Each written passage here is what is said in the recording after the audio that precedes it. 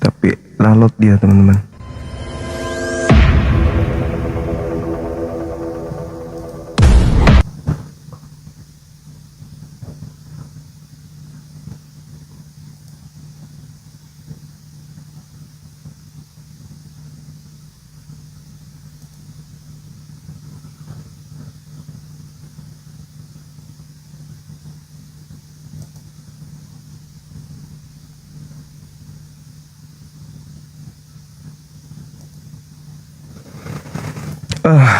Alhamdulillahirrabbilalamin.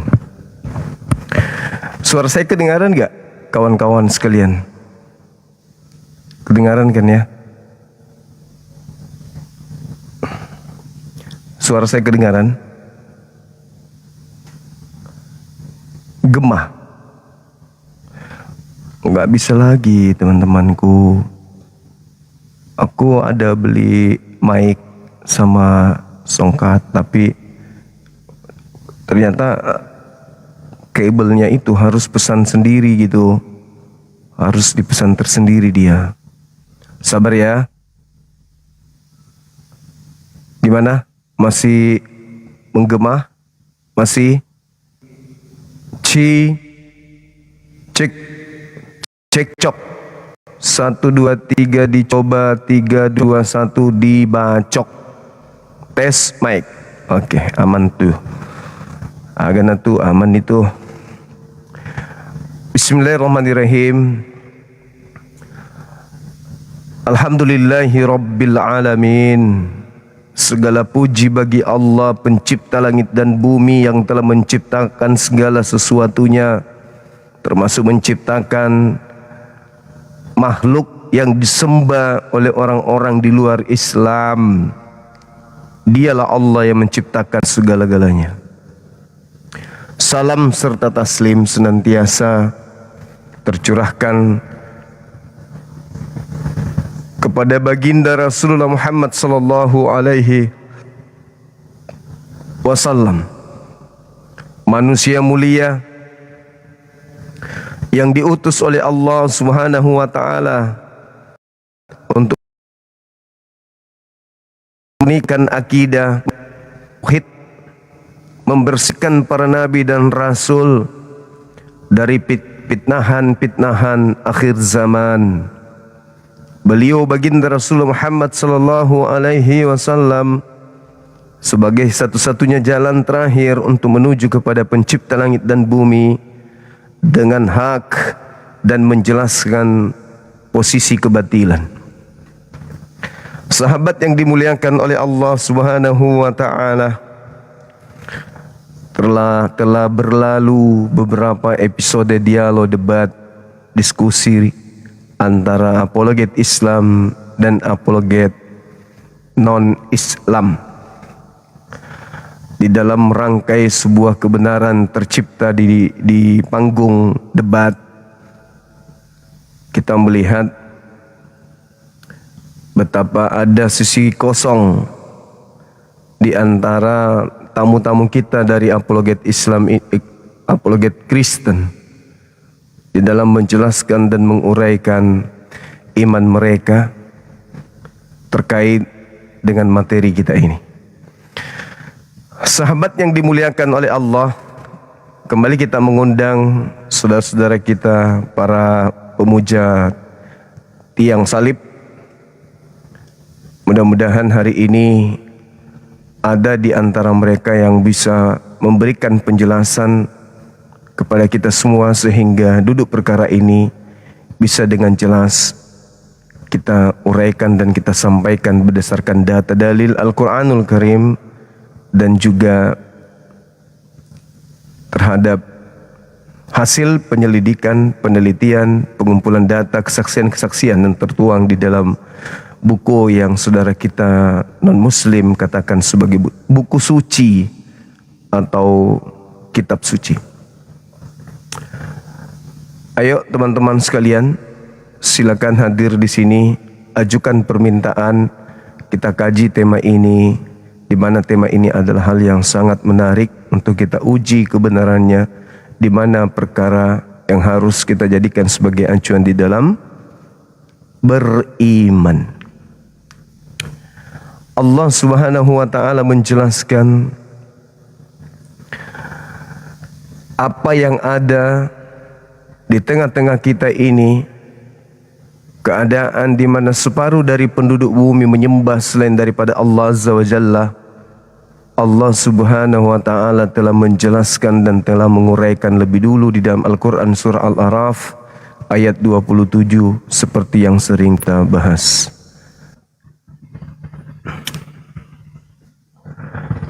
Ya, bismillah, tamu kita sudah datang. Mudah-mudahan yang kali ini datang bawa otak akal. Semangat siang. Selamat siang, Bang. Mohon maaf, sebelumnya saya kan... Ya, jadi Assalamualaikum, Bang. Saya cuma mau klarifikasi aja, mau mempertanyakan. Sebenarnya kalau agama Kristen itu kan sebenarnya kan di...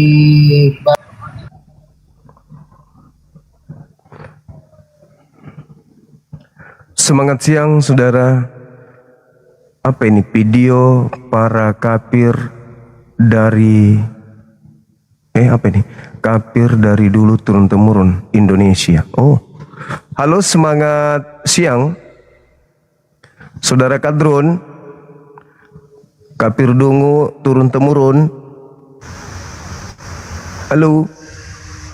Halo. Halo, saudara Henso. Halo, Bang. Silakan. Iya, halo juga. Silakan buka kameranya, Abang. Ya, yang muter-muter itu yang di Ka'bah itu loh, Bang. Yang komedi putar. Iya, nggak apa-apa. Ada salib putar-putar, Bang Juma. Salah temanya. Oh, itu udah benar itu. Di Itu mana kan mutarnya, pertanyaan. Mutarnya Yesus mengatakan salib itu menyebabkan manusia masuk ke dalam neraka jahanam. Kata Yesus dengan ultimatum yang begitu tegas, tapi Kristen muncul, salib itu menyelamatkan manusia ke surga. Itu sesuatu yang sangat menggelikan. Ayo buka kamera, kita bahas temanya. Silakan. Silakan, Bung, silakan. Ayo saudara Enco. Saudara Enco, silakan.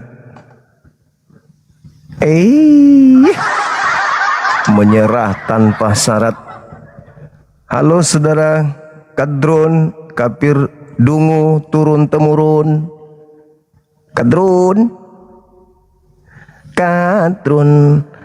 ambelai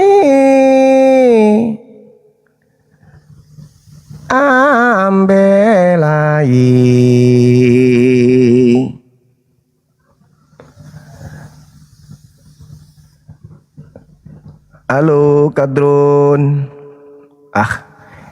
Mental pengecut juga rupanya kau. Kupikir kau itu hebat. Kau ribut pula diri kau, Kadrun, kafir dungu dari keturun temurun. Harusnya kau malu menyandang nama Kadrun. Itu menyindir nenek moyang nama. Halo, semangat siang. Assalamualaikum.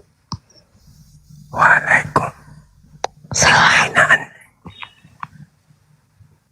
Min aina anta? Sebenarnya nичего не понимаю. Apa ada orang ini?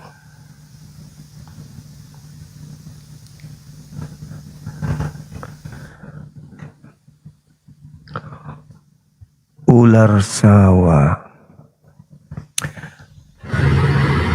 Halo, semangat siang. Selamat siang, Bang Suma. Siang juga, Abang. Silakan buka kamera. Oh, jangan mesum lagi, Suma. Bisi-bisi lagi di Komal. Buka kamera, silakan.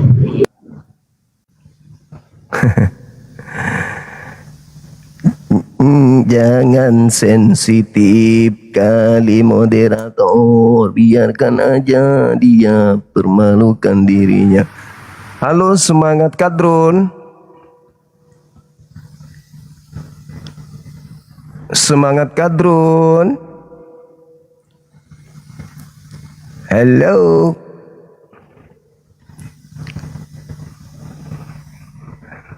Wis, prajurit salib. Mantap kali. Sesuai dengan tema ini. Tepuk tangan dulu. Nah, ini yang kita tunggu-tunggu ini. Orang yang memahami tentang salib ini. Aduh, kalau begitu kita pakai bandu dulu untuk menyambut teman kita. Halo, semangat siang. Prajurit salib. Halo. Silakan buka kamera, kita berdiskusi terkait dengan salib. Apakah salib itu komedi putar? Silakan. Bang, kenapa Abdullah bin Sa'ad penulis Al-Quran tapi murtad? Mama Lebih jago Quran dong daripada Quran. Penulis Quran, mereka pertanggungjawabkan apa yang mereka tulis, tetapi Abdullah bin Sa'ad malah murtad dari tulisannya. Yang sementara kalian bangga-banggakan. Kenapa, Bang? Ngeri kali, Bang. Ada hal yang lebih menarik lagi. Sabar, saya jawab. Ada yang harusnya yang Anda pikirkan adalah dengar, Bung, dengar. Yes, ya. Ada hal yang lebih menarik seperti karena penulis itu bukan nabi, penulis bukan nabi, mereka adalah manusia biasa, itu biasa. Tapi ada hal yang begitu menarik, Bung. Ketika berjuta manusia menyembah manusia, yang melahirkan manusia tersebut justru tidak menuhankan anaknya. Itu gimana itu? Kalau kau anggap dia manusia, kenapa dia berkuasa di sorga daripada Allah? Yang melahirkan gitu loh. Yang melahirkan kok dia tidak menyembah. Bukan masalah dia berkuasa, bukan masalah oknum yang Anda sembah itu berkuasa, karena iblis juga berkuasa. Nah, sekarang masalahnya adalah ibu yang mengandung, ibu yang melahirkan dan membesarkan Tuhan Anda itu justru tidak menyembah anaknya gitu loh. Dia yang mengandung, dia yang melahirkan, tapi dia tidak menyembah anaknya. Gimana ini? Dia yang bikin Tuhan lo, dia yang ceboin Tuhan lo, dia yang netein, dia pula yang tidak Kristen. Alamak. Dia pula yang tidak menyembahnya. Alamak. Dia yang bikin, dia yang lahirkan, dia pula yang ceboin, bersihin nonotnya, kasih popok, mandiin, netein. Dia pula yang tidak menuhankannya. Alamak. Belum lagi bapak tirinya, dia yang cari nafkah, jadi tukang mebel, jadi tukang kayu dia. Dia pula yang tidak menyembah anak tirinya. Alamak. Yang menulis Al-Quran bukan Nabi. Wajar kalau misalnya beliau keluar dari Islam, wajar. Paman Rasulullah melihat mukjizat, melihat apa yang dilakukan ponakannya, enggak masuk Islam juga, wajar. Wajar itu. Yang tidak wajar itu adalah ada seorang wanita melahirkan darah dagingnya sendiri, anak kandungnya sendiri, disembah miliaran manusia, tapi ibu kandung sendiri tidak nyembahnya. Otakmu sudah robek, bocor, halus. Kau pikirlah itu.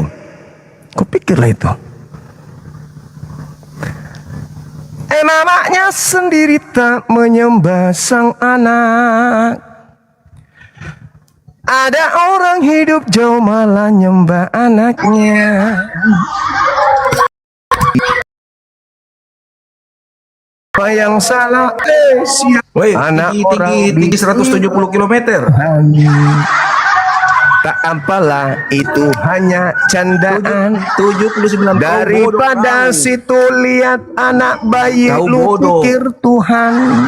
Penyakit kusta. Lihat Mantan ini. penyakit kusta. Lihat Satpam. ini, namanya Mantan penyakit buku. kusta satpam di Nama Pasar ini, Butung. lihat ini, namanya penyakit Yakul. kusta di pasar Butung. Lihat ini, namanya buta. Lihat ini, namanya cek. Tapi lihat yang di dinding, namanya Tuhan. Hei, ada yang bocor palanya. lihat ini HP, lihat ini pulpen, lihat ini remote AC, lihat dinding, ada Tuhan. Rusak. Lagi-lagi otak bocor. Naik sini, pakai ilmu. Jangan kejang-kejang, santai aja nya, santai. Separah, sehina, serendah apapun penghinaanmu terhadap Islam, tidak akan bisa mengangkat derajat makhluk kuburan yang pernah jadi mayat menjadi sembahanmu. Itu tidak akan pernah bisa mengalahkannya, dan tidak ada yang pernah bisa mengalahkan itu. Paham ya? Jadi nggak usah menghina, nggak usah menghina, nggak usah kau rendahkan orang, karena setinggi apapun kau tetap aja jatuh. Kenapa? Karena dari dasarnya pabriknya memang sudah rusak dari awal. Semua boleh bertanya. Silakan buka kamera. Silakan Bang. Muhammad ayalan saja. Yang hayalan itu yang saja, melihat orang dikiranya Tuhan. Muhammad Lihat ayalan orang saja. dikira Tuhan. Ayalan saja. Penjahat disalib dikira Tuhan. Iblis keluar dari liang kubur dibilang Tuhan. Itu baru hayalan saja Cahayu. Cuma hayalan saja. Mayat keluar dari gua dibilang Tuhan. Orang mati keluar jadi Tuhan. Saja semua bas kita. Mayat berjalan Semua dibilang bas kita hayalan saja. Tuhan. Iblis bercongol juga Iblis dibilang tidak Tuhan. begitu. Siapa salah? Kamu yang salah. Matamu masih bagus tapi error. Lihat orang mantan mayat, lu bilang itu Tuhan, otak lu bocor. Bilangnya kalau Markus itu murid Tuhan Yesus berani berhenti dari komal, kenapa masih main? Penipu kau ya? Mana tunjukkan bukti kalau kau yang Markus bilang muridnya Yesus. Mana bisa buktikan? membuktikan itu Markus itu adalah murid Tuhan, saya berhenti dari komal. Sekarang mana buktinya? Penipu. Mana buktinya Markus murid Yesus? Mana? Ternyata penipu. Mana buktinya Markus murid Yesus? Mana buktinya Markus murid Yesus? Adalah Mana? murid ke-70 dari antara 70 murid. Mana dalil? Saya minta, mana buktinya? Bukti. Ada Bukti. dalam komal saya. Lihat, kau lihat Bukti. dalam video saya. Buktinya Ada mana banyak. kalau Markus murid Banyak Yesus, mana buktinya? Kau tahu Markus. apa tentang Mana buktinya Markus murid Yesus? Mana? Buktinya Markus murid Yesus itu kasih dalil. Kau ini. Oten pada kejang teman-teman. Kita berhasil mengobok-ngobok pertahanannya.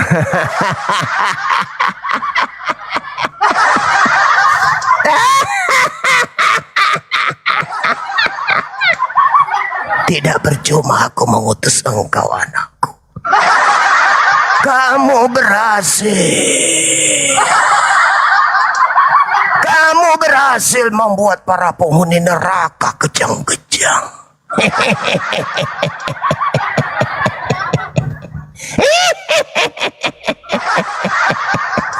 Mereka pada kesurupan anakku. Dia nggak bisa membedakan mana lubang hidung dan lubang anusnya lagi. Sehingga aku melihat mereka yang dicuci lubang hidungnya.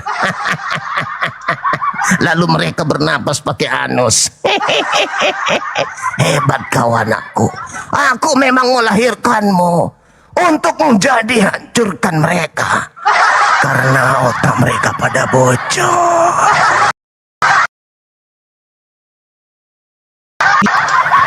Kamu naik siapa? Kenapa harus naik kejang-kejang sih? Hah?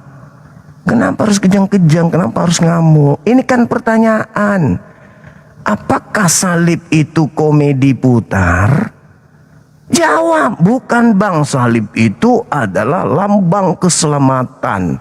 Pernyataan Yesus A, pernyataan Elohim B, pernyataan para nabi C. Jelasin.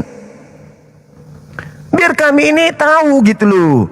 Beritakanlah Bible kepada seluruh makhluk. Ya naik ke sini beritakan. Jadikanlah seluruh bangsa menjadi murid. Ya sini ajarin kami supaya kami bisa jadi murid kayak kalian. Gitu loh. Kok naik ngamuk, emosi, menghujat, menista. Waduh. Halo, semangat siang. Jangan kayak gitulah. Katanya cinta kasih. Kasihilah musuhmu. Buktikan dong. Ini kok cuma teori sudah 2000 tahun, kok cuma teori doang? Kapannya kita bisa lihat bukti bahwa Kristen itu agama kasih itu kapan? Sampai-sampai kemarin orang tua kami mau dilaporkan polisi gara-gara nyinggung ajaran kami. 2000 tahun kami belum pernah melihat dan belum pernah mencicipi. Mana sih ajaran kasih dari saudara kami Kristen ini yang mana? Please, perlihatkan sedikit aja. Kalau ada, rindu kami ingin melihat ajaran kasih dari Kristen itu. Rindu kali. Tapi sudah 2000 tahun kami menanti, mana ajaran kasih dari Kristen itu. Mana? Mana? Ajaran kasihnya mana? Pingin aku tengok. Yang mana itu? Yang jepit Bible begini, jalan ke gereja. Senyum-senyum. Ya selamat pagi Bu. Nah, itu yang dibilang kasih. Aduh, udahlah. Naik ke sini, tunjukkan ini loh bang. Kami kasih, kamu tampar pipi yang kiri, kami kasih yang kanan. Ini belum ditampar, belum juga dicubit, udah ngamuk duluan. Mana kasihnya? Masa setiap saat kita hanya melihat teori doang? Masa cuman kita lihat slogan doang, praktik nggak sesuai di lapangan?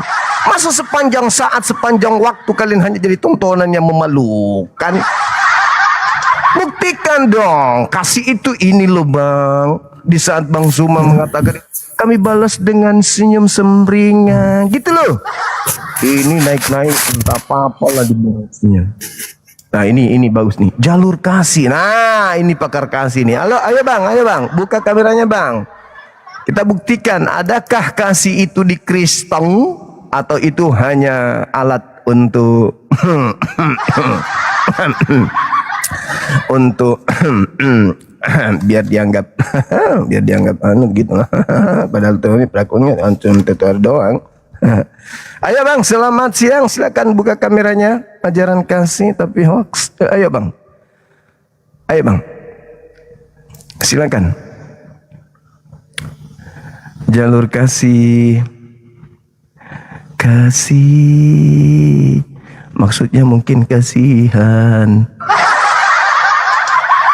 Ayo bang, jalur kasih. Ini ada tema. Mari kita bahas temanya abangku. Apakah salib itu komedi putar? Karena salib itu menurut Yahudi itu hukuman buat orang yang dikutuk Tuhan. Yesus juga demikian mengajarkan itu. Kalau orang benar yang disalib, kata Yesus, penyalib dan keturunannya adalah orang neraka. Itu bang. Mana yang betul? Bang. Waalaikum. Kristen Katolik abang. Alhamdulillah Islam bang. Maaf bang, saya mau nyampaikan aja. Apa itu bang? Silakan. Halo, semangat siang. Siang bang. Siang juga. Kristen. Saya Muslim bang. Wis keren kali abang ini. Ya, Saya ada yang ingin disampaikan.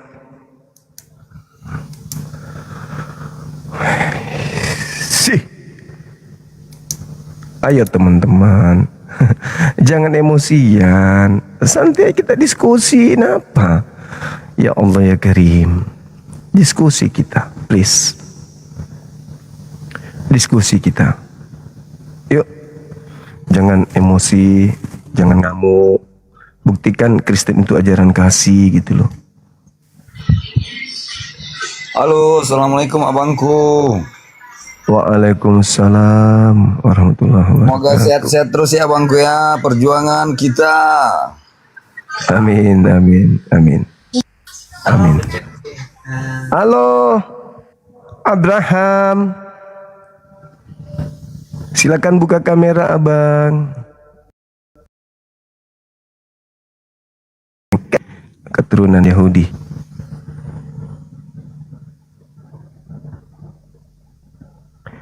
Manusia di sana, Bang?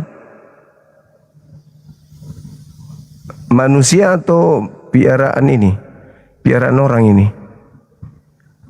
Peliharaan orang atau binatang peliharaan atau apa, Bang? Maaf nih. Kera.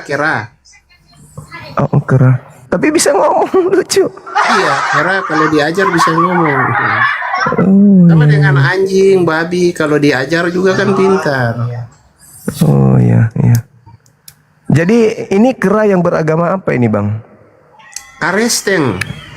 Oh, kera yang beragama Kristen. Karesteng. Siap abangku. Sudah Siap. di sini kita nggak bisa bilang karesteng. Kalau di sini ketemu karesteng. Karisten. Abang, ini ada tema saya nih, pertanyaan, apakah salib itu komedi putar? Benar. Terus? Alasannya, Bang? Iya, kalau komedi kan biasa diputar. Betul. Enggak, maksudnya kenapa Anda mengiyakan kalau salib itu komedi putar? Iya kan tinggal dibikin salib lalu diputar ya jadi komedi. Bisa komedi putar. Bukan begitu maksudnya.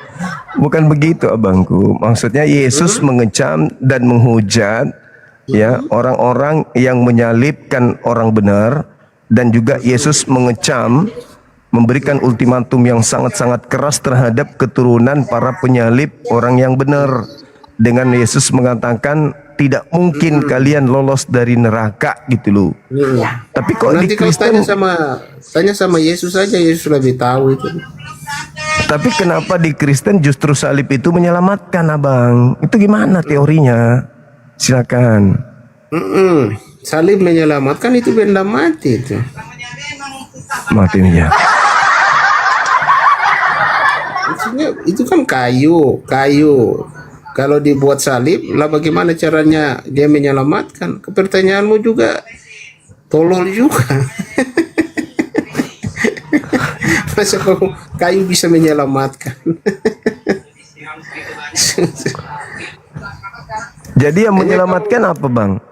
Ya dirimu sendiri. Oh. Coba kalau abang sendiri, gini. Kau berdiri di garis putih di tengah jalan. Saya dengan mobil, saya nabrak kamu. Ada nggak ya selamatkan kamu? Kan nggak ada. Jadi dirimu sendiri. Di kau lihat mobil, kau minggir. Kan begitu. Benar nggak? Iya. Iya benar. Kalau jadi jangan terlalu banyak halusinasi. Ya, kalau orang Indonesia kan kebanyakan halusinasi, kan begitu. Kebanyakan Indonesia pula dibawa-bawa ini. Iya, Indonesia secara umum Indonesia. Wah, jangan kayak gitu dong. Kristen, kan begitu, banyak halunya. Waduh, jangan kayak gitulah, nggak bagus. Itu fakta, Bang. Contoh, gini Bang, abang bisa bahasa Suryani nggak? Nggak bisa saya. Oh, nggak bisa, berarti kalah sama Mama Gufron Anda. Belum bisa. Makanya kau harus belajar dari Mama Gufron tuh. Oh, iya. Saya sudah belajar banyak dari Mama Gufron, jadi saya nggak takut lagi karena udah diajarin sama Mama Gufron. Oh gitu. Terus Bang, kalau abang melihat foto Yesus di dinding begitu, apa yang ada dalam benak abang? Bukan foto itu, gambar. Nggak ada foto, itu gambar. Oh, gambar. Nah, kalau Anda melihat gambarnya Yesus di dinding itu, apa yang ada dalam benak abang?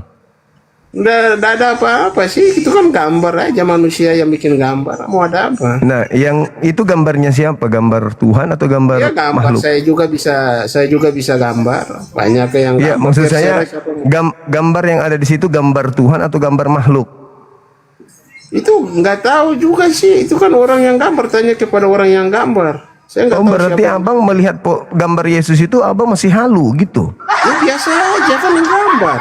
Oh, jadi maksud Anda tadi orang Kayaknya, Indonesia itu Anda halusinasi, kayaknya baru maksudnya lahir, ya tadi saya maksudnya bilang orang Anda Indonesia gitu. kebanyakan Oh, termasuk Anda kan? Kenapa? Termasuk Anda. Bukan termasuk Anda lah, karena pertanyaan Anda kan yang halu-halu. Itu saya yang bertanya, gambar Yesus yang ada di dinding menurut Anda itu manusia atau Tuhan? Lah itu kan. Iya, maksudnya gambar apa? Gambar manusia kah atau gambar Tuhan itu? Lah gambar aja, saya nggak tahu, tanya pada orang yang gambar, saya kan Oh, nggak tahu. berarti abang ini, ya abang lah yang halu. Ya, Oh, Anda yang halu karena Anda yang bertanya. oh halu Oh, ternyata. saya sama Karena gambar. setahu saya itu diabadikan gambarnya karena dipikir Tuhan. Oh, halu ternyata abang ini. Ternyata abang yang halu, bukan orang Indonesia yang halu. Abang. Aduh, orang Indonesia. Abang sendiri yang Orang halu. Indonesia ini kalau orang Islam, Kristen itu biasa halu.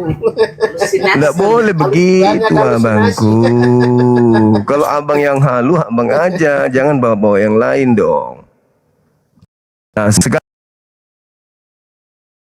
kalau abang melihat tuh di sunat hari ke-8, yang dipotong itu nonot manusia atau nonot Tuhan, bang? Saya belum pernah lihat dia disunat, Bang. Iya, tapi kan Anda tahu dia dipotong nonotnya hari ke-8 Saya kan? nggak lihat, jadi saya nggak percaya. Saya Nggak perlu. lihat. Nggak perlu Anda Ya, lihat. harus Yang saya dilihat pertanyakan, dulu, masa nggak lihat Anda mau yang saya mengiyakan? pertanyakan, Ya, Anda artinya kan Anda tahu gila namanya. di dalam buku Anda Lukas 2, kan Anda tahu di situ hari ke-8 nonotnya dipotong. Pertanyaan saya, yang dipotong ini nonot Tuhan atau nonot manusia? Yang mana? Yang dipotong hari ke-8, pada hari ke-8. Dipotong kontol. Bilangnya kontol, jangan nonot. Kontol. Enggak. Yang sopan sedikit lah, Bang. Nah, iyalah, itu Jangan kontol atau bukan, saya tanya. Jangan perlihatkan kali Kristennya di sini, malu kita. Aduh, berarti Anda ini munafik, Anda. Bukan Anda masalah, bicara ada bahasa yang lebih dewasa lagi. Nah, itu Sebut aja. dewasa, itu faktanya. Pertanyaannya.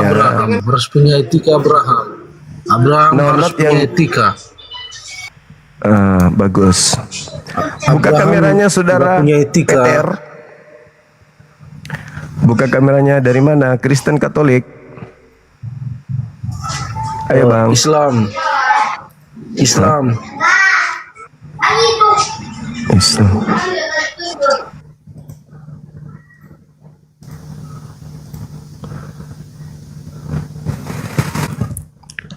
Orang kejagaan semua ini hari-hari apa ini? Oh, hari Jumat, teman-teman. Hari Jumat. Halo, semangat sore. Selamat sore. Halo. Selamat Kristen, sore. Bang. Karisteng. Silakan buka kameranya, Bang. Kita diskusi. Ya. Oke. Silakan. Ini ada tema, apakah salib itu hanya berupa candaan kah atau memang konsep yang baku di dalam agama? Kan saya melihat di dalam Sebenarnya bukan komedi, bukan candaan, tapi kan begini Bang Suma, ketika manusia itu kan waktu Allah menciptakan manusia di Taman Eden itu kan Allah sendiri itu sudah menyiapkan yang namanya stimulus. Respon Dari mana ketika idenya manusia ini? itu jatuh. Ide Anda merangkai sebuah cerita seperti itu dari mana? Apa yang membuat Anda mampu membahas sesuatu yang tidak ada datanya itu? Ya nanti kan difilter aja Bang Suma, karena itu yang iman saya itu. Ketika manusia diberi kehendak bebas free will oleh Tuhan kan, Manusia kan lebih memilih untuk tidak dengar-dengaran kan, melanggar kita, memakan buah yang terlarang, maka manusia berdosa, mati. Upah dosa adalah maut. Terus? Tuh. Nah, ya dirancanglah oleh Tuhan, ada namanya rencana Tuhan dan rancangan Tuhan. Itu disiapkan. Kelihatannya Anda Gimana lebih kalau Tuhan daripada Tuhan. Bukan itu. Pahami dulu maksud saya ini. Iya, Jadi, saya ngerti ketika Bang, saya ngerti. Apa yang Anda ceritakan ini sesuatu yang tidak tertuang di dalam kitabnya orang Yahudi. Tuhan yang disembah oleh orang Yahudi tidak pernah menceritakan hal yang Anda baru ceritakan ini. Artinya Anda lebih Tuhan daripada Tuhan. Oh, itu sudah kesimpulan itu artinya. Iya, Anda menyimpulkan sendiri. Selesai. Sedangkan Tuhan tidak pernah berfirman seperti itu. Berarti Anda lebih Tuhan daripada Tuhan. Kalau diizinin saya cerita dulu, boleh nggak saya cerita? Tapi kalau cerita tanpa dalil, apa itu namanya, Bang? Ya dalilnya itu adalah sesuai dengan judul di atas itu, salib. Itu endingnya itu. Nah, di mana Tuhan Elohim, di mana Tuhan Elohim menceritakan tentang salib sebagai jalan keselamatan untuk dunia, itu di mana? Nah, bingung kan? Bingung langsung. Karena cuma komedi. Ini tapi kok langsung dipotong-potong. Bukan. Abang cerita terkait dengan tema ini, di mana salib itu adalah jalan keselamatan, di mana Tuhan mengajarkan itu di beberapa nabi yang diutusnya. Adakah mereka mendapatkan mandat tentang salib adalah jalan keselamatan untuk orang-orang berdosa? Ah, kalau ada silakan Anda paparkan. Itu yang namanya Ya, desain, di mana? Bang Suma. Beda desain dengan rencana. Nah, itu tidak ada di dalam keimanan Bang Suma itu. Ada di dalam Bible nggak, kitabnya Yahudi ada nggak? Iya, makanya itu Yesus itu jalan kebenaran dan hidup. Bukan Yesus yang kutanya. Di kitabnya Yahudi ada nggak tertulis rancangan salib itu sebagai jalan keselamatan? Ada nggak? Masalahnya kitabku itu adalah PL dan PB, itu yang namanya Bible. Nah, itu kan Anda cuma mengambil kitabnya agama lain. Yang saya pertanyakan, kitabnya Yahudi. Lain lagi Bang Suma, judul lain nanti kita bahas itu, karena masalah sampai sekarang orang Yahudi tidak keberatan itu. Iya, karena Anda cuma mengambil terjemahan dari Septuaginta, bukan dari Torah. Iya, ini mau stay di mana ini? Nanti kita bahas itu. Saya mengatakan, apakah ada di itu dia sudah menggeruduk orang Kristen di Indonesia? Kamu nyolong. Enggak perlu, karena mereka tidak merasa terjemahan itu adalah kitab Torah. Sama seperti kami, ketika Anda mengambil terjemahan Al-Quran, kami enggak merasa Anda sedang mengambil Al-Quran. Anda cuma mengambil terjemahan EGP. Kalau itu tidak merasa, ngapain? Cuman harus tahu diri bahwa yang kalian gunakan itu adalah terjemahan kitabnya agama lain, gitu loh. Justru tahu diri itu karena tidak ada yang ya, bagaimana orang mau marah? Bagaimana Anda cuma mengambil kulitnya doang? Bukan isinya dari Torah itu yang Anda ambil, tapi kulitnya doang. Itu pun cuma bahasa terjemahan orang-orang nggak ditahu siapa yang menerjemahkan, kan gitu. Justru Nah, sekarang kembali kepada tema. Dia menggeruduk.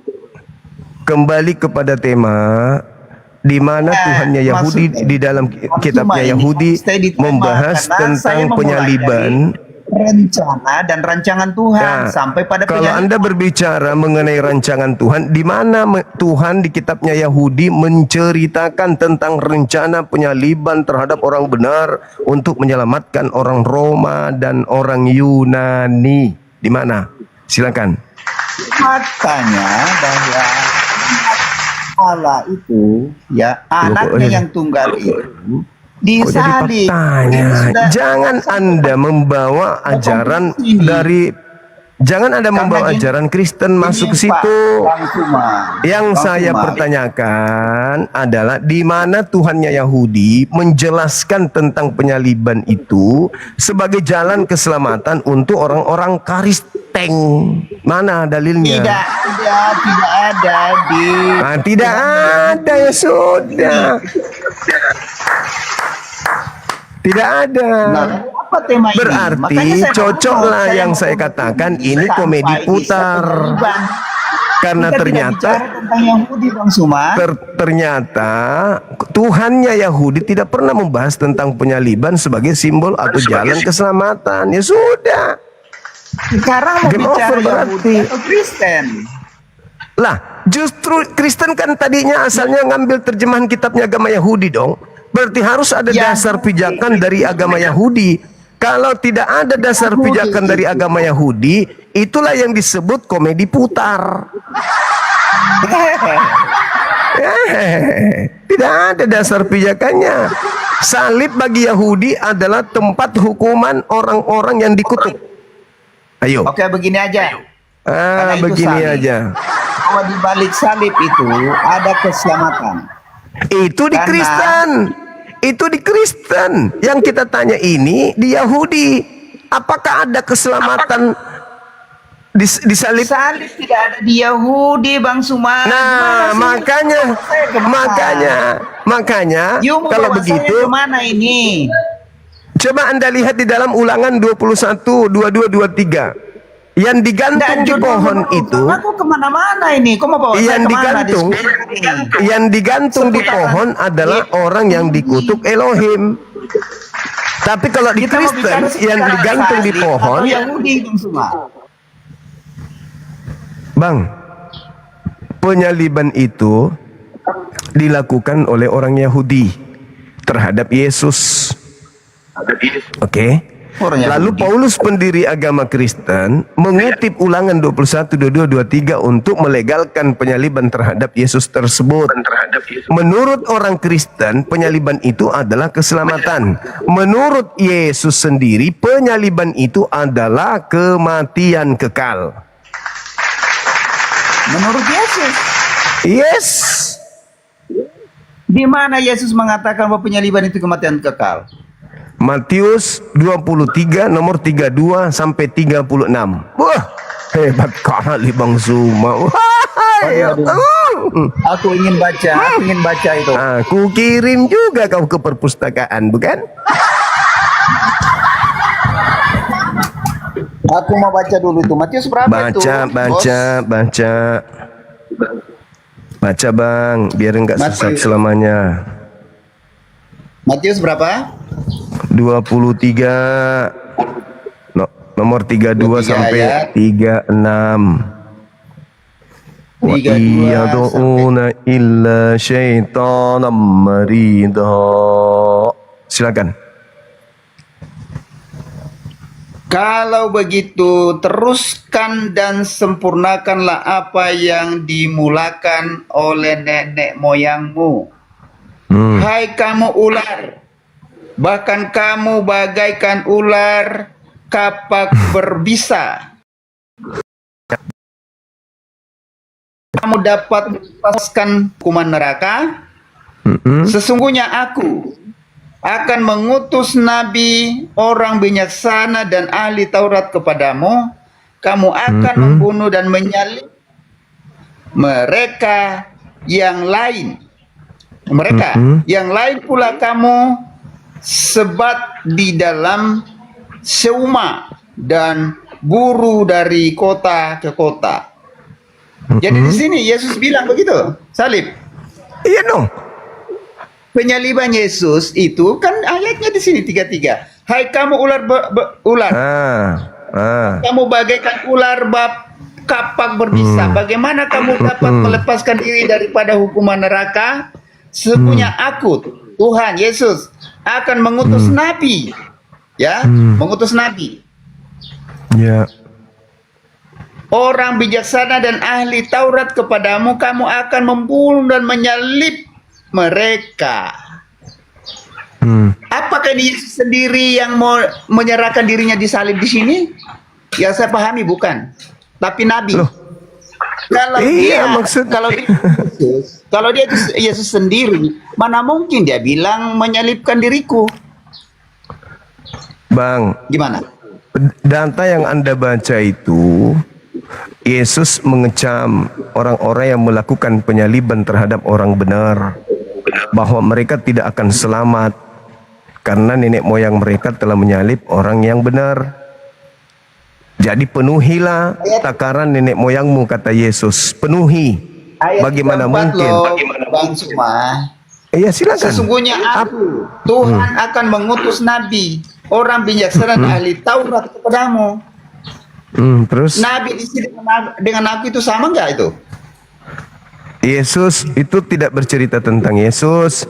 Itu bercerita tentang nabi-nabi terdahulu yang disalib oleh mereka, oleh kakek mereka. Ini Itu dia. aku akan mengutus nabi. Aku dan nabi di sini itu sama nggak? Iya, Yesus juga nabi kok. Lalu mengutus. Aku akan mengutus nabi. Yesus mengutus nabi. Jangan-jangan Bukan Yesus. ini Pak Suma ini. Jangan Mengutus diri. Anda mengatakan Yesus di situ hanya membacakan firman Tuhan. Tuhan mengutus nabi-nabi. Begitu. Itu tafsiran itu loncatan itu akrobat. Bukan, tafsiran. itu fakta itu fakta. Itu fakta. Jadi sekarang di situ Anda sendiri yang membaca bagaimana Yesus mengutuk orang-orang yang membunuh nabi-nabi, menyalib nabi-nabi dan tidak akan meloloskan kemudian dari neraka jahanam. Itu Yesus sendiri yang bilang loh di situ. Bukan saya ngomong, dia. Membunuh dan menyalibkan nabi-nabi. Siapa nabi-nabi yang disalib tuh? Iya, banyak orang yang disalib oleh orang-orang Yahudi yang mana menyebabkan keturunannya menjadi orang neraka. Udah di situ aja poinnya. Aduh. Temanya loncat ini. Ya sudahlah ya. Mr. Poinnya Suma, di situ, Bang. lanjut. Poinnya di situ. Poinnya bahwa keturunan para penyalib nabi itu adalah orang neraka. Titik. Sedangkan orang Kristen menjadikan penyaliban terhadap orang Keturunan para Kristen penyalib nabi adalah orang neraka. Gimana caranya? Apakah Bang Suma sudah survei itu dan itu ke konklusi dari Alkitab atau gimana? itu yang disebutkan Yesus, Abang. Baca nomor 32-nya. 32 Anda baca. Apa kata Yesus di situ? Bagaimana mungkin? Sesadis begitu Yesus ya. Iya, itu baca. Penuhilah takaran nenek moyangmu. Bagaimana Ayat mungkin berapa itu? kamu bisa 32. Bagaimana mungkin kamu bisa meloloskan atau meluputkan diri dari neraka? Kalau begitu, Ayo. teruskan dan sempurnakanlah apa yang dimulakan oleh nenek moyangmu. Apa yang dimulakan? Jadi jelas nenek moyangku? ya, membunuh nabi-nabi, membunuh orang-orang benar yang diutus kepada mereka mulai dari Habel sampai ke Zakaria. Itu fakta pengakuan benar kata Yesusnya. Yesus itu. Makanya Nah, Yesus bilang, "Hai kamu berarti- ular." Tiga dulu, berarti Anda sudah mengakui bahwa Yesus mengecam orang-orang yang menyalib dan juga mengecam keturunan para penyalib dengan Yesus mengatakan kalian tidak akan lolos dari neraka. Betul? Para penyalib termasuk Iya, betul. yang penafsir liar. Betul? Benar nggak? Betul, Betul. penafsir Betul. liar. Begitu. Nah, oke. Itu satu titik. Itu satu titik, Bang. Nah, titik yang lain, Yesus orang benar, disalib. Yesus orang benar, disalib. Anehnya, Yesus orang benar ini yang disalib, kok bisa menjadi jalan keselamatan untuk orang Kristen? Nah,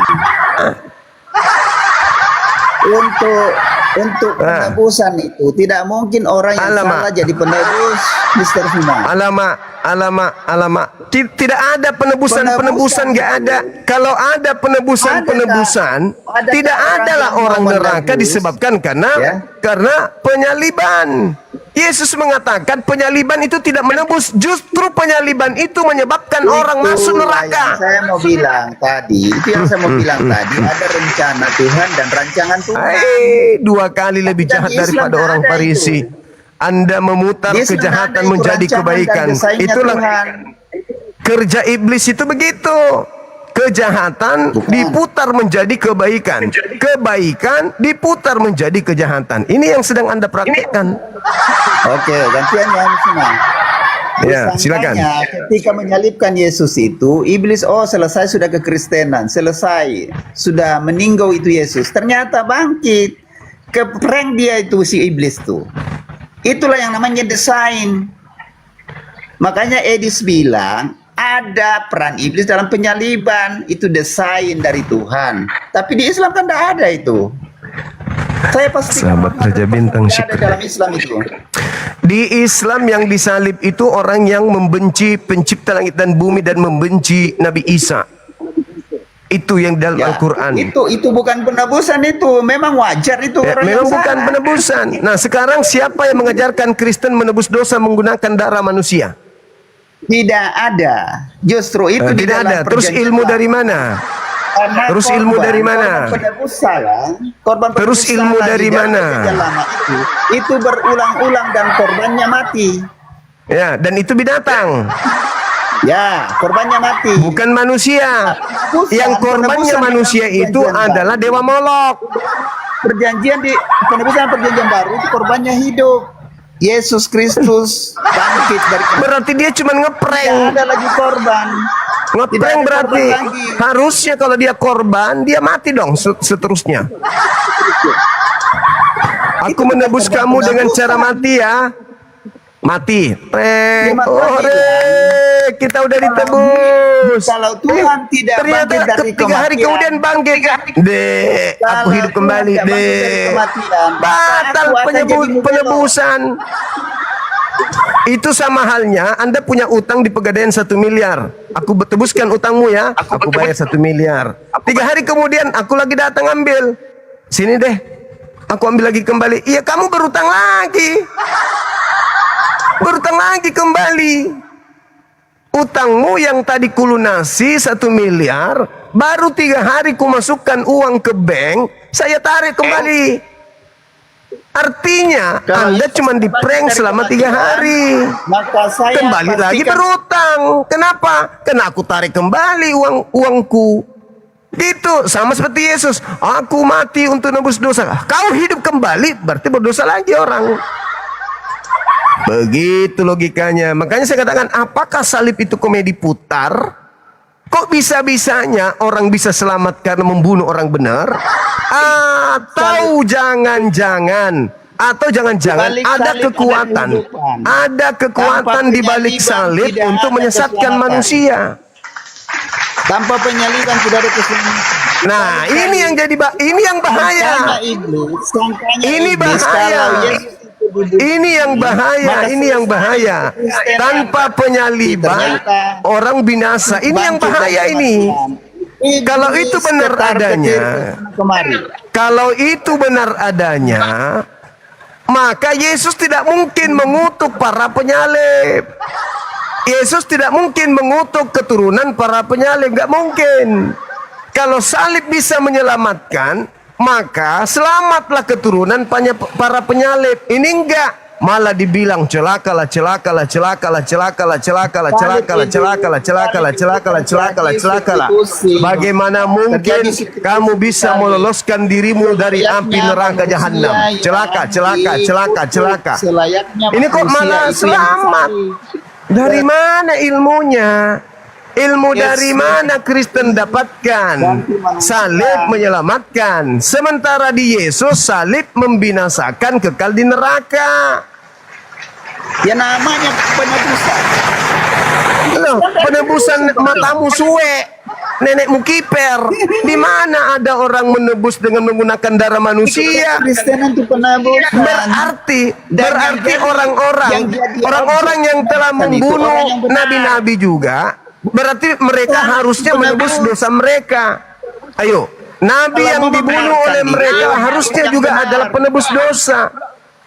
Tapi buktinya Yesus malah menjadikan orang-orang yang menyalib para nabi dan orang-orang yang kemudian menjadi keturunan para pembunuh nabi menjadi orang neraka. Harusnya kalau konsep Kristen itu betul, nabi yang dibunuh mereka sebagai tebusan dosa mereka. Faktanya kan tidak. Cuman cocokologi doang. Itu yang Anda harus pahami. Itu cuma komedi putar. Di Islam itu tidak ada istilah penebusan. Di Islam itu sesuai dengan ajaran para nabi. Kami kemudian berkorban pakai binatang. Bukan Tuhan kami yang kami bunuh. Itu ajaran apa itu? Tuhannya dibunuh untuk nebus dosa. Itu mati loh Bang Suma. Kalau pakai binatang ini bukan korban yang hidup loh. Aduh, bukan korban yang hidup. Perintah Tuhan pakai binatang. Kalau dia mati, Bang, perintah Tuhannya pakai binatang. Bang, perintah Tuhan berkurban pakai binatang, bukan pakai orang. Apalagi pakai Tuhan. Kalau ada korbannya pakai manusia, itu ajaran Molok. Dosa itu korban ajaran binatang. Dewa Molok. Tidak menyelesaikan. Korban Kristus menyelesaikan dosa. Dan apa yang diselesaikan? Dosa matamu suwe. Dosa apamu yang diselesaikan Yesus? Mana buktinya dosamu diselesaikan? Mana dosamu diselesaikan? Mana? Buktinya kau masih mati. Buktinya setiap hari kau lebih menua. Buktinya kau susah cari nafkah. Mana teori doang, penipuan. Itu jurus penipuan aja itu. Nggak ada buktinya kalian selamat dari kematian. Mana buktinya? Kalian bermatian. Covid kemarin lebih banyak Kristen mati daripada Islam. Pret. Apa tujuannya penyaliban itu? Nggak ada. Bukan korban yang mati. Apalagi kalau bukan korban mati. Kalau korbannya mati tuh. Barakallah fiik, tahu isi barakallah. Apa pula kalau bukan korban mati? Kalau dia bukan korban mati, berarti kalian hanya diprank. Hidup kembali berarti kalian diprank. Harusnya kalau dia korban mati selamanya. Ini hidup kembali berarti ngeprank itu namanya. Itu ngeprank namanya tuh. Yang benar itu korban itu mati selama-lamanya. Bukan hidup kembali. Tanggal 12 Aku Mei. tebus utangmu ya di bank. Iya bos. Terima kasih atas kebaikannya bos. Karena sudah menebus utang saya di bank bos 1 miliar. Makasih ya. Ya. Datanglah aku bawa duit 1 miliar ke bank. Ini utangnya Bejo. Saya bayar. Tidak bisa menyelesaikan itu materi. Tidak bisa menyelesaikan. Nah, kemudian 3 hari kemudian saya datang. 3 hari kemudian saya datang. Menarik uangku kembali. Utangnya dia tadi, utangnya Bejo, kembali lagi. Ditelepon lagi sama di bank. Bejo, mana bom-bom? Ada di sini paman. Sampaikan kepada bom-bom, utangnya kembali normal. Loh, bukannya kemarin sudah ditebus sama Bang Zuma? Dia tarik kembali, gak jadi. Dia tarik kembali. Yang kemarin itu dia tebus, dia tarik kembali. Jadi kamu harus punya tanggung jawab, bayar sampai lunas.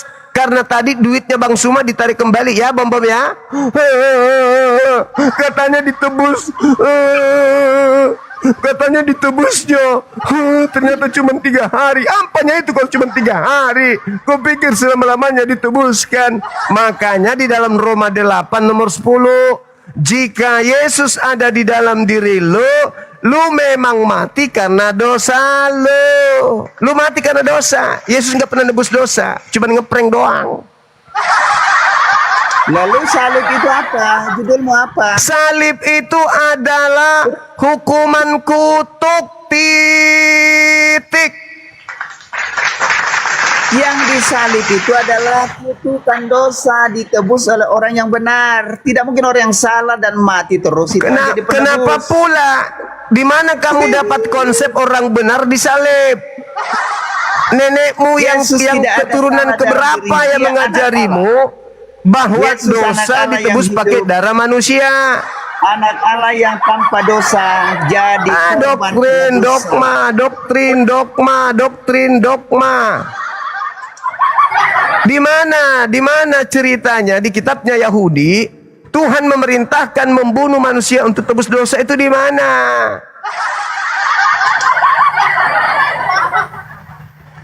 Apa itu yang kamu jual? Yesus mengecam para pembunuh nabi. Orang benar nggak boleh dibunuh, tapi mereka membunuhnya. Yesus mengecam. Penuhilah takaran nenek moyangmu. Hai kau ular-ular, hai kau keturunan ular beludak. Bagaimana mungkin kamu meluputkan dirimu dari api neraka? Gak bisa, gak bisa. Sebab aku mengutus nabi-nabi, aku mengutus ahli Taurat, aku mengutus orang bijaksana. Di antara mereka kamu bunuh, di antara mereka ada yang kamu salibkan. Penuhilah takaran dari darah orang benar yang tertumpah mulai dari Habel sampai Zakaria anak bereknya. Aku berkata kepadamu, sesungguhnya semuanya ini akan ditanggung oleh angkatan jahat ini. Jadi nggak bisa. Penyaliban itu tidak menyelamatkan. Penyaliban itu membinasakan, kekal di neraka. Catat itu. Kata siapa? Kata Yesus. Dan kata saya, kata Yesus. Tanpa penyaliban tidak ada keselamatan. Ya itu kan ajaran setan itu. Di mana Tuhan mengatakan itu? Ya, Di mana tanpa Yesus Islam. mengatakan? Di mana Elohim mengatakan tanpa penyaliban tak ada keselamatan? Di mana? Justru dikatakan barang siapa yang percaya Yesus tidak binasa, melainkan memperoleh hidup yang kekal. Berarti Yesus tidak boleh disalib. Haram hukumnya Yesus disalib. Kenapa? Karena Karena begitu Yesus itu kata datang siapa? untuk dipercayai. Yesus bukan datang untuk disalibkan, tapi untuk dipercayai. Sedangkan yang menyalib Yesus itu adalah orang yang tidak percaya. Orang yang percaya Kucluk. kepadanya tidak binasa, melainkan beroleh hidup yang Oke. Itu. Yang menyalib Yesus itu orang percaya atau orang yang tidak percaya? orang yang tidak percaya. Nah, makanya. Terus kenapa penyaliban bisa menyelamatkan kalau begitu? Ternyata penyaliban itu adalah karya orang-orang yang tidak percaya. Terus kenapa kau terima karya orang-orang yang tidak percaya itu? Desain itu rancangan. Rancangan cetan. Rancangan cetan. Rancangan setan yang kau agung-agungkan itu, yang kau gaung-gaungkan itu, dibantai Yesus. Cak Ayu, dibantai Yesus. Rencana dan rancangan Allah dari semula. Penuhilah juga takaran nenek moyangmu. Wahai keturunan ular beluda, bagaimana mungkin kau bisa meloloskan dirimu dari api neraka? Ikutanlah orang yang kerasukan setan itu. Aduh, parah ini. Udah akut, teman-teman. Tidak bisa tertolong lagi Bapak ini. Udah akut. Sudah akut. Gak bisa lagi dia tertolong. Sudah terlalu banyak maksiat-maksiat, dosa-dosa yang dia lakukan. Dan merasa nyaman karena ada penembusnya. Dia bebas melakukan apa saja karena merasa sudah ada yang tebus. Akut sudah dia. Udah gak bisa ditolong. Otak sudah nggak berfungsi lagi.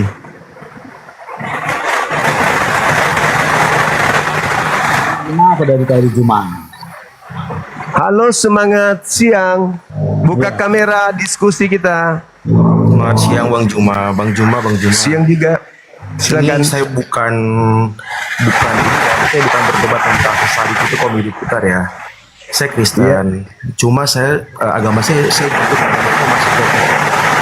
Cuma saran saya, kalau misalkan Bang Juma mau pengen tahu tentang hal-hal seperti itu, jangan berdebat sama orang yang apa namanya, imannya masih cetek, maksudnya tentang agamanya masih cetek, percuma Bang Juma.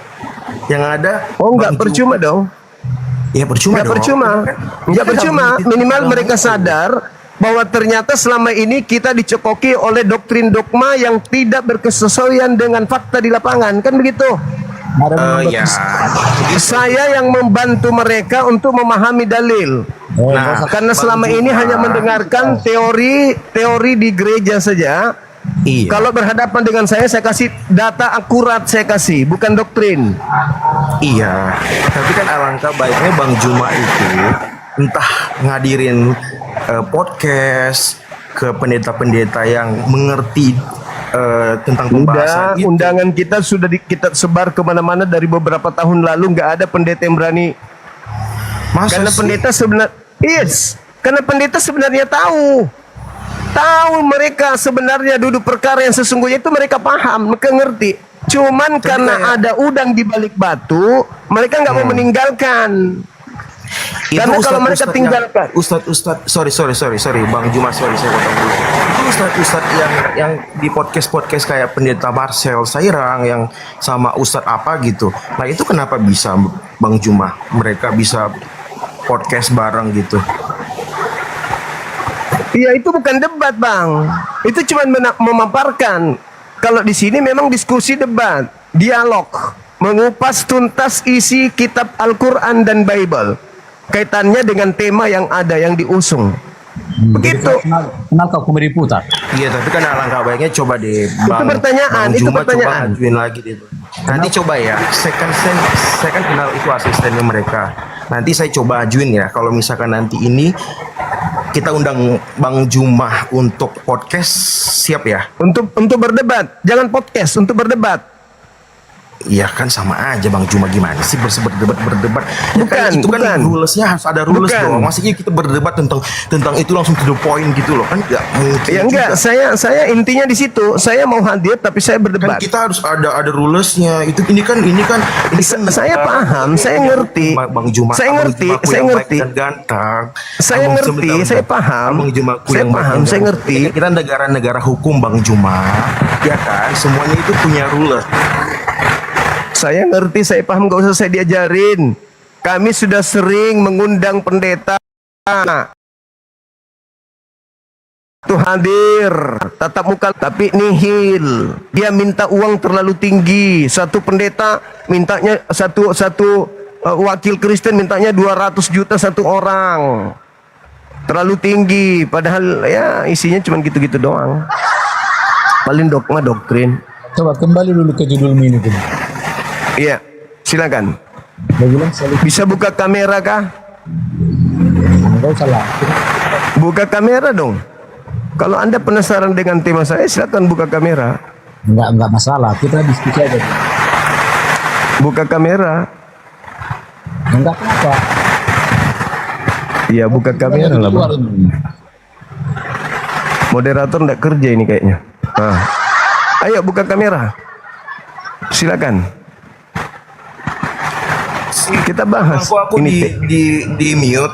Enggak gini Bang, aku nggak mau buka kamera soalnya kan aku nggak mau berdebat. Jangan, nanti kan ini 5.900 orang lihat saya. Jangan, aku nggak.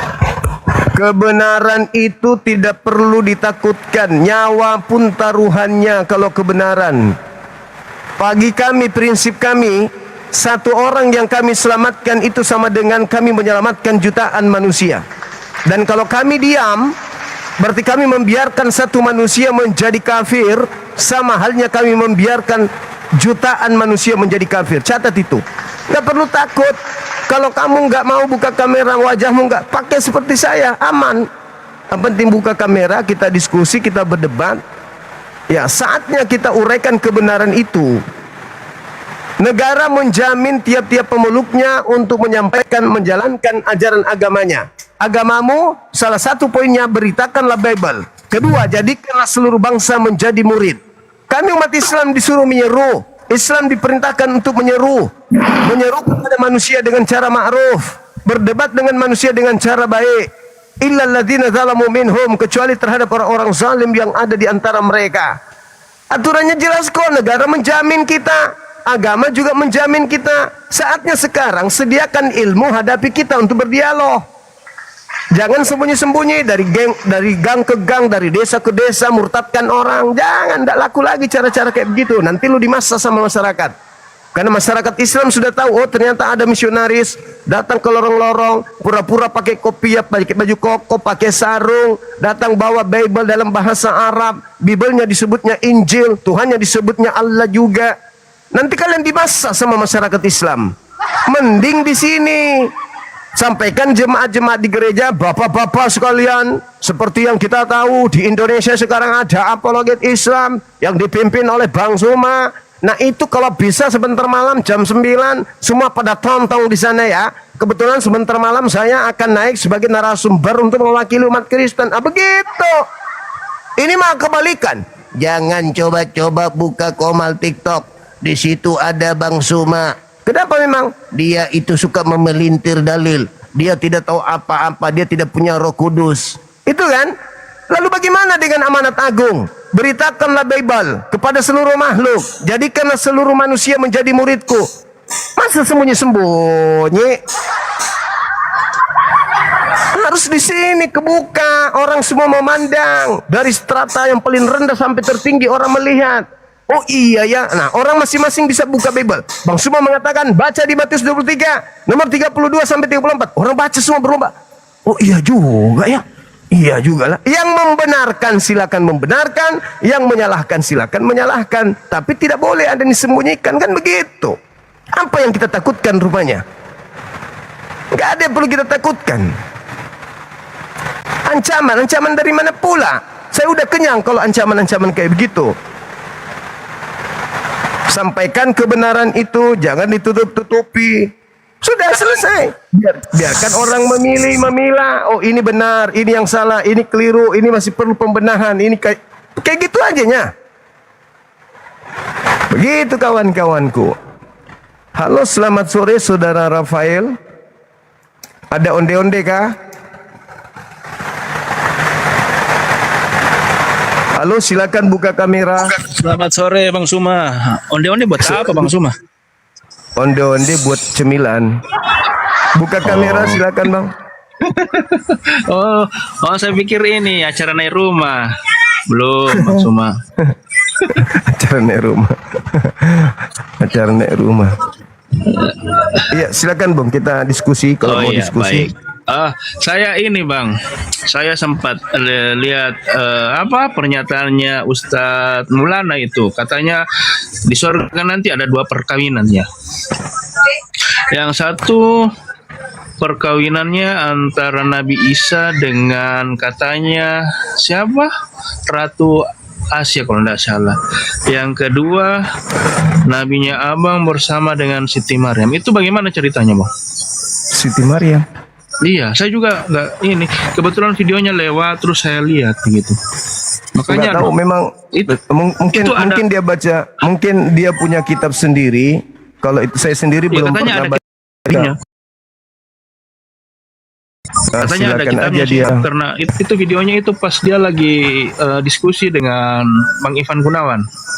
Nah, di situ saya lihat bisa jadi. Berarti ada pernikahan lain lagi nih di atas ini, Bang. Makanya bisa jadi. Karena di Bible juga kan nanti di sana kawin-mawin orang di sana di Bible.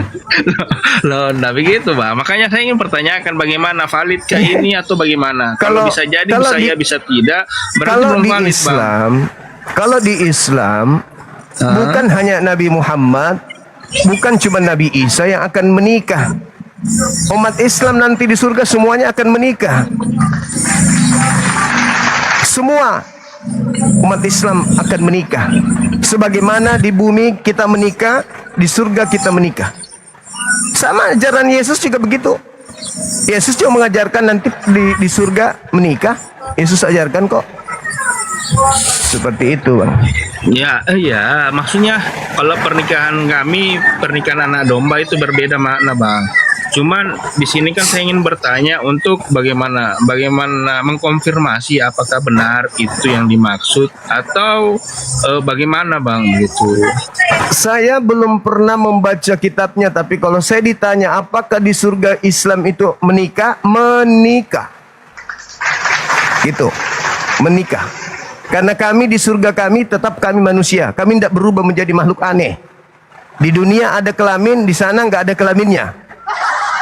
Kami tetap manusia karena yang menjalankan perintah Tuhan di bumi adalah manusia. Jasad dan ruh ini yang taat kepada Tuhan adalah jasad dan ruh ini, dan yang akan mendapatkan upah nanti adalah dia yang bekerja. Ini yang Jadi dia bekerja. Jadi yang menikah dengan mendapatkan siapa nanti, upah di Bang? surga ya tetap ini. Gimana? Menikah dengan siapa nanti, Bang? Kalau saya dengan istri saya sendiri, insya Allah. Saya Kalau dengan anak-anak istri nanti saya. nikahnya sama siapa, Bang? Gimana? Kalau anak-anak nanti nikahnya sama siapa? Tidak ada lagi anak-anak di surga. Kita dengan anak-anak kita seumuran semua. Tidak ada muda, tidak ada tua. Seumur di sana di kehidupan kekal kita tidak digiring lagi oleh usia. Tidak ada penyakit, tidak ada duka, tidak ada luka, tidak ada hal-hal yang buruk di surga. Yang ada Jadi, cuman kebaikan, kebahagiaan, kesejahteraan, kenikmatan, canda ria dan seterusnya. Gak ada Jadi derita di sana. yang kakek nenek akan dibuat menjadi muda, yang Muda anak-anak semuanya akan di dibuat sana. menjadi dewasa. Benar sekali. Berarti oh begitu ya, Bang ya. Iya. Itulah surganya kami umat Islam. Kalau di surga Kristen konon ceritanya yang ke surga itu cuma darah daging, tidak ada lagi di sana. Berarti tinggal tulang dengan rambut doang, dengan gigi. Anda bisa bayangkan Ada, Bang. surga Anda Tubuh dengan tengkorak kemuliaan. hidup. Enggak. Di sana Paulus mengatakan di surga tidak ada daging, tidak ada darah. Tapi dia tidak mengatakan tidak ada tulang. Berarti di sana kalian hidup tengkorak, gigi masih ada bicara-bicara begini, dengan rambut, dengan alis, itulah surganya Kristen. Ngeri sekali di surganya Kristen itu. Anda harus tahu tuh, kenapa di konsep Kristen malaikat itu memberontak lalu menjadi iblis. Padahal mereka tidak pernah merasakan hidup senyaman manusia. Yang saya takutkan nanti ketika kalian di surga, kalian tidak bisa lagi makan, tidak bisa lagi minum, tidak bisa lagi bercanda, nggak bisa lagi bersetubuh dengan pasangan, nggak bisa lagi melakukan hal-hal yang merupakan kenikmatan. Jangankan kalian, malaikat aja yang tidak pernah merasakan bisa memberontak. Apalagi kalian. Gimana ini Tuhan? Ini katanya surga. Dulu di bumi kami ada kelamin. Bisanya kami melakukan sesuatu, bisa kami makan. Ini nggak bisa. Akhirnya apa? Kristen bisa jadi pemberontak nanti di surga. Kalian bisa jadi pemberontak. Kenapa? Hidup di sana bukan setahun, 2 tahun, 3 tahun, 100 tahun, 1000 tahun, 9. Enggak. Hidup kekal. Hidup kekal hanya dengan modal tengkorak. Itu bukan surga, itu neraka. Hidup di surga tidak ada pasangan. Itu bukan surga, itu neraka. Di bumi ini tanpa pasangan aja pusing. Apalagi di kehidupan kekal tidak ada pasangan. Hak-hak hidup sebagai manusia dicabut dengan alasan tubuh kemuliaan. Itu bukan surga, itu penyiksaan. Katanya orang Kristen di surga kami hanya memuji Tuhan, bernyanyi dan memuji. Cobalah 1 hari saja kamu bernyanyi. Jangan kau makan, jangan kau minum, jangan kau tidur, jangan kau ngapa-ngapain. Coba kau bernyanyi dalam 1 hari, kalau tidak jatuh gigimu satu persatu.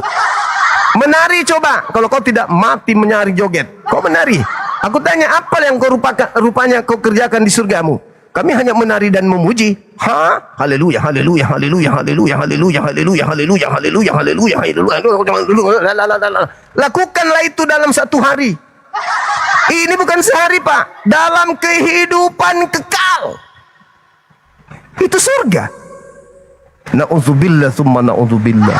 Itu bukan surga. Tempat ibadah itu di bumi. Jangan dibalik. Di bumi kalian tidak pernah menyembah Tuhan. Di surga baru mau menyembah. Pret. Di mana? Berarti di sana nanti ada pesta kawin mawin. Sebagaimana yang diajarkan Yesus, di surga Kristen ada kawin mawin. Yesus sendiri Beda, mengatakan, selalu beda memang, selalu beda. Selalu beda, Bang. karena Makna kalian perkawinan bukan kami itu pengikutnya. bukan tentang bersetubuh, Bang. Kata siapa? Ya bukan, Bang. Iya. Kata siapa? Anda baca dalil Matius. Bagaimana Yesus Coba mengatakan, baca, Bang. Coba engkau akan makan bersama dengan aku, dengan Abraham semeja, orang banyak dari timur dan barat. Sekarang pertanyaan saya, kalau ada makan dan minum, saripati makanannya kemana? Itu aja dulu kau pikir. Dan Anda baca kitabnya Yahudi, Yehezkiel 37 dari nomor 1 sampai seterusnya, satu bab. Manusia akan dibangkitkan lengkap dengan tulang-tulangnya yang sudah tertanam di kubur, akan dibangkitkan kembali. Kau baca pengakuan Yesus Yohanes 5 nomor 29. Manusia akan dibangkitkan dari alam kubur untuk diberi upah sesuai dengan pekerjaan masing-masing. Jadi konsep Kristen, konsep kemunafikan yang mengatakan nanti di surga tak ada lagi hidup tubuh kemanusiaan, tidak ada lagi. Itu adalah keliru besar. Coba kau pikir, Yohanes 5:29, manusia akan dibangkitkan dari kubur untuk dihakimi. Orang benar akan masuk surga dan orang yang tidak benar akan masuk neraka. Pertanyaan saya, siapa yang benar, siapa yang salah? Manusia. Terus yang masuk menikmati surga siapa? Makhluk lain. Logika. Terus ketika di dunia, siapa yang berbuat dosa? Manusia. Begitu masuk neraka, makhluk lain. Pakai logika. Yang melakukan maksiat adalah tubuh ini. Yang melakukan maksiat adalah ini. Maka yang menerima hukuman harus ini, wajib ini. Bukan makhluk lain. Bukan tubuh lain. Tetapi ketika orang bangkit dari kubur disebut tubuh kemuliaan. Kenapa? Karena dia bangkit untuk yang di surga. Tubuh kemuliaan masuk surga maksudnya tubuh yang bersih, tubuh yang kudus. Jasad kita yang bersih, yang tidak makan babi, yang bersunat dan menjauhkan makanan yang haram. Itu tubuh kemuliaan. Tapi tubuh kebinasaan adalah jasad yang ketika di bumi makan semua yang diharamkan Tuhan, binasa tubuhnya dalam neraka. Jadi jangan tertipu dengan tubuh kemuliaan. Tubuh apa tubuh kemuliaan itu? Tubuh kemuliaan adalah tubuh kita sendiri yang sudah dimuliakan karena tak ada dosa. Sama seperti Yesus yang ada dalam kitab saudara. Bangkit dari kubur katanya, makan ikan goreng. Itu tubuh kemuliaan kan? Ya, makan ikan goreng berarti jasadnya tetap ada. Siapa yang mau ke neraka? Yang melakukan dosa. Siapa yang mencuri kambing? Ya tubuhmu. Tubuhmu itu yang mencuri kambing akan masuk ke neraka. Bukan rohmu. Karena roh tidak mungkin curi kambing. Begitu juga tidak mungkin jasad saja tanpa roh. Masa jasad saja berjalan pergi curi kambing, rohnya tinggal di rumah? Itu tidak mungkin. Dua-duanya, jasad dan roh akan dibangkitkan oleh Allah untuk menerima kemudian upah. Jadi kebayangkan kalau tubuh ini masuk ke surga, tidak ada kelamin, tidak ada lambung, tidak ada apa mulut. Itu makhluk manusia atau setan? Jadi pelajaran buat saudara-saudara kami Kristen, pelajari Yehezkiel 37 satu bab. Manusia akan dibangkitkan lengkap dengan jasadnya. Oleh karena itu, jangan kau masukkan makanan haram di tubuhmu. Jangan kau masukkan makanan haram di tubuhmu. Potong barang najis yang ada di tubuhmu. Jangan kau pelihara kulupmu ketika diperintahkan untuk dibersihkan. Kenapa? Nanti dia tidak masuk surga karena masih ada kulup. Karena kulup itu tame dalam bahasa Ibrani. Tame itu artinya najis. Orang yang ada najisnya tidak boleh masuk ke Baitullah atau Baitel. Apalagi masuk ke surga. Masuk akal aja kagak, apalagi masuk surga. Camkan itu baik-baik. Suara saya masih kedengaran nggak teman-teman? Soalnya di sini hujan deras. Tes, tes, tes. 1, 2, 3 dicoba. 3, 2, 1 dibacok. Kedengaran? Masih? Oh, alhamdulillah. Halo, semangat sore, siang. Semangat sore. Sore, Bang. Ya, semangat sore. Protestan atau Kristen? Kristen. Silakan abangku buka kamera, kita diskusi. Ya. Oke. Boleh kan? Boleh. Mantap, mantap. Oke. Saya mau tanya Bang Juma. Tadi Bang Juma bilang di surga kalian itu akan terjadi kawin mengawini. Saya mau tanya, simpel saja saya tanya. Di sana tembak dalam atau tembak luar? Di sana tidak ada lagi sperma seperti di bumi. Saya balik nanya. Saya balik nanya, gantian. Di surga kamu masih punya kelamin atau tidak ada kelamin? Oh, di sana kan roh. Berarti kalian tidak punya. Tidak. Artinya kelamin di sana. Roh itu punya kelamin nggak? Oh, iya, artinya tidak punya kelamin kan? Saya katakan roh. Roh. Ya. Berarti jasadmu itu tidak ada masuk ke surga lagi. Oh iya, jasad saya ini kan jadi tanah, kembali ke tanah. Dari mana diambil kembali ke tanah. Oh baik. Lalu bagaimana Yesus mengajarkan kemudian di sana ada duduk bersama, makan bersama dengan Abraham. Bagaimana caranya makan bersama? Yesus katakan makan bersama itu begini. Sesungguhnya kita tidak harus makan dari roti saja, Yesus katakan. Makan firman Tuhan dalam arti kami, firman Tuhan juga menjadi makanan. Firman Gitu ya? Tuhan. Iya. Jadi di sana Jadi jangan pikirkan kita makan seperti makan di rumah makan Padang. enggak, sebenarnya yang mau diupah di surga itu siapa sebenarnya? Manusia atau bukan? Roh manusia kan manusia. Tubuhnya enggak dianggap manusia. Kan udah busuk. Udah kembali ke tanah. Udah busuk. Tuhanmu tidak sanggup menciptakannya kembali. Ke tanah. Bukan Tuhanmu bukan tidak sanggup. masalah tidak sanggup. Segala kedagingan yang sifatnya ini itu tinggal di dunia. Tinggal di dunia. Berarti mereka tidak mendapatkan balasan. Tidak adil dong Tuhanmu. Dia di neraka itu dicampakkan nanti jiwa-jiwa yang berdosa. Bukan. Tubuhmu yang berdosa ini tidak mendapatkan Tubuhmu balasan. kembali kepada asalnya. Yang dihantam itu jiwa. Loh, bukan tubuh. Bukan, tubuh kan udah busuk. Nah, sekarang yang melakukan maksiat tubuh atau jiwa saja? Yang melakukan maksiat kan jiwa. Hah? Tubuh tidak? Iya, makanya jiwa yang dibunuh. Loh, gimana ceritanya nih? Iya. Yang melakukan maksiat cuman jiwa saja, roh jasad tidak ikut. Makanya dia kembali ke tanah. Dia busik. Dia enggak mendapatkan upah. Itu bukan siksaan karena dia kembali kepada tanah. Dia tidak mendapatkan upah apapun. Dia busuk. Dia kembali ke tanah. Itu bukan di situ poinnya. Jadi dia tidak punya sperma. Makanya saya bingung kok kamu itu punya sperma. Makanya saya tanya tembak dalam atau tembak luar. Tunggu dulu. Penuh dong sperma surgamu. Sabar. Ketika kamu masuk ke surga atau masuk ke neraka, akibat dari perbuatanmu di bumi, pertanyaan saya, ketika Anda melakukan dosa, yang melakukan dosa itu jasad Anda, roh Anda, atau salah satunya? Jiwa. Matius 20 ayat 28. Dan jadi janganlah kamu takut kepada mereka yang dapat membunuh tubuh, tetapi yang tidak berkuasa membunuh jiwa. Takutlah terutama kepada dia yang berkuasa membinasakan baik jiwa. Jadi jiwa, bro. Baik jiwa dan apa? Baca lengkap. Baik jiwa dan tubuh. Loh. Jadi jiwa.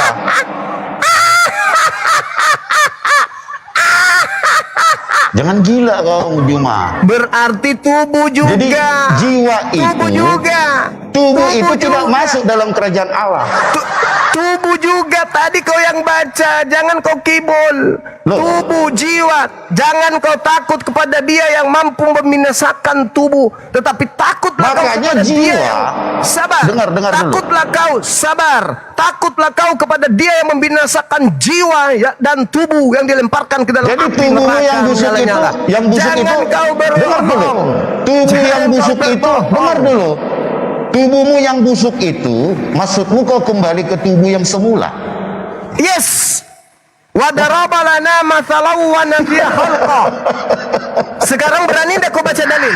Berani kau baca dalil? Berani baca dalil?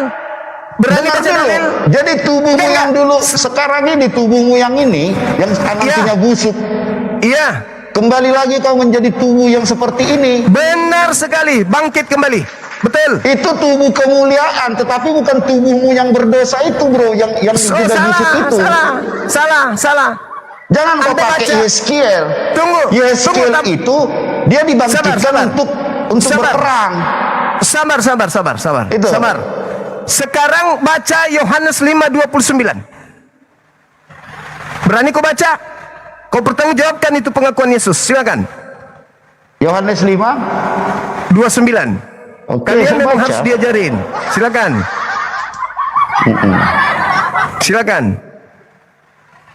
Apa katanya? Dan mereka yang telah berbuat baik akan keluar dan bangkit untuk hidup yang kekal. Ya, Lalu tetapi mereka yang telah berbuat jahat akan bangkit untuk dihukum. Di sini ada daging nggak? Pertanyaan saya, ketika kamu hidup di bumi, yang melakukan perbuatan jahat siapa? Jiwa. Oke, bisa nggak jiwamu maling motor? Itu kan semua dioperasikan jiwa.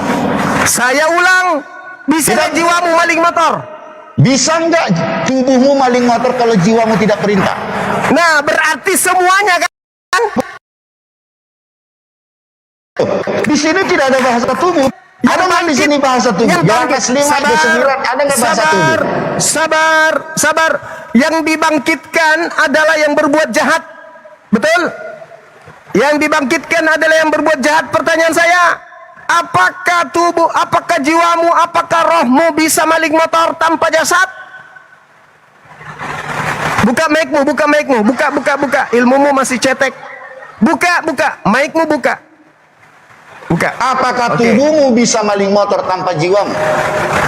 Sekarang tubuh tidak bisa maling motor tanpa jiwa. Saya balik. Bisa nggak jiwamu maling motor tanpa jasad? Makanya di dalam Kristen menginginkan istri orang di hati tanpa kita berzina. Dosa. Jangan loncat ke situ. Jangan loncat. Kenapa? Pertanyaan saya, apakah jiwamu bisa maling motor tanpa jasad?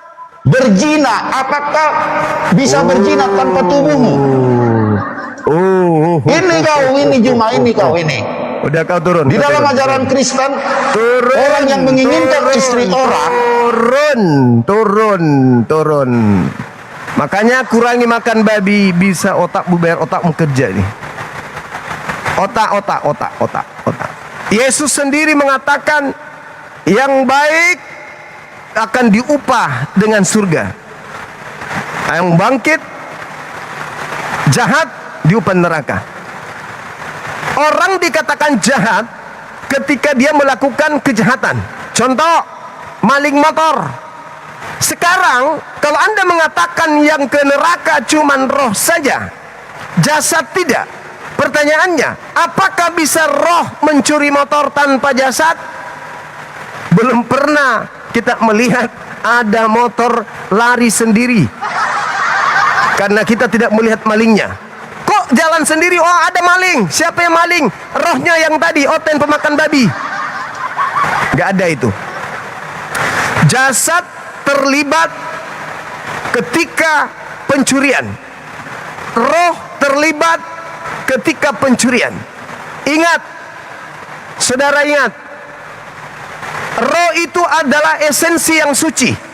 Roh itu esensi yang suci. Yang membuatnya kotor adalah jasad. Maka justru yang harusnya lebih mempertanggungjawabkan perbuatan itu adalah jasad. Roh tidak pernah memiliki kemudian keinginan selain hanya ibadah. Roh dimensi yang suci. Yang membuatnya kotor adalah jasad kita ini. Roh tidak akan mungkin maling. Roh hanya dipakai kemudian untuk menghidupkan jasad. Perpaduan antara jasad dan roh itulah yang disebut jiwa. Jiwa yang sakit adalah jiwa yang tidak seimbang antara keinginan roh dan jasadnya. Makanya di Islam itu lebih mengedepankan kedua-duanya, jasadnya dan rohaninya. Bagaimana mungkin Anda mengatakan yang mendapatkan siksaan nanti itu hanyalah roh, sementara roh tidak punya kemudian kekuasaan untuk pergi melakukan maksiat? Berita selanjutnya, Bapak Kapolda Sulawesi Selatan mengunjungi ibu korban yang telah mengalami pencabulan karena diberitakan oleh tetangga ibu yang sudah berusia 67 tahun ini telah diperkosa oleh roh yang bernama Miao. Sampai sekarang polisi masih mencari pelaku-pelakunya. Roh yang dimaksud ini adalah sudah melakukan pencabulan ketiga kalinya. Bisa seperti itu? Tidak mungkin. Atau sebaliknya, pemirsa dimanapun berada, dari Makassar kami memberitakan telah terjadi kebakaran di Papua Utara. Kebakaran ini menewaskan 30 orang dan ditemukan ada 7 mayat melarikan diri. Bisa? Bisa mayat melarikan diri? Gak bisa. Berarti tubuh tidak bisa melakukan maksiat tanpa roh. Roh tidak bisa melakukan maksiat tanpa jasad. Maka yang akan mempertanggungjawabkan di hadapan Allah Subhanahu wa taala dua-duanya, jasmani dan rohani. Makanya jaga jasadmu ini dari makanan yang haram. Jaga rohmu dari perbuatan-perbuatan yang tidak disukai oleh penciptamu. Rusak memang agama kau itu, rusak memang. Memang akarnya yang sudah rusak, berasal dari pohon yang harusnya ditebang dan dilemparkan ke neraka jahanam. Begitu saudara-saudaraku, ya.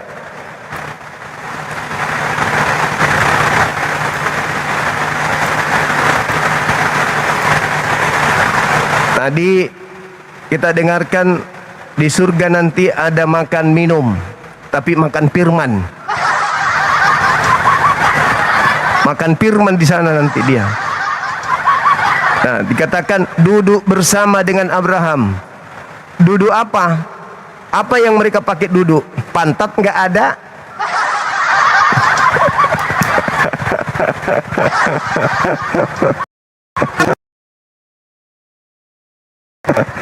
Mau duduk bersama, makan bersama, duduk bersama dengan Abraham di kerajaan Allah. Katanya, apa yang mau duduk?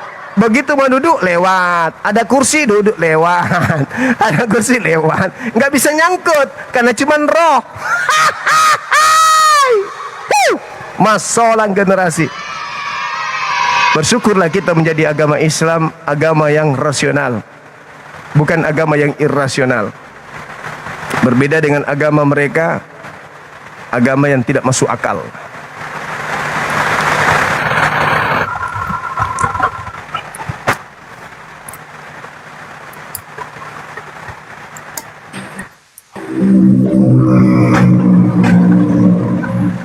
Halo, semangat sore.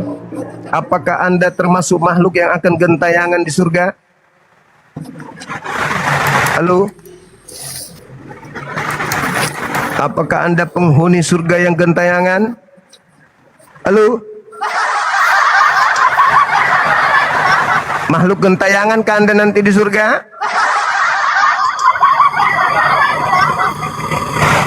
Jadi mereka kalau di surga mereka kawan-kawan, karena mereka adalah makhluk roh, mereka nggak kenal lagi anaknya, nggak kenal lagi orang tua, nggak kenal lagi anak istri. Benar-benar penyiksaan. Itu bukan surga mah itu. Sementara kita umat Islam, ketika kita masuk ke surga, kita masih rangkulan, berkasih sayang sesama keluarga kita. Bayangkan nih, kita ke Dubai seorang diri, bahagia di sana seorang diri tanpa keluarga, itu juga semu. Tapi bayangkan kalau kita bersama dengan orang-orang yang kita cintai, ya, ke Dubai liburan di tempat yang penuh kebahagiaan, kenikmatan duniawi, kita nikmati bersama keluarga, betapa nyamannya perasaan hidup ini, sempurna. Di surga, tempat kebahagiaan kekal, kita kehilangan anak-anak, kita kehilangan orang-orang yang kita cintai. Itu sih bukan surga, bos. Itu neraka. Yang benar itu surga itu tempat berbahagia bersama dengan keluarga. Surga adalah tempat yang paling nikmat bersama keluarga. Tidak ada kenikmatan di atas muka bumi ini tanpa keluarga, tanpa orang-orang yang kita cintai. Itu baru kebenaran hakiki. Makanya di Al-Quran itu, ya ayyuhalladzina amanu qu anfusakum wa ahlikum nara. Wahai orang-orang beriman, jagalah dirimu dan juga keluargamu dari api neraka. Itu makanya kita disuruh untuk menjaga keluarga kita. Kenapa? Supaya kita bersama keluarga kita masuk ke dalam surga.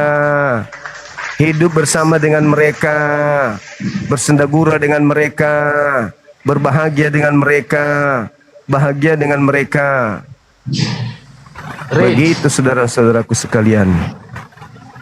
Halo, selamat siang saudara.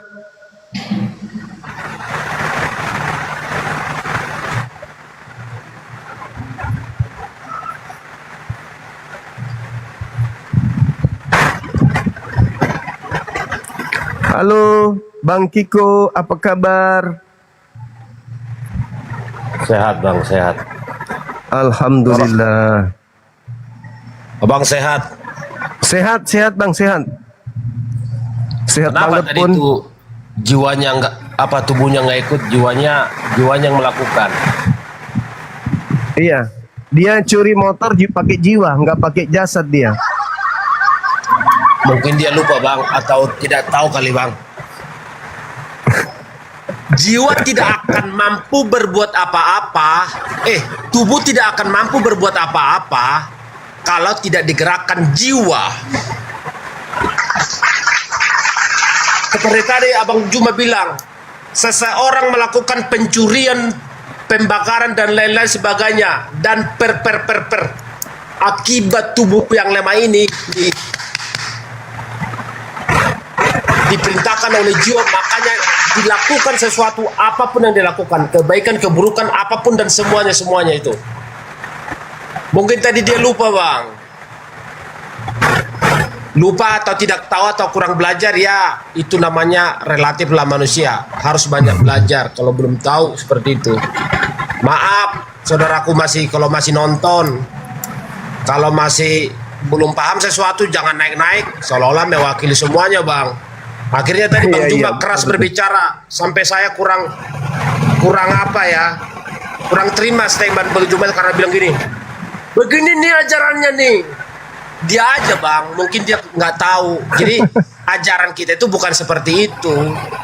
Tubuh yang lemah ini diperintahkan jiwa melakukan sesuatu, baik dan buruknya dilakukan, gitu loh bang. Jadi menurut Bang Kiko, nanti di surga bangkit juga jasadnya? Akan secara bersama-sama dibangkitkan. Ya setiap rohnya siapa ya, nggak mungkin. Berarti bersama dengan jasad masing-masing kan? Pria, setiap pribadi dibangkitkan semua. Yang saya pelajari sih begitu. Oke. Berarti saya salah tadi. Maaf. Bukan Oke, lanjut, salah Bang. bang, pokoknya gini. Apabila ada narasumber yang nyasar alamatnya, nggak usah terlalu Abang Juma intimidasi. Jadi saya nggak suka loh bang ya. Begitu masuk, kalau sudah diutarakan sesuatu, itu salah loh. Akhirnya lari kemana-mana. Tuh, agamamu tuh begini, agamamu. Harusnya nggak begitu loh, jadi nggak sejuk. Apabila kita tidak mampu melakukan sesuatu, menjawab sesuatu, bertindak sesuatu, nggak usah lompat-lompat. Aku tidak tahu, aku belum tahu. Ngaku aja seperti itu loh. Betul. Di ajaranmu tuh ngesek, nggak usah kayak gitu loh.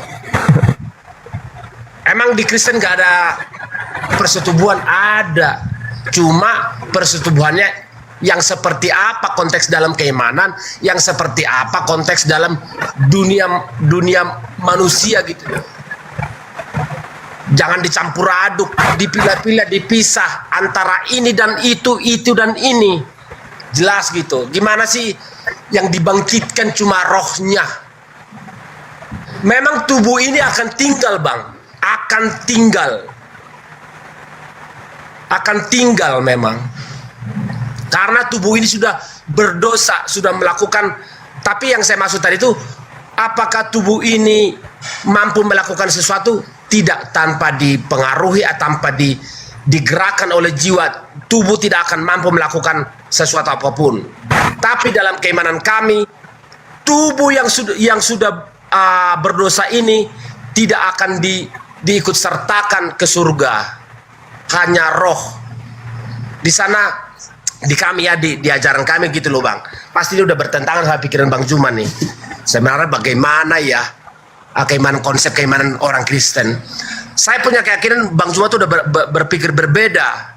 Yang saya bahas di sini perilaku di dunia seperti apa, perilaku nanti di surga seperti apa konteks keimanan kami. Tubuh yang berdosa tidak punya hak untuk menduduki tahta kerajaan surga. Tubuh yang berdosa ya bang ya akan tinggal bang. Tapi segala kelakuan perilaku di dunia, tubuh tidak akan bisa berbuat apa-apa tanpa digerakkan jiwa. jiwa. Karena tubuh ini lemah. Seperti Adam pertama lah, curi tuh, curi. Makan. Bener aja dimakan. Seperti itu, Bang. Oke, baik. Kalau di Islam polanya dia tubuh yang melakukan, maka tubuh itulah yang mendapatkan upah. Jadi keadilan pencipta langit dan bumi itu mengena di sana. Ketika Al-Quran mengatakan wadaraba lana mathalan wa nasiya khalqah, Allah kemudian membuat perumpamaan sebagaimana asal penciptaannya manusia. Ketika orang-orang bertanya siapakah yang bisa kemudian membangkitkan atau menghidupkan tulang belulang yang sudah hancur luluh, di Al-Quran mengatakan itu, man yuhyil idzama wa hiya ramin. Kata Allah, kul, katakanlah, kul yuhyihal ansha'aha awwala marrah. Kemana guru kita tadi? Saya lanjutkan dulu teman-teman. Kul yuhyihal ansha'aha awwala marrah wa huwa bikulli khalqin alim. Siapakah yang bisa membangkitkan tulang belulang yang sudah hancur kayak begini? Kata orang-orang kafir.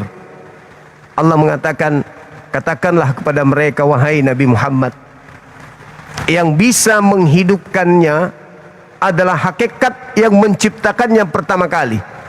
Kalau dulu dia menciptakan dari sesuatu yang tidak ada menjadi ada, maka dia pencipta langit dan bumi mampu menciptakannya dari tulang belulang yang memang sudah pernah diciptakannya. Allah mengatakan dialah Allah yang mengetahui segala sesuatu. Nah, itu yang diterangkan di Islam. Makanya di Islam itu menjaga jasad ini. Wudu dijaga, ketundukan tangan ini supaya tidak ngambil punya orang, ketundukan kaki supaya tidak melangkah kepada tempat maksiat, ketundukan mata supaya tidak melihat hal-hal yang bisa membangkitkan nafsu, kuping dijaga supaya tidak melakukan pendengaran-pendengaran yang bisa menggiring kepada kemaksiatan. Begitu juga hidung, jangan tertarik kepada hal-hal yang mampu membinasakan. Jasad dijaga. Ketika jasad terjaga, insya Allah ruh terjaga. Ketika ruh dan jasad terjaga, maka jiwa manusia itu pasti akan suci bersih. Itu maka Islam itu kelebihannya apa? Ketika umat Islam itu nanti hidup berikutnya di surga, kata Al-Quran, Bismillahirrahmanirrahim, Jannatu adnin yadkhulunaha wa man salaha min abaihim wa azwajihim wa zurriyatihim. Nanti ketika masuk surga, umat Islam itu memasukinya bersama dengan orang-orang yang dicintai, orang-orang saleh, nenek moyang mereka, pasangan-pasangan mereka, anak-anak mereka, cucu-cucu mereka. Mereka masuk ke dalam surga bersama dengan tubuh ini, dengan tubuh yang sama, yang berjuang menjaga perintah, yang berjuang menghindari larangan. Tubuh ini yang berjuang inilah yang kelak akan mendapatkan upah surga itu. Itu di Islam. Makanya jasad dijaga, ketika ada larangan jangan dimakan. Karena jasadmu akan mempertanggungjawabkannya nanti di akhirat. Kalau dilarang jangan makan ini, jangan dimakan. Maka itu akan dipertanggungjawabkan. Jadi Islam mati, jasad akan dibangkitkan kembali untuk dimintai pertanggungjawaban. Jasad. Sedangkan kalau saya melihat di ajaran saudara kita Kristen, contoh di dalam 1 Korintus berapa itu? 15:5 ya kalau nggak salah. Di situ diterangkan bahwasanya 1 Korintus 50 di surga darah dan daging tidak mendapatkan tempat di sana. Ah, itu dia. Waalaikum, silakan abang. Dari mana? Katolik, Protestan? Assalamualaikum bang. Waalaikum.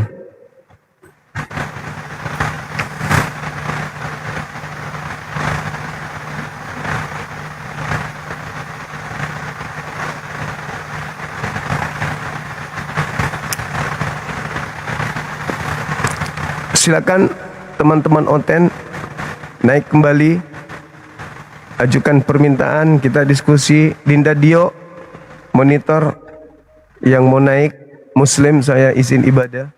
Yang mau naik. Halo, semangat sore. Assalamualaikum Bang Zuma. Waalaikumsalam warahmatullahi wabarakatuh. Dari mana abang? Saya dari Jakarta Bang Zuma. Dari Jakarta. Masya Dari Allah. Kesatuan ini. Abang Iya. dari Kesatuan? Saya dari Mabes Mana? TNI. Mabes TNI. Oh, di TNI. Iya. Oke. Lagi piket. Iya. Sempat-sempatnya dengarkan dialog lintas agama ya. Jadi saya ngikutin terus YouTube Bang Zuma live. Basi Iya, itu, syukur. Nasrani itu semua itu muter-muter. Iya. Gak apa-apa Cuma kalau ada yang ini, saya cuma ngikutin Oke. aja. Siap. Assalamualaikum. Makasih. Waalaikumsalam warahmatullahi wabarakatuh. Makasih bang. Oke teman-teman, silakan yang lain. Dari Mas TNI teman-teman, pemantau kita. Gak apa-apa, pendapat beliau gak apa-apa, kita hargai. Yang penting langsung saya turunkan bang. Assalamualaikum warahmatullahi wabarakatuh. Waalaikumsalam. Adinda, saya mau ibadah dulu. Oke bang. Saya mau sholat. Ya, saatnya on the time, tim kita dinaikkan. Kalau ada yang mau, saya ibadah dulu teman-teman ya. Jangan kemana-mana, tetap di sini. Saya sebentar aja kok. Kalau memang nanti tidak seru diskusinya, saya langsung masuk. Gitu ya. Siap Kanda. Tidak seru. Enggak, maksudnya enggak ada dari Oten maksudnya. Oh, oke. Iya. Saya mau turun tapi ada ini. Tuh. Gimana mau pergi? Hai. Bang, udah. Sholat dulu bang. Abang sholat dulu, nanti ku turunkan pula. Hai. Aka. Abang dari mana bang? Apa? Dek. Ya, selamat sore. Perempuan dua. Islam. Perempuan. Oh, Alhamdulillah. Islam, maaf kak. Tunggu kalau Islam kak. Mana tahu dia mau belajar, orang lagi bimbang dia. Bukan begitu Islam. Gak ada kajian. Maaf ya, yang Islam Mana jangan naik. tahu. Mau laki-laki, Mana mau tahu. perempuan, terserah. Jahat kali bang. DM saya dek. Biar aku carikan kau jodoh. Banyak temanku yang cari jodoh soalnya. Oke. Kalau ini dilamar nggak mau dia. Ya udah saya Bang, ibadah sholat, dulu ya, Linda ya. Ya, assalamualaikum. Siap benar. Waalaikumsalam. Waalaikumsalam warahmatullahi. Ya, yang Kristen yang naik ya. Maaf ya kak ya, saya turunkan karena di sini bukan untuk room kita sesi-sesi curhat. Astagfirullahaladzim. La haula wala quwata. Lanjut Bang Dio. Aku open cam nggak ini? Bang Dio. Hah? Aku nggak open cam, aku nggak.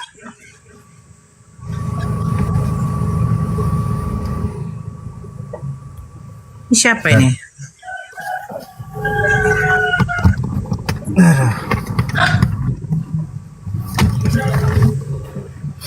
Halo. Assalamualaikum Bunda Nora. Waalaikumsalam. Ya, Ramli. Ya, apa kabar? Agama apa Bang? Saya Muslim. Muslim? Waduh. Iya. Ya. Waalaikumsalam. Shalom. Apa sakit komedi? Udah. Open cam kamu, Ferry. Ferry, Ya, mana sakit wajahmu? komedi itu apa?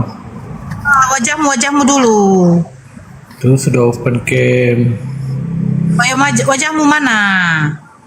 Bukan salib komedi itu yang tidak disahkan oleh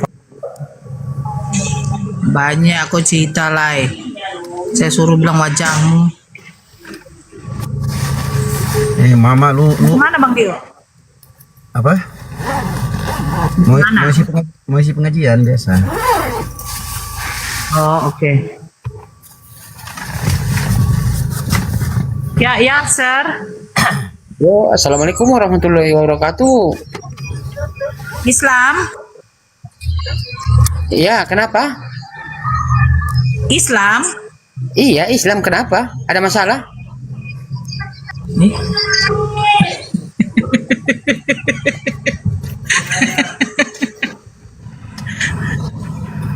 Astagfirullahaladzim. Bukan Islam itu. Islam masih kayak ada. gitu. Iya, Aku sudah wudhu. Enggak, bukan naikkan lagi kembali. Begitu Nggak kalau ada memang dia, sudah Bang. di orang kalau sudah makan ini ular sanca begitu memang karakternya. Kalau tadi kau tanya apakah Anda Hindu? Ya, iya, aku Hindu. Gak bisa bedakan antara nya sendiri dengan makanan. Susah. Itu selamat bergabung. Bunda kena gertak. Restu. Halo Restu Bumi. Assalamualaikum. Islam Bang. Waalaikumsalam. Islam Bang. Ya, Muslim. Bang, kita ini bukan sesi mau Photoshop Bang. Ampun aku. Nggak ada. Yang naik ini aja teman-teman Kristen. Coba cek. Ada Bang Jibril kan di bawah? Nggak ada. Bang Jibril pun ada di bawah. Hanya Bang Zuma yang bisa naikkan karena dia akun privat. Enggak, kalau Bang Jibril minta bisa. Oh iya, udah bisa sekarang ya? Akun privat kalau minta bisa dinaikkan oleh moderator. Halo Andri.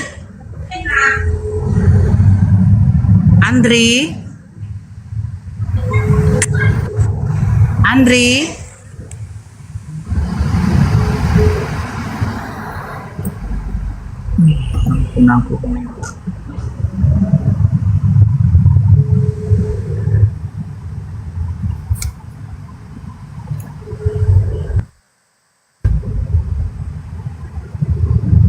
Mana Bang Jibril? Nggak ada Bang Jibril, boy. Untuk Bang Moto ada Bang Moto. Nggak ada juga. Aku mau mau bahas apa? Data Hajar Aswad, tapi lagi ini nih mepet waktunya. Nggak ada loh.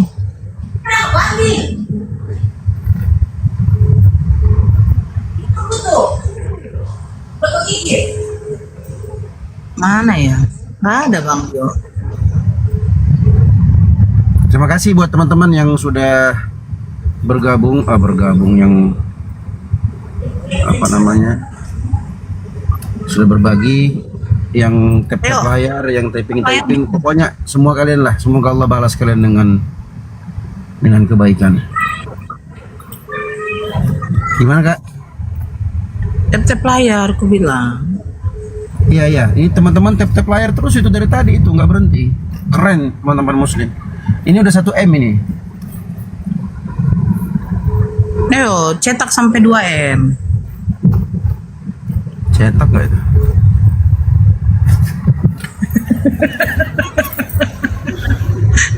Ayo, cetak sampai 2 M. Masya Allah. Ayo teman-teman Kristen yang mau naik berdiskusi atau aku bisa open cam open data ini, tapi qatar Allah lagi dalam perjalanan teman-teman menunaikan tugas negara.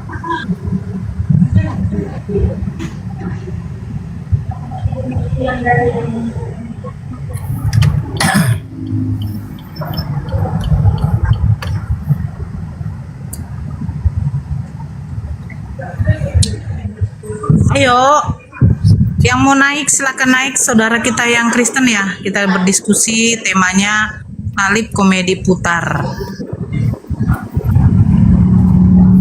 On cam Bun. Nora kapan nikah ma itu? Halo, assalamualaikum. Kepencet Bun. Salam dari Taiwan ya. Oke siap Bunda. Kakak di Taiwan nggak? Halo Taiwan. Taiwan, Hong Kong, Thailand. Selamat bergabung. Sehat-sehat selalu. Singapura, Malaysia. Kita ini Malaysia. karena belum ada hotel Bang Zuma, kita lawa-lawaan dulu ya. CV Surhat. Allahu Akbar. Nggak ada nih. Salam Bunda Noraya. Kepencet di mana di hidung? Ayo, yang mau naik. Nih, Allah jual agama. Allah, Tuhan kamu aja bisa di COD di Shopee kok. Baik citamu. Bunda Nora masuk room jodoh. Weh, kapan aku masuk room jodoh, kampret. Gak ada aku masuk situ ya. Jangan ngawur.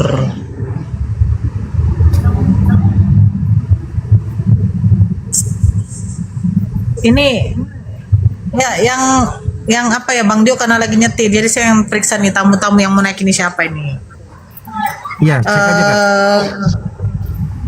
Namanya ini Ali Waris, Dedi Agam, Rahmat, Kang Mas, apa semua Islam. Enggak, kadang oten juga itu, Kak. Ya, oke. Bunda, terangkanlah apaan tuh nubuatan. Nggak tahu. Kang Mas, halo Mas. Dalek kamu pengikut Padri, bukan pengikut Muhammad. Kamu pengikut Padri. Apa si Padri? Kang Mas, nah ikut ini. Ayo, yang mau naik para dale-dale.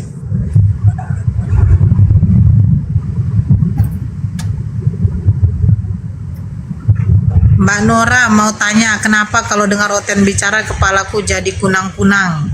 Kurang bodrek satu papan itu Bang. Minum bodrek satu papan Bang.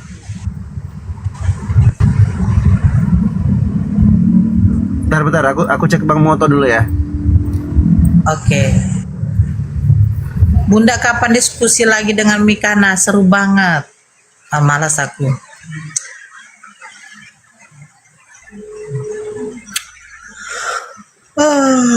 Allahu Akbar.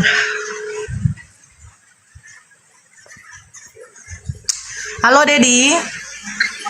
Iya kakak. Ya agama apa?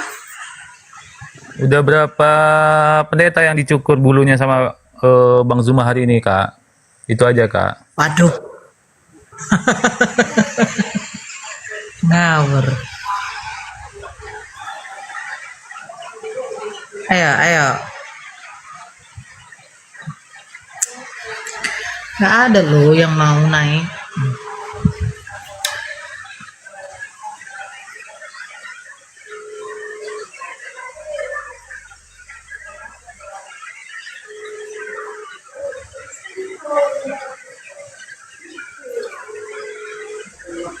Mana nih kalian ini? Naiklah.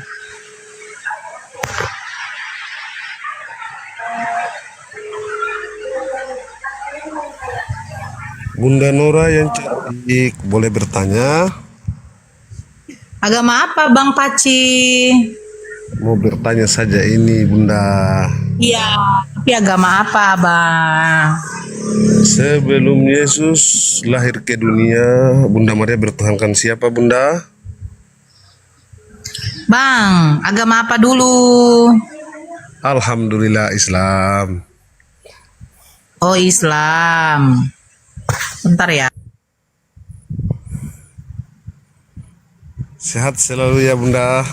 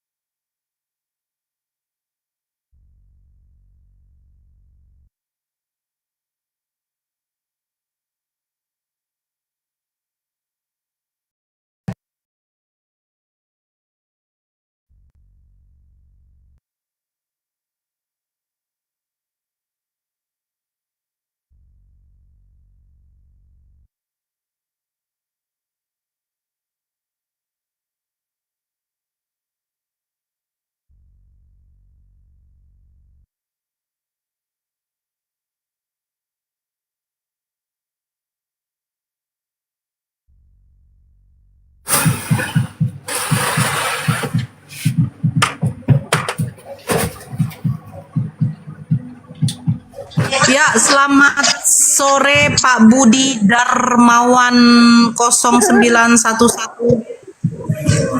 Pak Budi bisa open cam? Hah? Kenapa Pak? Assalamualaikum. Salah tekan nggak? Tekan. Salah tekan. Apa ya Bang tekan emangnya Bang? Ngawur Bang. Salah tekan. Enggak, yang Kristen yang naik dong. Kenapa sih? Bang Dio, mana Bang Dio? Astagfirullah Bang Dio, kok hilang? Nih.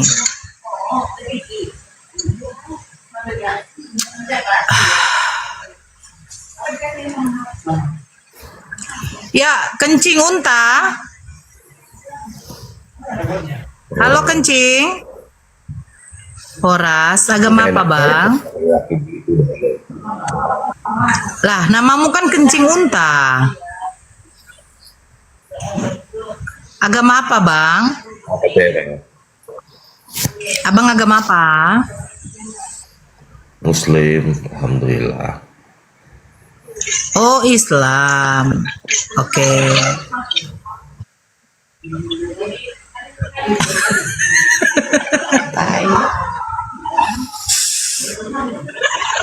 Iya, Bunda jangan. Bunda Nora on cam dong. Saya lagi apa ya? Gimana ya? Saya lagi malas untuk on cam deh. Yang Islam gak usah naik, yang naik itu Kristen aja. Kita tunggu Bang Zuma selesai apa ya? Selesai ibadah. Ya, halo, aku halo. Halo baru nogo. Baru nogo, halo Bang. Halo. Abang. Assalamualaikum, waalaikumsalam. Astagfirullahaladzim.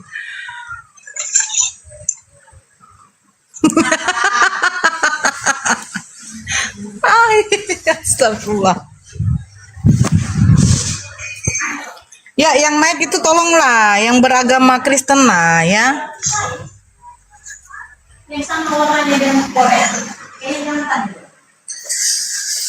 Ayo, yang naik, mana nih yang naik? Yang naik.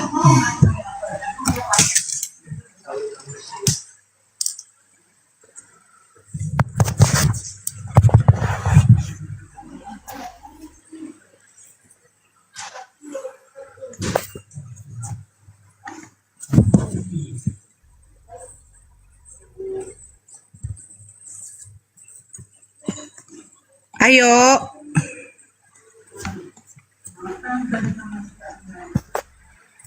Mana sih? Kok nggak ada yang mau naik ya?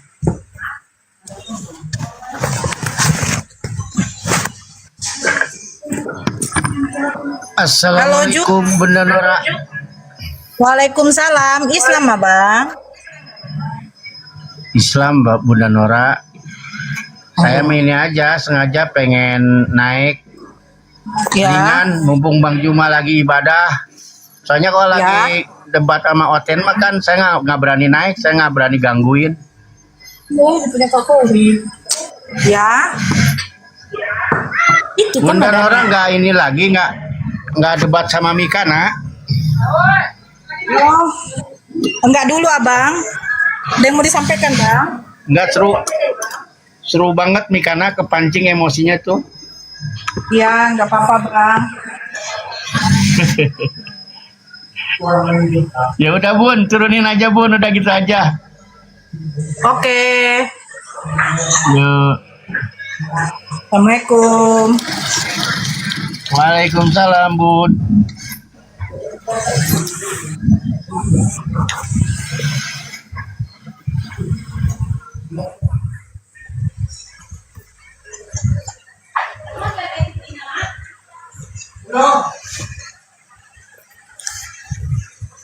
Ya ayo yang Kristen naik dong.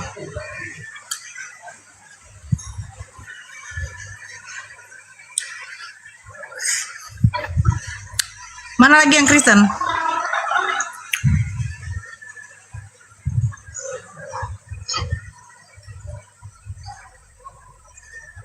Gak ada lagi.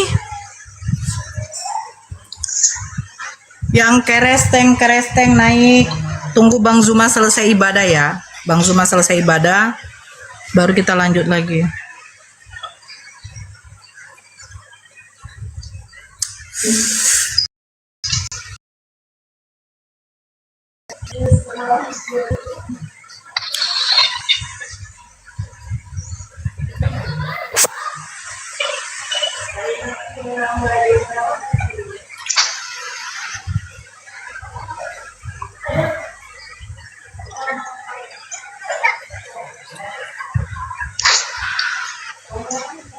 Narasi dulu.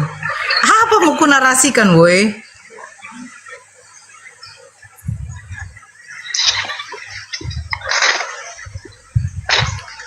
Pokoknya yang Kristen naik, di sini diskusi kita salib komedi putar, itu temanya. Ya, tunggu Bang Zuma nanti selesai ibadah. Aku nggak mute.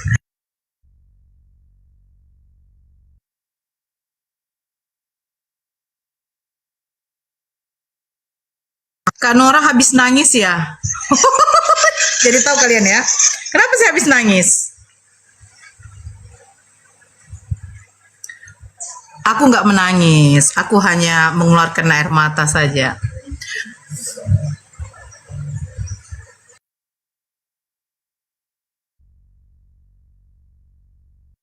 Enggak, itu bukan. Yang Kristen naik, yang Kristen naik, yang Kristen naik. Ayo.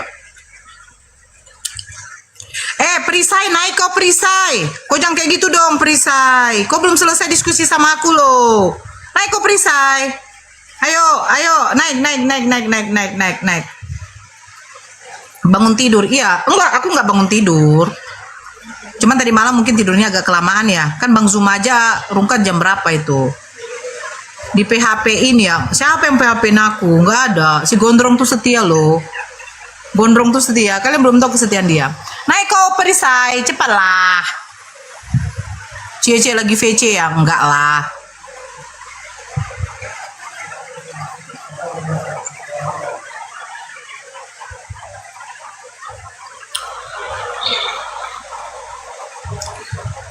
Bunda Nora cocok sama ayahanda Zuma. Bang Zuma itu abang saya. Ya. Perisai tidak mau naik ya. Kenapa Bunda Nora nangis? Saya nggak nangis. Saya yakin yang nonton pakai kuota hotspot nggak punya malu. Waduh. Tadi Mbak Nora lupa mute. Enggak. Kencing yuk. Astagfirullahaladzim. Jangan bersedih Kak Nora. Tidak, Perisai, naiklah kau. Naiklah kau. Kok kenapa nggak mau naik kau? Di sini lagi hujan. Di sini lagi hujan.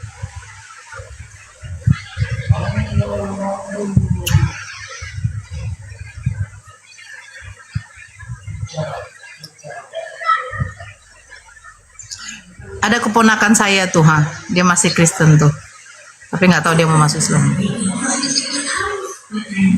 Kia,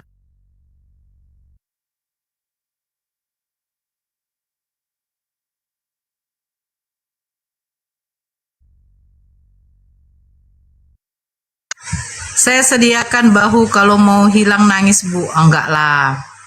Apa? Kia.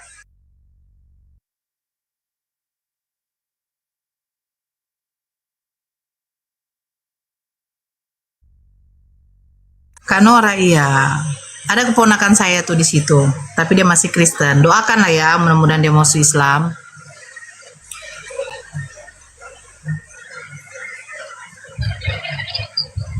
Iya, dia masih Kristen dia. Masih Kristen. Spill keponakannya, Bun. Kalian mau nengok?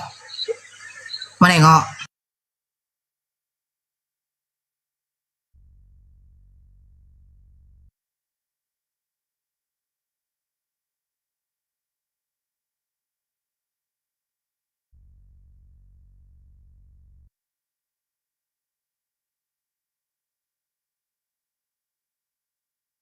Malu dia, ada situ.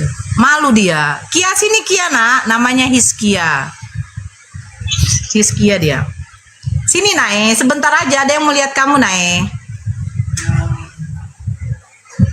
Jasa cium batu hitam. Ini mana mau open cam ini?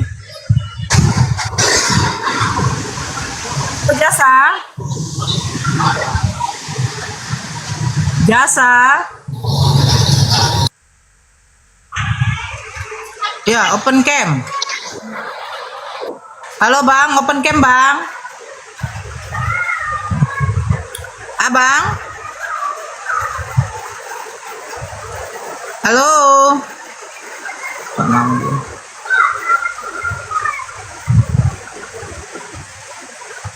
Penghujat, oh penghujat dia ya.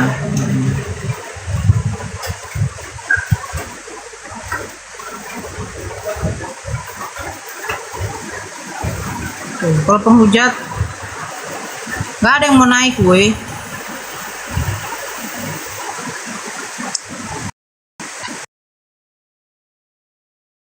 Hiskia, oh enggak. Dia setia pada Yesus sebagai seorang nabi rasul, bukan Tuhan. Hujan di situ Bunda ya, hujan. Makanya Bang Zuma kok lama ya? Mewe kau Norses. Kenapa aku mewe? Enggak lah. Kia.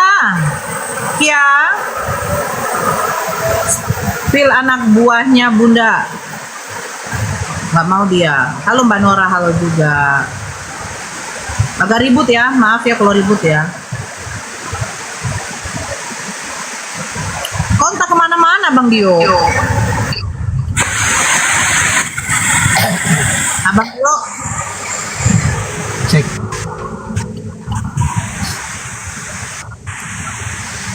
Loh, kenapa jadi hak ini kok?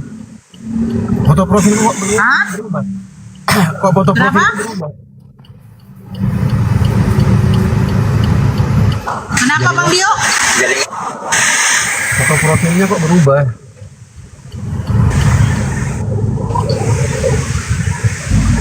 Apa? Raja segala. Halo Raja. Oh, open cam aja dia nggak bisa. Males aku.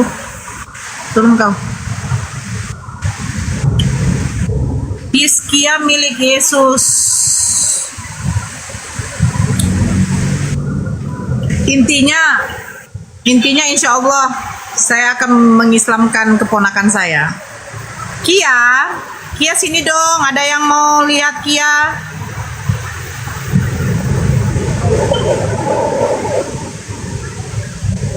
Doakan ya Bang Dio ya. Apa Kak? Doakan keponakan saya ini nanti masuk Islam. Amin ya Allah. Kira doakan ada yang lamar. Amin. Kia sini Kia.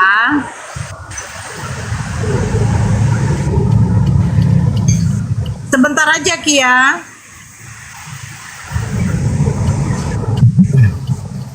Sebentar aja Nae.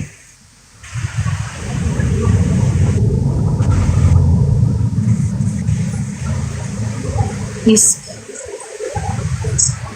namanya Hiskia, dia laki-laki loh. Ini keponakan kandung saya, anak dari adik saya. Tapi dulu dia ikut ayahnya. Tutup. Kanora mau Islamkan ponakannya, orang tuanya bagaimana Kak? Orang tuanya udah masuk Islam, ibunya udah masuk Islam. Keponakan saya itu laki-laki loh. Keponakan saya itu laki-laki. Walah laki-laki ya, namanya Hiskia. Umurnya 22 tahun. Yuk yang mau naik nih. Siapa sih yang mau naik?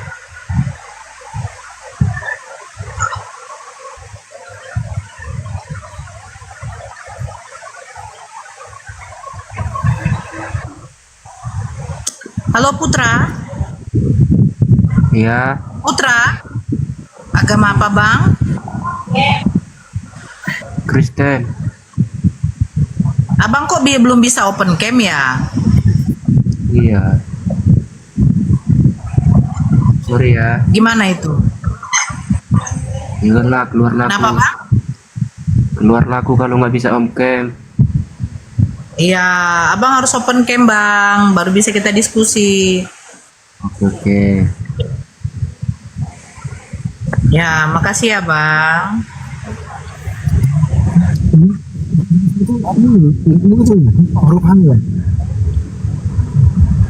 Udah sunat belum bunda ponakannya? Nah, itu yang aku belum tahu ya. Aku ada suara. Halo ada. Ini foto profilku nggak kelihatan ya? Oh berarti jaringan abang. Turun dulu abang, baru naik lagi abang.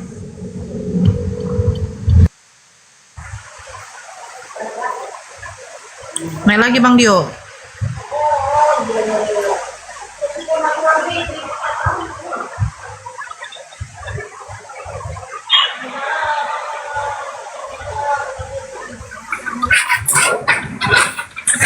Halo Jail. Udah ada kan Bang Dio? Oke, mantap. Halo Jail.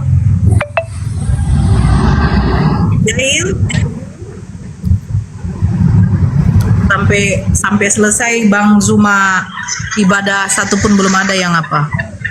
Ngomong tuh lagi ini, Kak, lagi sibuk beliau. Iya, kalau hari Jumat itu banyak acara orang. Kita acara bang. Abang kita kali saja lah. Lo kali bilang. Lo kali. Ini mau acara ini, aku lagi OTW acara ini. Mudah-mudahan lah. Iya, abang kan pengisian ya. Iya, aku kalau Jumat, Sabtu, Ahad itu ini ya. Alhamdulillah. Jalankan tugas. Ya, teman-teman Kristen silakan.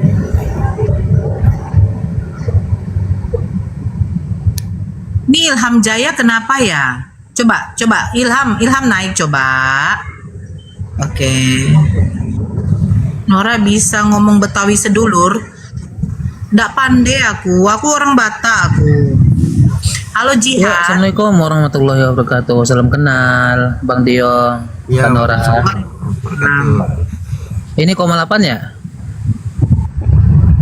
Hah?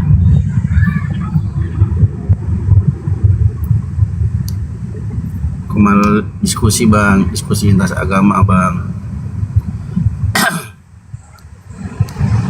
Putra, kenapa kau minta ditole-tole Putra? Nggak boleh kau nole-nole apa babi, nggak boleh gitu ya deh ya. Kalau kau sering tole babi tiap malam, jangan cerita di sini, gitu loh ya. Agak kareba.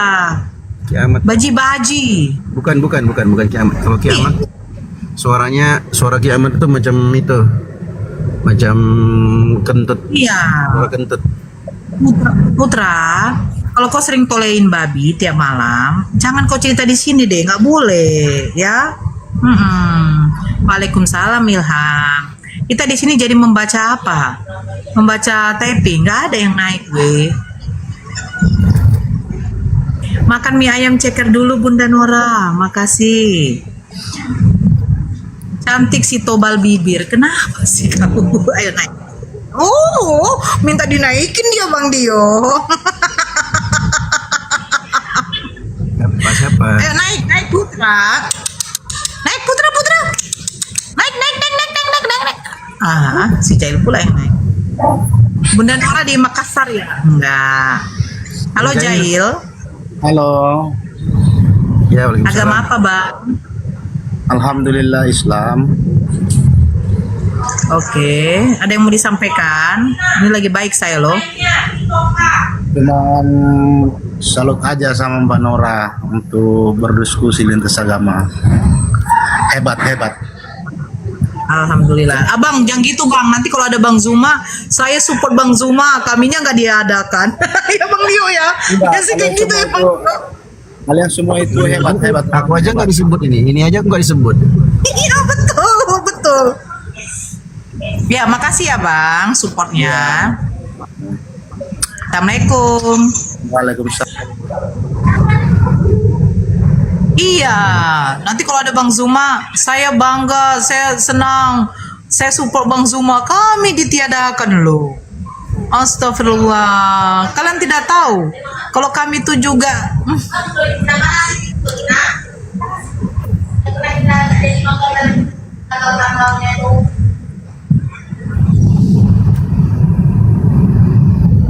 Halo Anci. Halo Bunda, Assalamualaikum. Waalaikumsalam. Salam Islam ya. Ya, ada yang mau disampaikan? Nah, Bunda, saya cuma senang aja sama Bang. Mau tanya aja, Bang Suma ini orang Bugis kah? Kenapa? Bang Suma ini orang Bugis ya? Iya. Oh. Kenapa Ki? Tanya Bunda. Kenapa Ki kita? Mau tahu Ji Bunda penggemar beratnya. Oh mau tahu Ji. Iya. Kalau Bang Zuma orang Nora? Saya orang Medan abang. Oh. Ya oke Bunda, sudah. Aku nggak ditanya. Cepatnya kau diterjunkan kan? Udah aku. Enggak. Aku diam aja lah aku. Diam aja lah aku nggak ditanya aku. Aku nggak terkenal. Aku nggak terkenal. Kau nggak akan pernah ditanya Bang Dio. Bang Dio.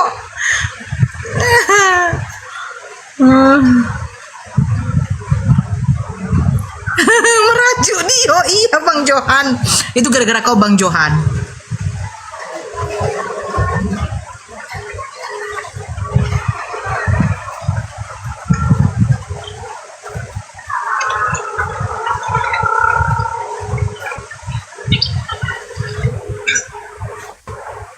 Halo Ferry. Halo, selamat sore. Ya bisa open cam. Bisa. Kau terus loh sebenarnya aku sebenarnya. Cemana lagi nggak ada pula ya kan? Kenapa ente kepanasan sih? Ya, kenapa bisa salib jadi komedi putar? Oh, itu menurut kamu. Ya, itu menurut kamu. Tetapi kalau menurut Paulus apa yang dikatakan dalam 1 Korintus 1? Sebab pemberitaan tentang salib memang adalah kebodohan bagi kamu yang akan.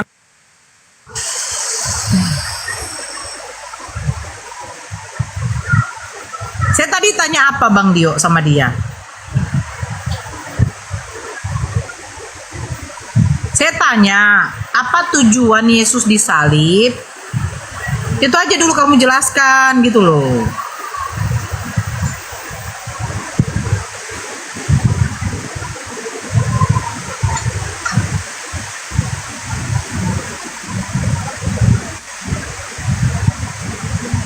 Ya Aris, Bang Merajuk.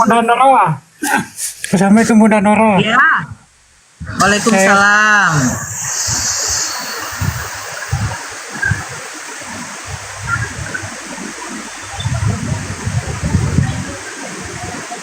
Tadi pertanyaannya, apa tujuan Yesus? Hah? Suaraku ada nggak suaraku? Ada. Oke. Bang dia jangan merajuk. Enggak bercanda aja tuh Bang. Mana pernah orang ganteng macam aku merajuk, nggak pernah, santai aja.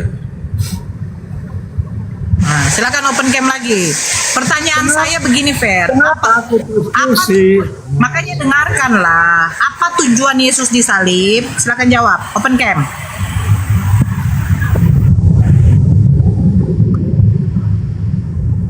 Apa tujuan Yesus disalib? Itu untuk penyelamatan orang-orang yang berdosa tentunya. Namanya kenapa? Itu tertulis di mana? Matius pasal 20 ayat 28. Aku Silakan. datang bukan untuk dilayani, melainkan untuk melayani, bahkan untuk memberikan nyawaku sebagai tebusan. Wah? Di mana konteksnya Yesus disalib untuk keselamatan? Kok aku datang untuk melayani? Nggak nyambung. Matius pasal 20:28. Memangnya kamu suka perkataan seperti perkataanmu? Itu jawabannya. Tiap penyalipan itu untuk keselamatan. Ya, makanya kan Matius pasal 20:28. Aku datang bukan untuk dilayani tetapi untuk melayani, bahkan memberikan nyawaku sebagai tebusan bagi banyak orang. Itu jawabannya. Kamu kan tanya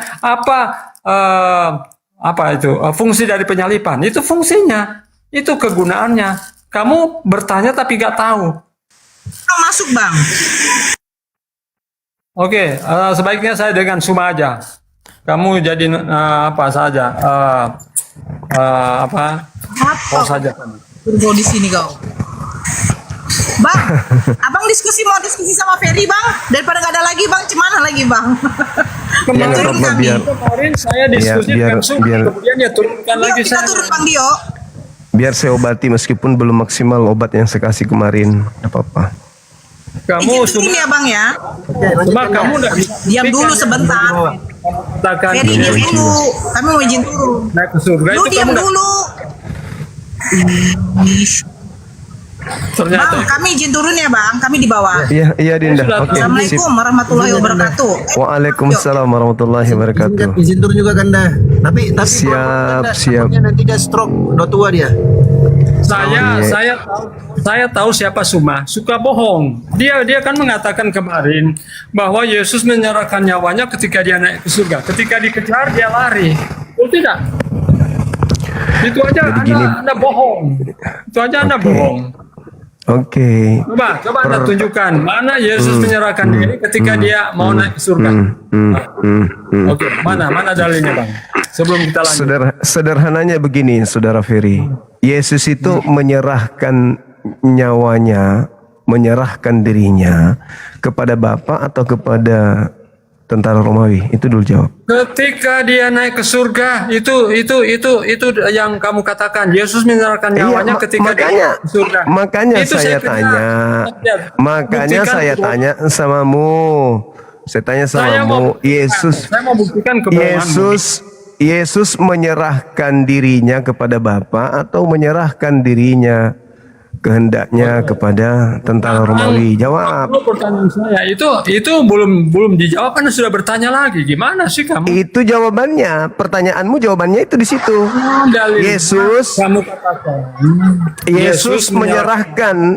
Yesus menyerahkan kehendak itu kepada kehendak Bapa atau kehendak tentara Romawi, kehendak orang Farisi, mahkamah agama, atau kepada Bapa? Jawab itu dulu. Oke, Anda berbicara tentang penyalipan. Penyalipan dong. Yes. Oke, jadi Anda berbicara penyalipan. Iya. Makanya saya katakan apakah salib itu kemudian diputar? Saya kembalikan kepada saudara. Yesus orang-orang membunuh dia itu diserahkan ke Bapa atau diserahkan kepada keputusan mahkamah agama? Jawab. Dia menyerahkan tubuhnya kepada Bapa. Untuk apa dia mau menyerahkan kepada Bapa? Tepuk tangan, Bapa. Karena Tunggu, sudah selesai. Karena sudah di selesai dalam kepada Bapa kan? 10 ayat 17-18. Aku sudah. Dan berkuasa menerimanya kembali. Sekarang Anda sudah menjawabnya kan? Anda sudah menjawab.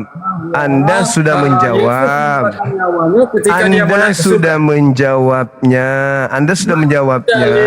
Yesus menyerahkan nyawanya ketika dia mau naik ke surga. Anda sudah, jangan Anda lari dari pernyataan Anda sendiri. Ketahuan saya turunkan sederhana kok, gila kali kau. Bantah-bantahan, bantah dalilmu sendiri, kau bodoh itu namanya. Kau sudah menyerahkannya kepada Bapa, kehendaknya kepada Bapa. Sekarang kita lanjut temanya. Ketika Yesus menyerahkan itu semuanya kepada Bapa, lanjut temanya. Bapak menghendaki apa? Bapak menghendaki penyaliban, kasih dalilnya.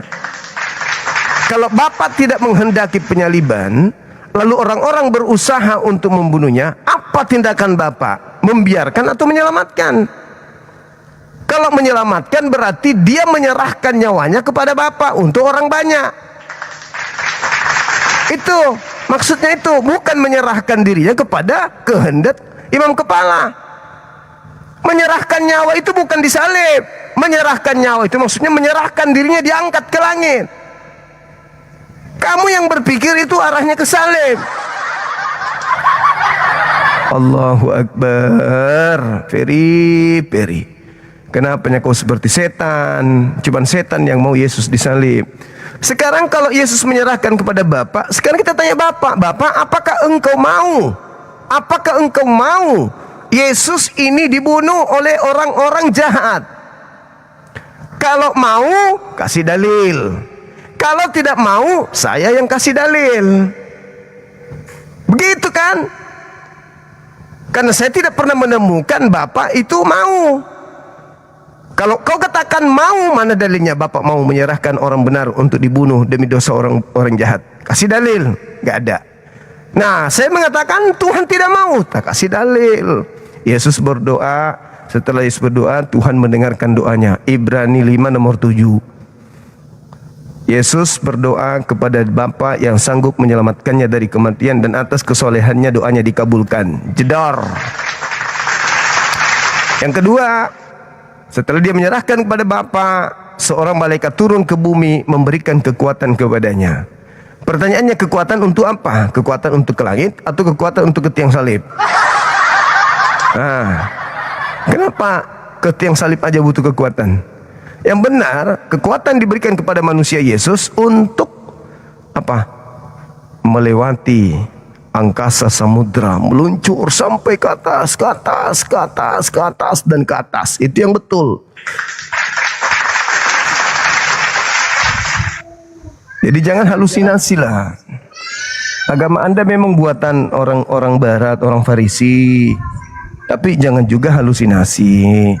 Biarpun film India kalau terlalu berlebihan juga nggak bagus. Kan begitu. Semangat sore Pak Pastor. Iya, semangat sore Bang Zuma. Semangat sore juga Bang. Piye kabare hari ini? Oh, puji Tuhan, kabar baik, sehat selalu. Alhamdulillah. Oke. Ya, apa yang kita bahas ini Bang Zuma? Ini masih tema di sini Bang. Masih tema ini. Apakah salib itu adalah komedi putar?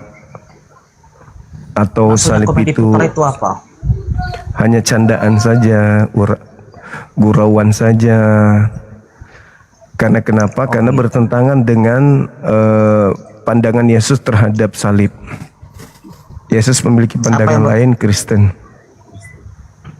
Kristen beda pandangan juga terhadap salibnya. Jadi ada pertentangan keadaan antara pernyataan Yesusnya dengan pernyataan iman saudara kami Kristen. Itu sangat mencolok sekali Bang. Ya, silakan dijelaskan Bang Zuma. Oke. Yesus mengatakan kecaman-kecaman beliau, penegasan-penegasan beliau terhadap orang Farisi, ahli Taurat, orang Yahudi. Dia mengatakan bahwa celakalah engkau, celakalah engkau, celakalah engkau, celakalah engkau. Engkau akan memenuhi takaran nenek moyangmu, sebab aku mengutus nabi-nabi, orang-orang bijaksana dan ahli Taurat. Separuh kalian bunuh dan separuh kalian salibkan. Penuhilah takaran moyangmu. Jadi bagaimana mungkin kalian dari api neraka jahanam? Kalian akan mempertanggungjawabkan darah orang benar yang ditumpahkan mulai dari Habil sampai ke Zakaria. Dan semua ini akan ditanggung oleh angkatan jahat ini. Itu terkait dengan penyaliban. Yesus mengecam bahwa penyalib bahkan keturunannya pun tidak akan luput dari neraka jahanam. puluhan tahun kemudian, bahkan ratusan tahun, bahkan jutaan, ribuan tahun, muncul kemudian pemahaman baru bahwa orang selamat justru karena menyalib orang benar. Jadi ini kayak komedi putar ini, Bang. Silakan. Iya. Iya. Baik. Jadi begini Bang Zuma. Salib itu di dalam iman kami kekristenan itu adalah hal yang sangat penting dan itu adalah fondasi dari iman kekristenan. Ya. Kalaulah Tuhan Yesus itu tidak disalibkan, tidak mati dan bangkit dari antara orang mati, maka iman kami itu akan sia-sia. Tidak ada lagi gunanya. Ya. Jadi pertanyaannya di sini, yang merencanakan penyaliban itu siapa? Apakah itu adalah sebuah rencana manusia atau Allah itu sendiri yang telah merencanakan sejak dalam kekekalan? Ya, tentu jawabannya adalah Tuhan sendirilah yang telah merencanakan itu. Ya, dimulai dari kitab Kejadian telah dinubuatkan, ya, telah disampaikan kepada ada 3 yang mendengarkan di sana.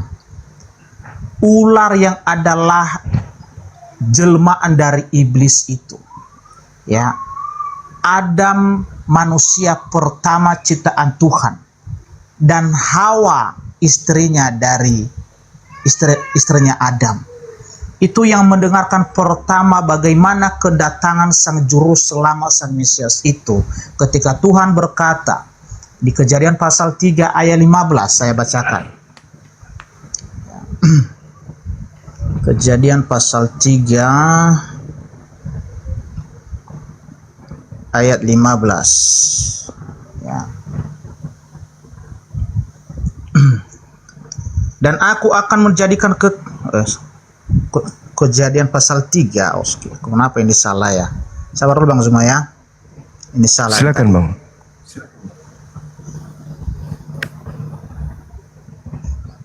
Kejadian. Apa HP saya begini ya? Wow. Kejadian pasal 3 ayat 15. Iya. Aku akan mengadakan permusuhan antara engkau dan perempuan ini, antara keturunanmu dan keturunannya. Keturunannya akan meremukkan kepalamu dan engkau akan meremukkan tumitnya. Ya. Jadi ini Tuhan sendiri yang telah menyampaikan bahwa ada nanti keturunan dari perempuan yang akan meremukkan, ya, kepala dari si ular tua itu yang adalah iblis. Ya. Dan yang telah menggenapi itu adalah Yesus Kristus ketika dia mati di atas kayu salib. Ya, makanya ketika Tuhan Yesus mati di atas kayu salib, dia mengatakan telah selesai. Ya, artinya semua nubuatan-nubuatan itu telah tergenapi, janji-janji Allah itu telah tergenapi dalam hidupnya, dan hutang dosa itu telah terbayarkan dengan lunas. Ya, jadi rencana penyaliban itu adalah rencana Allah Bapa. Dan di beberapa hari yang lalu Bang Zuma kita telah bahas di Yesaya 53 ya, ayat 10 sampai dengan 12 itu. Itu jelas dikatakan bahwa sang Mesias itu disalibkan bersama-sama dengan 2 orang yang ada di sebelah kiri dan yang ada di sebelah kanannya. Dan itu sudah tergenapi. Ya. Dan di kitab di surat Petrus pasal Petrus 1 ya, ayat 1. Pasal 1 ayat yang ke-20. Saya bacakan ya. 1 Petrus pasal 1 ayat yang ke-20. Ya. Ia telah dipilih sebelum dunia dijadikan, tetapi karena kamu, ia baru menyatakan dirinya pada zaman akhir. Jadi Yesus itu telah dipilih, telah ditentukan sebelum dunia dijadikan menjadi penebus dosa, mati di atas kayu salib. Ya, dan di zaman di tahun 2000 yang lalu ketika di kerajaan Herodes, disitulah tergenapi janji itu. Rasul sampaikan hal itu, murid Yesus sendiri, bukan yang lain. Ya, itu dulu Bang Zuma, silakan. Oke, baik. Jadi senjata untuk melegalkan penyaliban ini adalah dalil-dalil yang muncul puluhan tahun setelah terjadi penyaliban. Jadi diusung dulu salibnya, lalu dibuatkan dalil. Itu kondisi yang ada di Kristen. Tetapi yang dilupakan oleh saudara Kristen dalam hal ini adalah pernyataan Yesus itu sendiri. Kalau penyaliban terhadap orang benar itu sudah ada nubuatannya, berarti pembunuhan terhadap nabi-nabi terdahulu yang adalah orang benar, ahli Taurat, orang-orang bijaksana yang diutus oleh Elohim, itu tidak akan mungkin dikecam oleh Yesus. Sudah terjadi penyaliban sebelum Yesus itu. Sudah ada orang benar yang kemudian disalib sebelum Yesus itu. Dan kalau penyaliban orang benar itu adalah penebusan dosa, maka sejatinya keturunan daripada penyalib itu tidak dikenai hukuman. Tapi faktanya kan tidak. Yesus malah mengatakan, penuhilah takaran nenek moyangmu. Hai kau ular-ular, hai kau keturunan ular beludak, bagaimana mungkin kau bisa meluputkan dirimu dari api neraka? Kalau pembunuhan terhadap orang benar, berarti para pembunuh adalah pahlawan. Adalah pahlawan. Dan kalau penyaliban itu adalah keselamatan, maka 33 tahun Yesus akan habiskan waktunya untuk mengajarkan tentang dirinya disalib, dan percayalah bahwa aku disalib untuk menebus dosa-dosa kalian. Tapi faktanya itu hanya muncul catatan-catatan yang setelah penyaliban itu terjadi. Ketiga, kalau ada nubuatan di kitabnya orang Yahudi, maka tidak mungkin imam kepala mahkamah agama, ahli Taurat dan juga orang Farisi berkongko-kongko untuk melakukan kesaksian palsu, tipu muslihat dan kedengkian yang tersusun secara masif untuk menggiring penyaliban itu terjadi. Yang keempat, andai saja penyaliban itu adalah keselamatan bagi orang Kristen sebagai pondasi utama, sia-sialah imannya Kristen tanpa penyaliban, maka saya mengatakan yang menjadi pahlawan di sini adalah imam kepala mahkamah agama, karena dia menyiksa diri mereka dengan melakukan hal yang berupa tipu daya, kesaksian palsu, termasuk Yudas.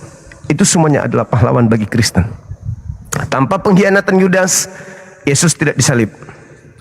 Tanpa kerasukan iblis, Yesus tidak disalib. Tanpa dusta mahkamah agama, Yesus tidak disalib. Tanpa tipu muslihat imam-imam kepala, Yesus tidak disalib. Keburukan demi keburukan, kejahatan demi kejahatan, sifat-sifat tercela di mata Tuhan ternyata bermanfaat untuk keselamatan Kristen. Inilah yang saya katakan komedi putar. Kejahatan menyelamatkan manusia yang lain. Sedangkan Yesus pulanya jelas. Orang benar diutus oleh Elohim, dibunuh oleh orang jahat. Kata Yesus, jangankan pembunuhnya, keturunan dari pelaku pembunuhan aja tidak luput dari neraka. Itu pengakuan Yesus, bukan pengakuan saya. Jadi bagaimana mungkin umat Islam ini bisa dibodohi dengan jualan-jualan penyaliban itu bisa menyelamatkan, sedangkan sebelum Yesus disalib sudah terjadi penyaliban-penyaliban terlebih dahulu, dan pelakunya serta keturunannya justru dikecam sebagai penghuni neraka jahanam. Tapi kok di Kristen penyaliban terakhir terhadap Yesus justru menyelamatkan orang-orang asing? Ini komedi putar. Apa komedi putarnya? Diambillah kemudian Kejadian 3 nomor 15, diakal-akalin. Keturunanmu dan keturunannya akan saling meremukkan. Padahal maksudnya di sana adalah dari sejak engkau meminjakkan kaki ke bumi sampai hari kiamat, manusia dan iblis akan selalu silih berganti saling serang satu sama yang lain. Bukan Yesus yang dimaksud di sana. Nggak ada hubungannya dengan Yesus Kejadian 3:15. Tapi karena komedi putar, di mana ya? Di mana sudutnya? Oh, di Yesaya. Nanti ambil lagi. Oh, di Yesaya 9. Bagaimana pandangan orang yang punya kitab? Nggak ada. Oh, mungkin saja mereka menolaknya karena nggak suka dengan Kristen. Enggak kok. Polanya bukan begitu. Baca di sini. Di Yohanes 11. Apa yang menyebabkan kemudian mereka ingin menyalib Yesus? Dosa waris? Enggak. Mereka ingin menyalib Yesus hanya karena faktor politik ekonomi doang. Gak ada unsur-unsur yang dituduhkan oleh gereja hari ini. Artinya berhasillah penyesat memakai nama Yesus dengan menggiring manusia menerima penyaliban itu sebagai simbol keselamatan. Iblis Udah, yang Bang berjaya hari ini. Iya, silakan. Saya tanggapi ya. Ya, baik. Dari awal saya sudah sampaikan tadi bahwa rencana penyaliban itu adalah rencana Allah Bapa dari awal.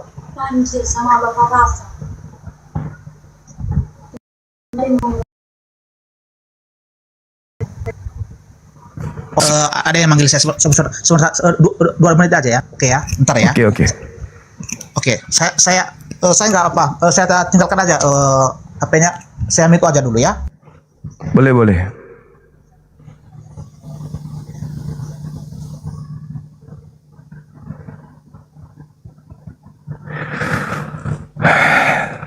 Teman-teman sekalian, inilah kita, tugas kita. Kenapa kita ditugaskan untuk membersihkan nama Nabi Isa alaihissalam. Jadi kita diutus untuk membersihkan fitnahan-fitnahan orang-orang kafir terhadap Nabi Isa alaihissalam yang mereka sebut dengan nama Yesus. Sebenarnya yang mereka sedang bahas ini adalah Nabi Isa. Namun pengganti Nabi Isa yang ada dalam pandangan kita sebagai Muslim, itulah yang dibela sekarang ini. Sebenarnya mereka sedang mengusung konsep yang dibawa oleh Kristus yang datang kepada Paulus. Tidak sedang membela anak Maria, bukan. Mereka lagi menguatkan bahwa yang datang kepada Paulus itulah yang disalib, dan itulah yang mengajarkan mereka. Ya, silakan Bang, tadi diawali dengan pernyataan Anda rencana penyaliban adalah dari Tuhan dari sejak awal. Silakan.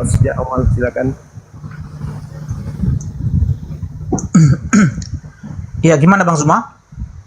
Ya, tadi Anda berada pada pernyataan bahwa salib itu dari sejak awal sudah direncanakan oleh Elohim. Ya, tentu Bang Zuma, Yesaya 53 ayat yang ke-10 ya sudah terang benerang di sana dikatakan bahwa, saya bacakan ya.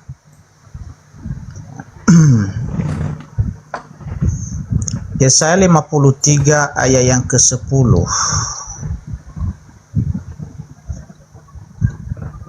Ya, beginilah firman Tuhan. Tapi Tuhan, ya Tuhan di situ huruf besar semua, yang adalah nama pribadi sesembahan orang Israel, yaitu YHWH. Ya, tetapi Tuhan berkehendak meremukkan dia dengan kesakitan. Ya, jadi jelas Tuhan yang berkehendak di situ, bukan orang lain. Ya, Tuhan yang berkehendak. Itu udah cukup jelas Bang Zuma ya, sampai di situ dulu. Jadi begini, kita tahu bahwa Yesaya ini ya sekitar 600 tahun ya sebelum kelahiran Tuhan Yesus di bumi. Ya, di situ Yesaya itu sudah tampil di tengah-tengah bangsa Israel pada saat itu. Ya, jadi sudah ratusan tahun sebelum itu sudah dinubuatkan bahwa Mesias itu memang harus mati. Ya, dan kesaksian Yesus sendiri ya sekalipun Bang Zuma itu ya tidak mengakui Yesus sebagai Tuhan, itu silakan. Kami tidak memaksakan itu. Tetapi di dalam Al-Quran Bang Zuma mengakui bahwa Yesus adalah Nabi. Jadi tentu Nabi ini tidak mungkin mengucapkan kata-kata dusta. Semua yang disampaikan oleh Nabi itu adalah kebenaran. Ya, dan inilah yang kami pegang teguh. Ya, yang kami percayai 100% perkataan-perkataan Yesus itu ketika dia mengatakan, ya, menyampaikan kepada para muridnya, ya, di Matius 16 ayat 21 yang berbunyi seperti ini. Matius 16 ayat 21.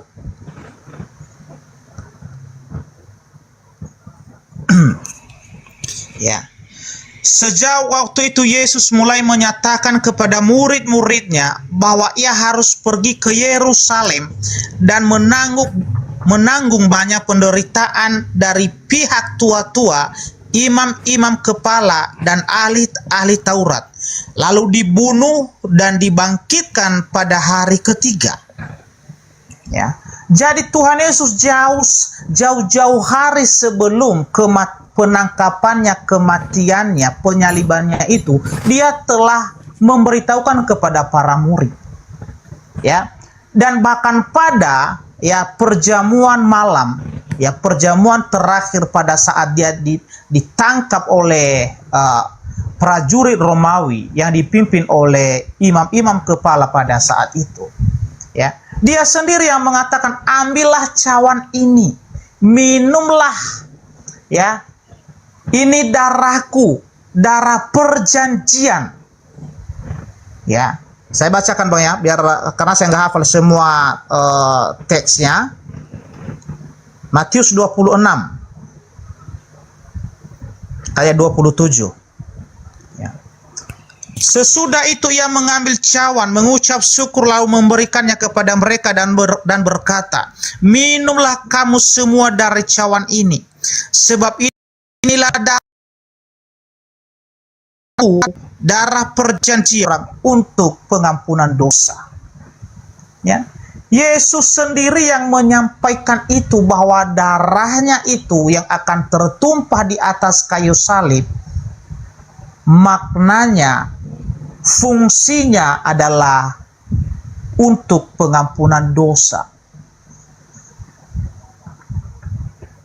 Yesus sendiri yang menyampaikan hal itu, disaksikan oleh murid-muridnya yang 12 orang. Bukan hanya dia sendiri.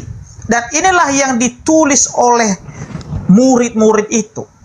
Ya, berdasarkan apa yang mereka lihat, apa yang mereka raba, yang pernah mereka alami sendiri, itu yang mereka tuliskan. Makanya Yohanes itu mengatakan, apa yang telah kami lihat, apa yang telah kami raba, itulah yang kami tuliskan, itu yang kami saksikan. Jadi peristiwa penyaliban itu Bang Zuma bukan karang-karangan manusia, tetapi itu memang benar-benar terjadi. Makanya semua murid-murid itu, mereka mempertaruhkan nyawa mereka, mereka mati martir untuk mempertahankan, ya, pengorbanan Yesus itu di atas kayu salib. Pertanyaannya, siapa sih orang-orang yang gila yang berani mempertaruhkan nyawanya kalau sesuatu itu bukan kebenaran, tidak membawa keselamatan? Ya. Jadi jelas murid-murid di situ, mereka itu mengorbankan diri mereka untuk mempertahankan iman mereka itu kepada Yesus, mempercayai bahwa Yesus benar-benar sudah mati dan bangkit dari antara orang mati, karena itu membawa keselamatan. Ya. Itu dia Bang Zuma. Jadi simple aja itu, nggak usah begini-begini, udah cukupnya itu. Ya. Ayatnya lagi, kalau Bang Zuma, di mana ayatnya bahwa Allah itulah yang telah merencanakan penyaliban itu sejak dalam kekekalan? Kisah Para Rasul 2, ya, ayat 23. Kita baca.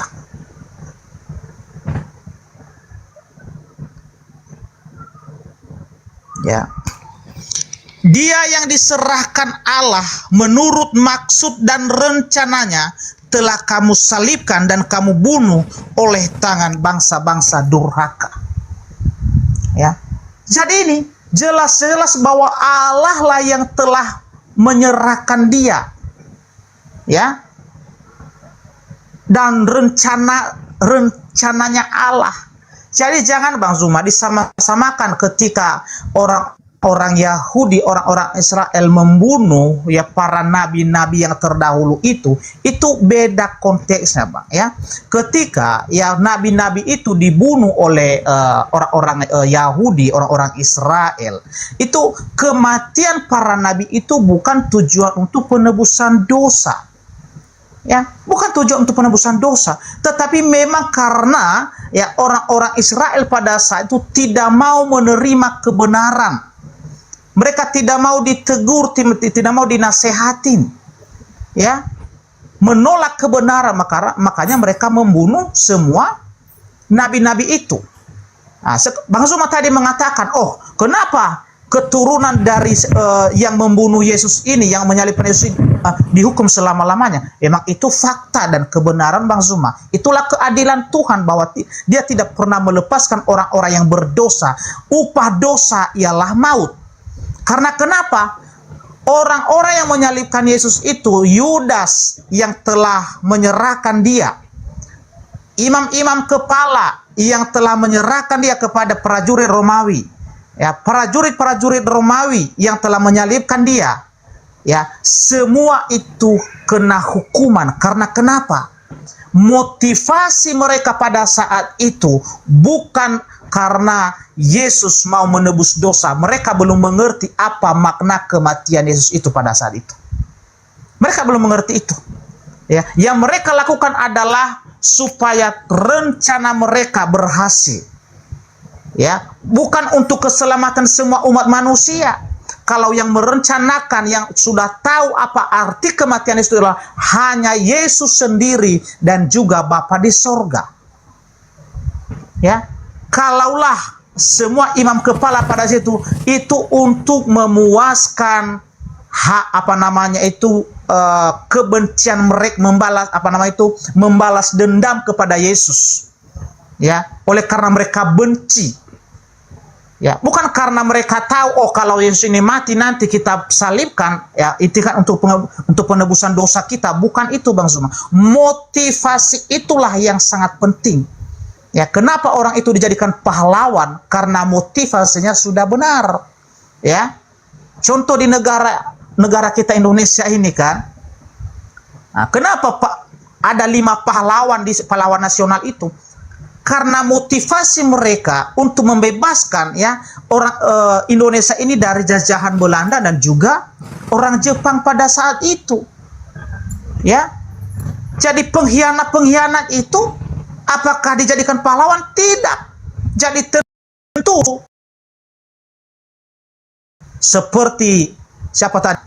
Imam-imam kepala itu tidak pernah dijadikan pahlawan karena motivasi mereka adalah jahat. Ya, itu dia Bang Zuma. Oke, baik. Jadi aku mau tanya dulu Bang, jarak antara Taurat Musa dengan kitab Yesaya itu berapa tahun?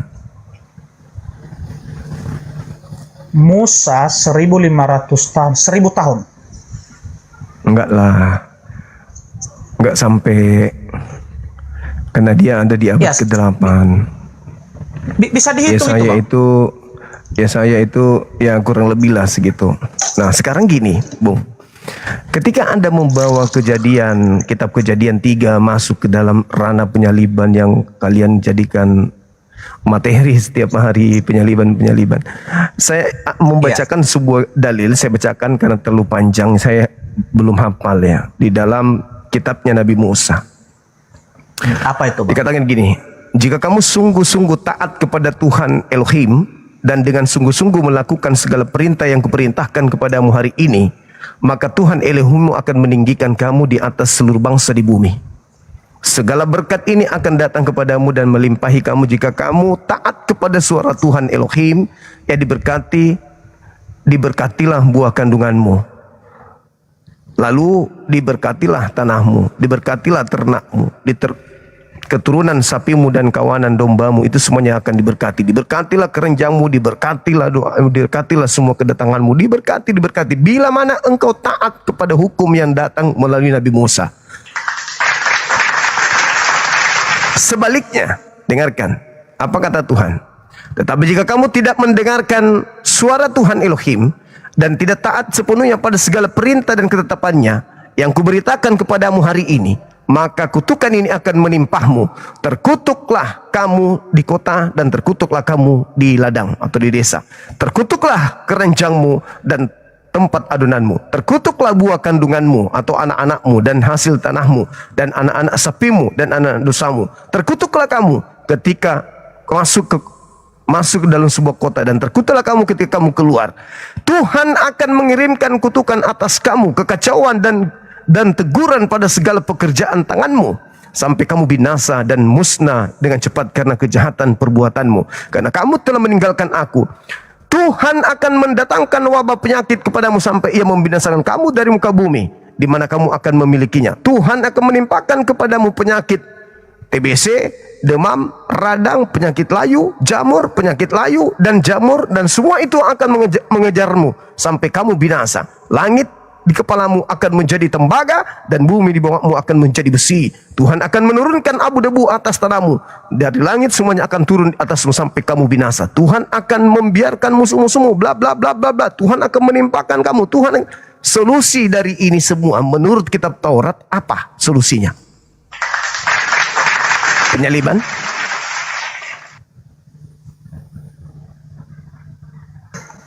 Dari konteks yang Abang Zuma sampaikan itu adalah ya solusinya mentaati dan melakukan semua hukum Taurat.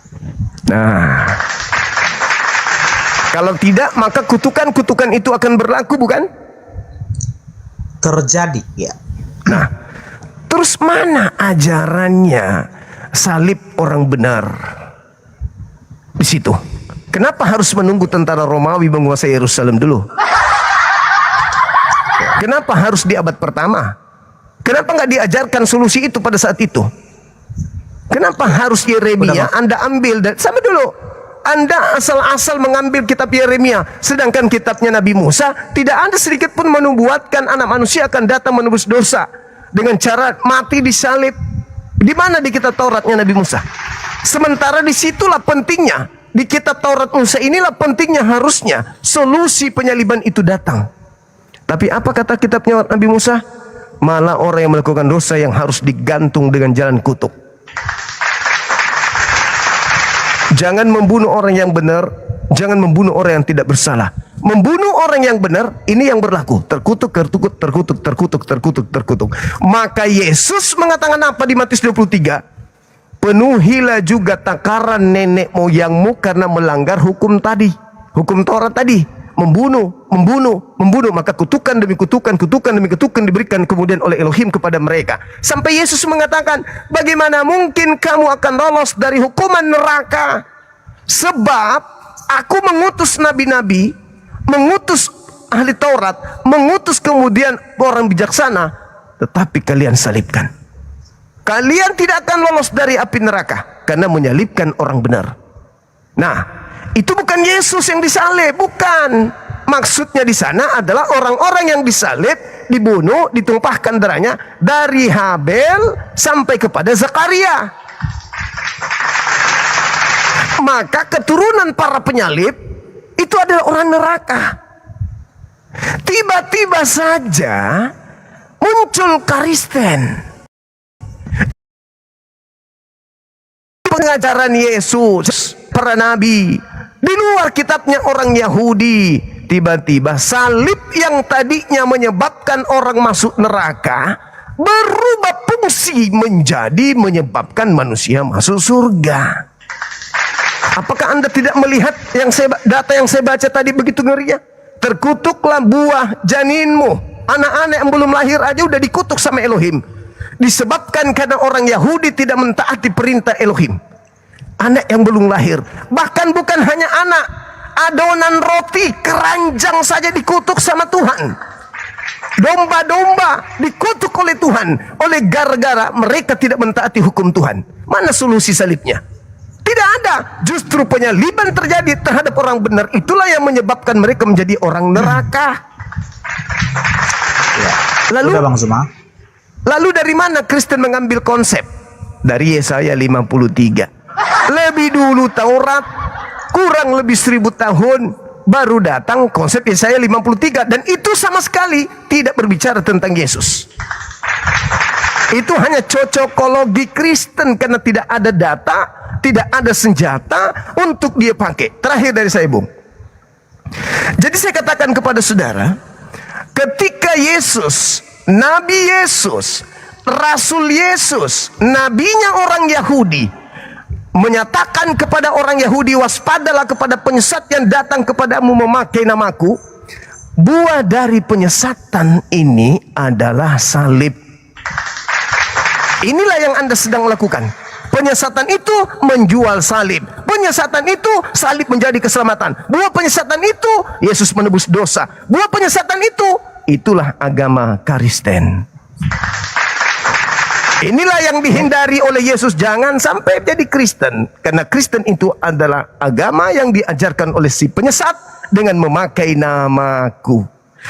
Terakhir saya minta kepada Pak Pendeta, tolong damaikan penyaliban yang diimani oleh orang Kristen dengan penyaliban yang dikecam oleh Yesus. Tidak mungkin kamu menjadi lepas dari neraka, karena separuh orang benar kau salibkan. Tidak mungkin kau lolos dari neraka.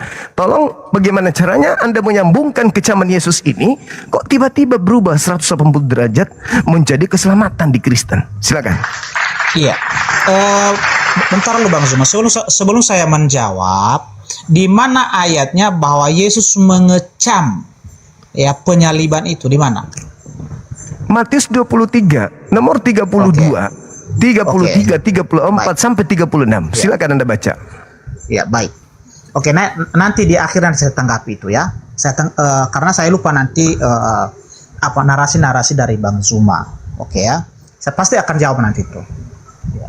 Jadi begini Bang Zuma, Anda mengatakan tadi, ya, bagaimana cara supaya bebas dari kutukan-kutukan yang telah Bang Zuma bacakan tadi, apa itu penyakit, apa itu segala macam dan segala macam itu. Ya tentu solusinya adalah harus melakukan segala hukum Taurat itu. Ya, karena kenapa? Ya, hukum Taurat yang 613 misfot itu, ya, dikhususkan untuk orang Israel, harus dilakukan. Tidak boleh ada satu yang dilalaikan. Tidak boleh satu ada yang yang ditiadakan di situ. Ya, jadi mereka di situ benar-benar di bawah hukum Taurat. Ya, di bawah hukum Taurat. Jadi kedatangan Yesus itu menggenapi hukum Taurat yang 613 misfot itu. Itulah kedatangannya. Dan hanya Yesuslah satu-satunya yang bisa menggenapi itu. Ya. Jadi kenapa Tuhan memberikan 613 misfot itu kepada orang-orang Israel? Untuk membedakan mereka dari bangsa-bangsa lain. Karena mereka adalah bangsa pilihan Tuhan. Ya, melalui janji Tuhan kepada Abraham. Ya. Dan ada janji Tuhan kepada Abraham di situ bahwa melalui nanti keturunan Abraham ini semua bangsa di bumi akan mendapatkan berkat. Melalui keturunannya lah nanti manusia ini akan diselamatkan, memperoleh hidup yang kekal, dan itu sudah digenapi oleh Yesus. Ya, Kejadian pasal 12 ayat 1 sampai dengan 3, kata firman Tuhan seperti ini, saya bacakan. Kejadian pasal 12.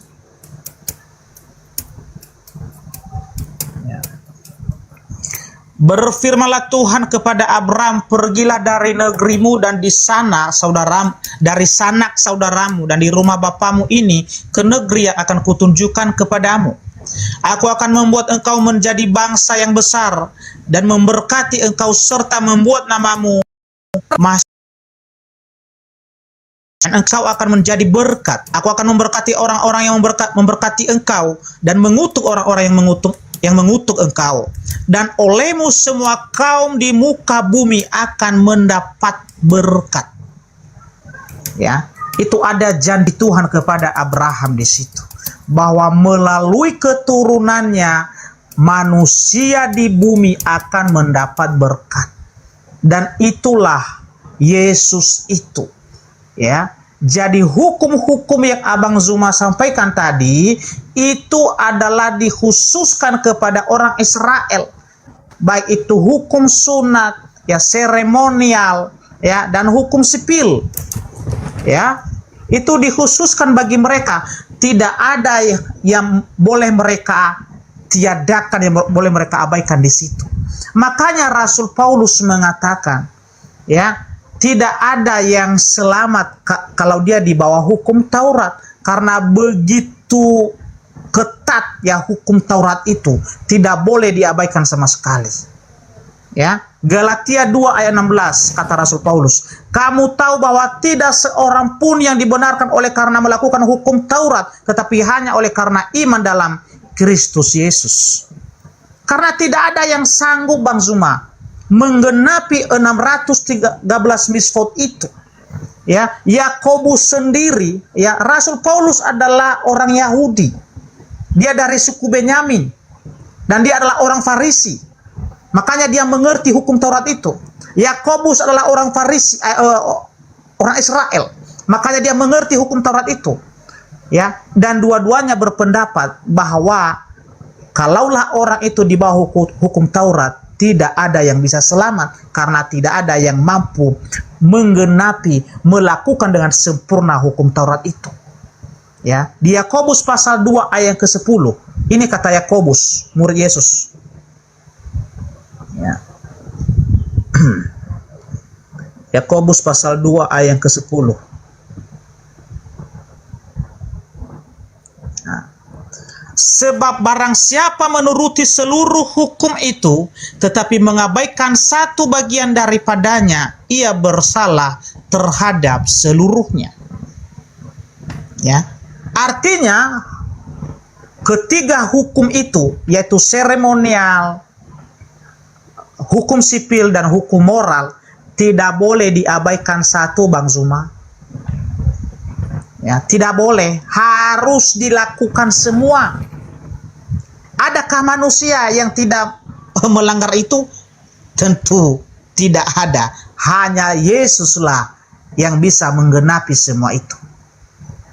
Makanya orang-orang yang di bawah hukum Taurat itu tidak bisa diselamatkan, tetapi hanya karena Yesuslah, oleh kasih karunia, oleh kematian Tuhan Yesus di atas kayu salib yang telah menggenapi seluruh hukum itu, hanya melalui itu manusia ini bisa masuk ke dalam kerajaan surga. Makanya Yesus berkata, akulah jalan, akulah kebenaran dan hidup. Tidak ada yang sampai kepada Bapa kalau tidak melalui aku. Karena kenapa? Karena hanya Dialah yang telah menggenapi seluruh hukum itu. Karena Dia Tuhan dan Allah, Dia sumber kebenaran, Dia sumber kehidupan, Dia yang mampu membenarkan orang dan mampu memberikan hidup yang kekal itu kepada siapapun orang yang percaya kepadanya. Pertanyaan Bang Zuma tadi, ya kan?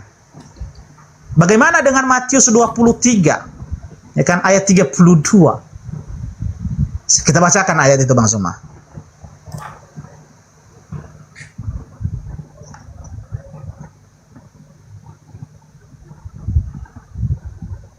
Matius 23 ayat 32. Ya. Jadi penuhilah juga takaran nenek moyangmu, hai kamu ular-ular, hai kamu keturunan ular beludak. Bagaimanakah mungkin kamu dapat meluputkan diri dari hukuman neraka? Sebab itu lihatlah aku mengutus kepadamu nabi-nabi, orang-orang bijaksana dan ahli-ahli Taurat. Separuh di antara mereka akan kamu bunuh dan kamu salibkan, yang lain akan kamu sesah di rumah-rumah ibadatmu, dan kamu aniaya dari kota ke kota, supaya kamu menanggung akibat penumpahan darah orang yang tidak bersalah, mulai dari Habel orang benar itu sampai kepada Zakaria anak bereknya yang kamu bunuh di antara tempat kudus dan mezbah.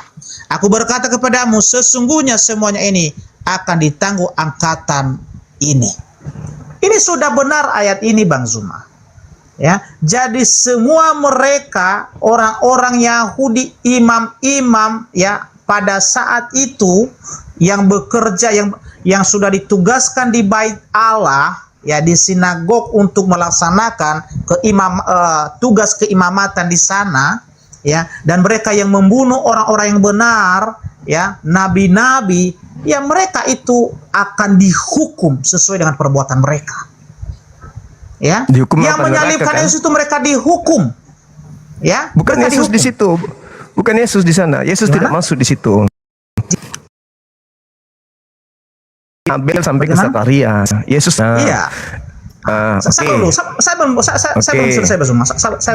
Jadi kesimpulannya neraka bukan bagi mereka? Ya, semua mereka ya yang membunuh nabi-nabi itu, keturunannya ya, juga, yang telah menganiaya orang-orang benar itu, mereka adalah termasuk keturunan masuk neraka itu. Oke. Oke, udah Bang Zuma. Ya, sabar dulu ya. Nah, begini Bang Zuma. Ya. Yang sudah kita bahas ini semua adalah orang-orang Israel, bukan bangsa-bangsa lain. Ya, baik itu Petrus, baik itu Rasul Paulus, apalagi Yesus, itu orang Israel semua. Jadi mereka berhak yang membahas hukum Taurat Musa, kitab para nabi, dan juga kitab Mazmur, ya kan? Nah, sekarang Bang Zuma, pertanyaan saya sama Bang, kita gantian bertanya Bang Zuma ya. Karena saya mau belajar juga dari Al-Quran kan, dari ajaran Bang Zuma juga. Siapa tahu nanti bisa saya bersahadat, kan begitu Bang Zuma. Nah, pertanyaan saya sekarang, apa kaitannya ya kan, apa kaitannya sekarang orang Islam itu ya, atau Nabi Muhammad itu dengan orang Israel? Apakah sama sesembahan Nabi Muhammad itu dengan sesembahan Musa? Ya, karena setahu saya ya, nama sesembahan Musa itu adalah YHWH. YHWH, aku adalah aku, Keluaran pasal 3 ayat 14 dan 15. Nah, sedangkan nama sesembahan Nabi Muhammad adalah Allah. Pertanyaannya Bang Zuma, kapan nama YHWH ini berubah, diubah menjadi Allah, kalaulah itu Tuhan yang sama, gitu loh. Silakan nanti Bang Zuma dijawab itu. Oke. Yang pertama, ketika orang-orang Yahudi dikutuk dengan kutukan-kutukan yang tadi itu, lalu Anda mencoba untuk menjual jajanan Paulus bahwa tidak ada orang yang mampu dan sanggup melakukan hukum Taurat. Oleh karena itu, ketika mereka gagal melakukan satu saja, maka gagal seluruhnya. Terus solusinya bagi mereka, Bang, kalau solusinya bagi mereka, mereka menjalankan hukum Taurat nih, sudah 612 mereka jalankan, tiba-tiba satu gagal. Apa solusinya bagi mereka? Gimana Bang? Apa solusi bagi mereka ketika 613 ini mereka lakukan sudah 612, tapi di ending terakhir mereka gagal melakukan yang satu, terhapus semuanya kan? Apa solusinya yang Elohim berikan kepada mereka? Ya, kalau menurut Tuhan Yesus harus percaya kepada Yesus. Sebelum Yesus, Yesus ini kan orang belakangan. Solusi. Oh, sebelum Yesus. Ya, kalau sebelum Yesus itu harus melakukan semua hukum Taurat. Kalau mereka melanggar satu saja, solusinya apa? Kalau mereka melanggar satu saja, itu harus ada darah anak domba, darah binatang yang harus di, ya. Ya. Terus yang kedua, apa namanya itu memberikan yang membakar korban wangi-wangian. Ya, itu adalah yang ketiga. Yang Ada ketiga solusi, kan? adalah ya solusinya. Yang ketiga ada solusi. adalah ada pembasuhan, ya ada pembasuhan dari air, ya pembasuhan dari air disertai dengan pertobatan pengakuan dosa. Pertobatan. Selesai kasusnya. Selesai. Begitu kejamnya Tuhan. Terkutuklah.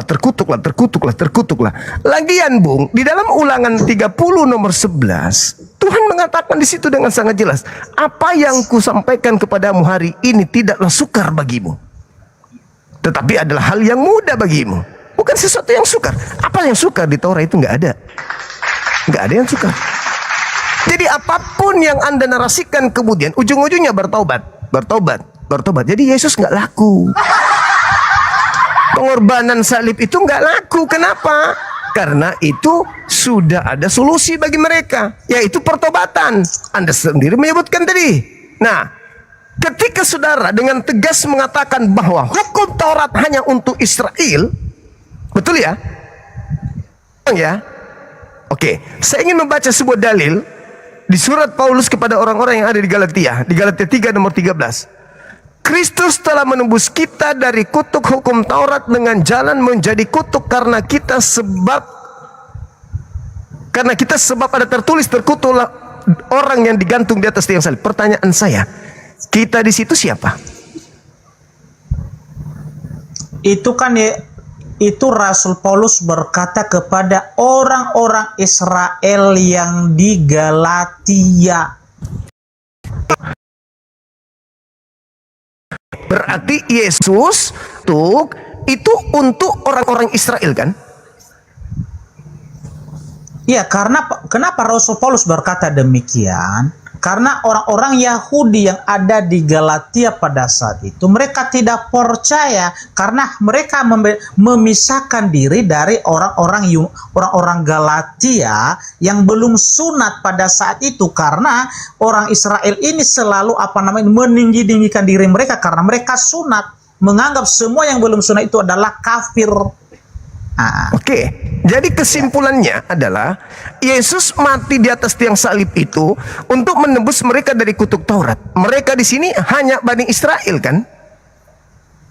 Hanya orang Israel kan? Kalau Galatia itu ya yang dijelaskan oleh Rasul Paulus adalah karena hukum sunat itu yang termasuk hukum Taurat, hukum seremonial, memisahkan antara orang Israel dengan orang-orang Yunani. Dan itulah makna kematian Yesus itu.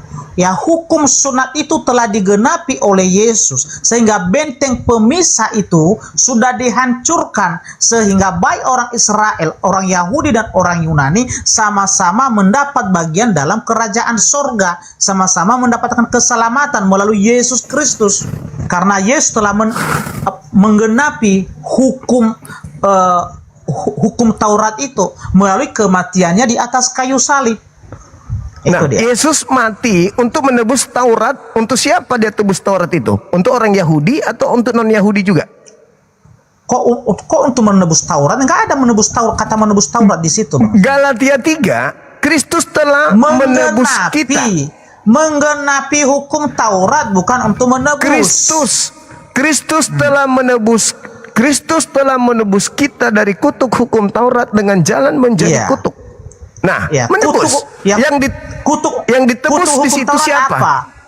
Kutuk hukum yang Taurat ditebus apa, Bang Zuma? Sabar dulu, biar saya jelaskan. Kutuk hukum Taurat itu ialah kalaulah orang itu tidak disunat, maka konsekuensinya adalah hukuman mati. Oke, pertanyaan saya, semua itu Yesus tebus untuk orang Yahudi atau orang yang lain juga? Semua. Di mana hukum Taurat untuk orang lain? Anda sendiri mengatakan hukum Taurat itu terkutuk itu hanya mengikat orang Israel. Kok sekarang dia mati untuk semua orang? Ya, maksudnya begini. Oke, saya jelaskan ya. Maksudnya begini. Karena yang udah saya jelaskan dari awal tadi, yang memisahkan antara orang Yunani dan orang Yahudi, salah satunya adalah hukum sunat itu.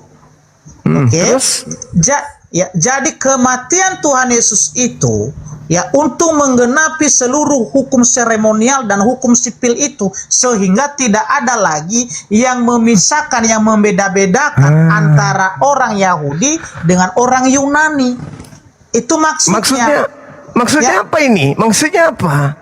Maksudnya orang Yahudi sudah boleh nggak bersunat? Supaya Yahudi itu dan Yunani bisa bersatu. Maksudnya orang Yahudi Begini, sudah bisa. Sabar Bang Zuma. Orang Yahudi sudah bisa Sabar, tidak Bang. bersunat gitu. Kan orang Yunani memang orang tidak bersunat. Berarti orang Yahudi sudah bisa tidak bersunat. Iya, tidak perlu lagi ya. Tidak perlu lagi orang Yahudi itu sunat kalau dia percaya kepada Yesus. Karena kenapa? Baik. Sabar dulu Bang Zuma. Ya, makanya dijelaskan di Galatia pasal 5 ayat 2 ya, kata Rasul Paulus begini. Saya bacakan ya.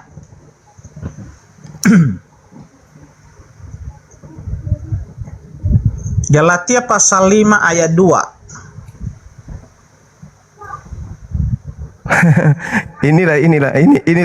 inilah bukti kesesatan itu ya. Masakan orang Yahudi sudah boleh tidak bersunat setelah Yesus mati di salib. Kejadian 17. Sabar. Kejadian 17. Di situ perjanjian kekal Tuhan jelas adalah sunat. Kalau perjanjian kekal itu bisa nggak dibatalkan? Ketika hukum itu telah digenapi Bang Zuma, maka perjanjian hukum kekal sunat itu tidak berlaku lagi. Perjanjian kekal tidak berlaku lagi. Makanya siapa yang membatalkan? Makanya Rasul Paulus mengatakan Efesus 2 ayat 15. Efesus 2 ayat sabar dulu. Kita baca dulu datanya Bang Zuma. Jangan kita Artinya Paulus membatalkan perjanjian kekal Elohim dengan Bani Israel, betul? Melalui kematian Yesus, bukan Paulus yang membatalkan. Betul. Melalui di mana Yesus membatalkan? Melalui kematian Yesus, semua hukum seremonial dan hukum sipil itu tidak berlaku lagi. Pertanyaan saya, di mana Yesus membatalkan? Ya, sabar dulu Bang Zuma. Ya. Matius pasal 5 ya, ayat ke-17 sampai dengan 18 itu, Yesus sendiri yang mengatakan bahwa sebelum semuanya terjadi, sebelum semuanya tergenapi, maka satu iota dari hukum Taurat itu tidak boleh ditiadakan sebelum semuanya terjadi. Sebelum langit dan bumi lenyap. Sebelum langit dan bumi lenyap. Apa yang terjadi di sana? Sabar dulu. Apa yang terjadi? Langit dan bumi lenyap. Langit dan bumi lenyap. Sabar dulu Bang Zuma. Apa yang terjadi kan Anda bertanya, jawabannya itu. Anda kan bertanya. Yesus kan mengatakan sebelum langit dan bumi lenyap, sebelum bumi dan langit lenyap, tidak boleh setitik iota pun dihilangkan dari Taurat. Iya, pertanyaan Bang Zuma tadi kan, di mana perkataan Yesus kan? Iya, di mana Yesus membatalkan sunat? Iya. Tuhan Yesus mengatakan di situ, kita baca ayat itulah biar jelas ya. Silakan, Anda baca dari 17 sampai 19.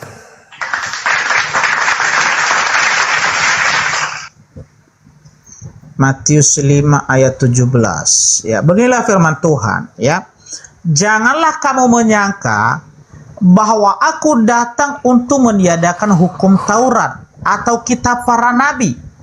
Aku datang bukan untuk meniadakannya, melainkan untuk menggenapinya.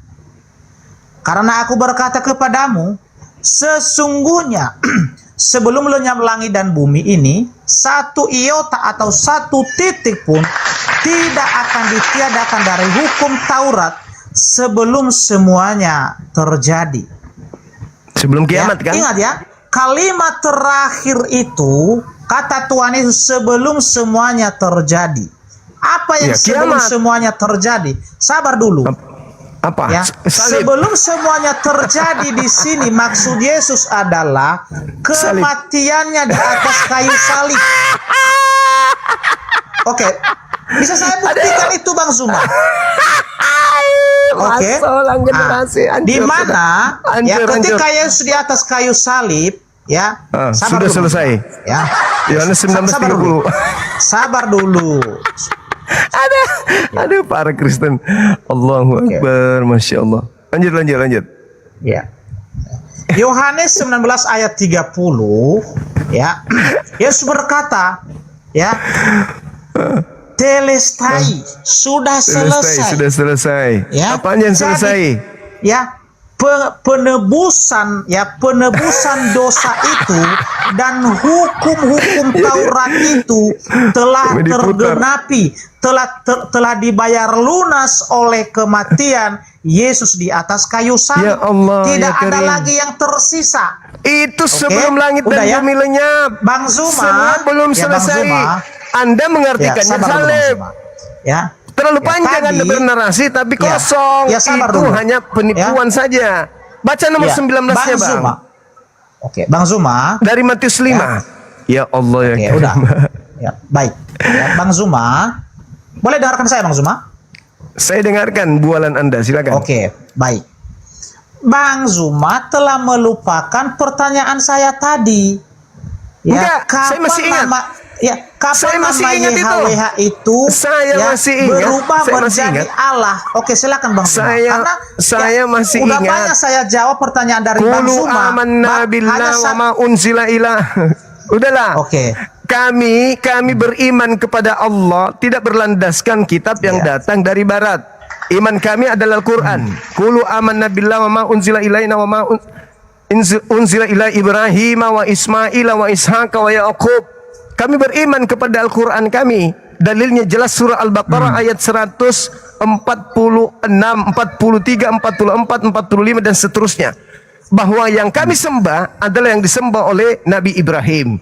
Kalau Anda menyebutnya Yod Hifafe, silakan ada. Hasem, silakan aja. Tapi iman kami adalah menyembah kepada pencipta langit dan bumi. Selesai kan? Sekarang kembali tadi. Pertanyaannya sekarang Bang Zuma. Sudah ku jawab, kembali ke materi. Iya. Kembali ke materi. Belum terjawab sudah itu terjawab. Saya sudah bilang tadi, ya siapa tahu saya bisa bersahadat. Nggak perlu. Kalau Bang Anda Zuma menggunakan akal sehat baru bisa masuk Islam.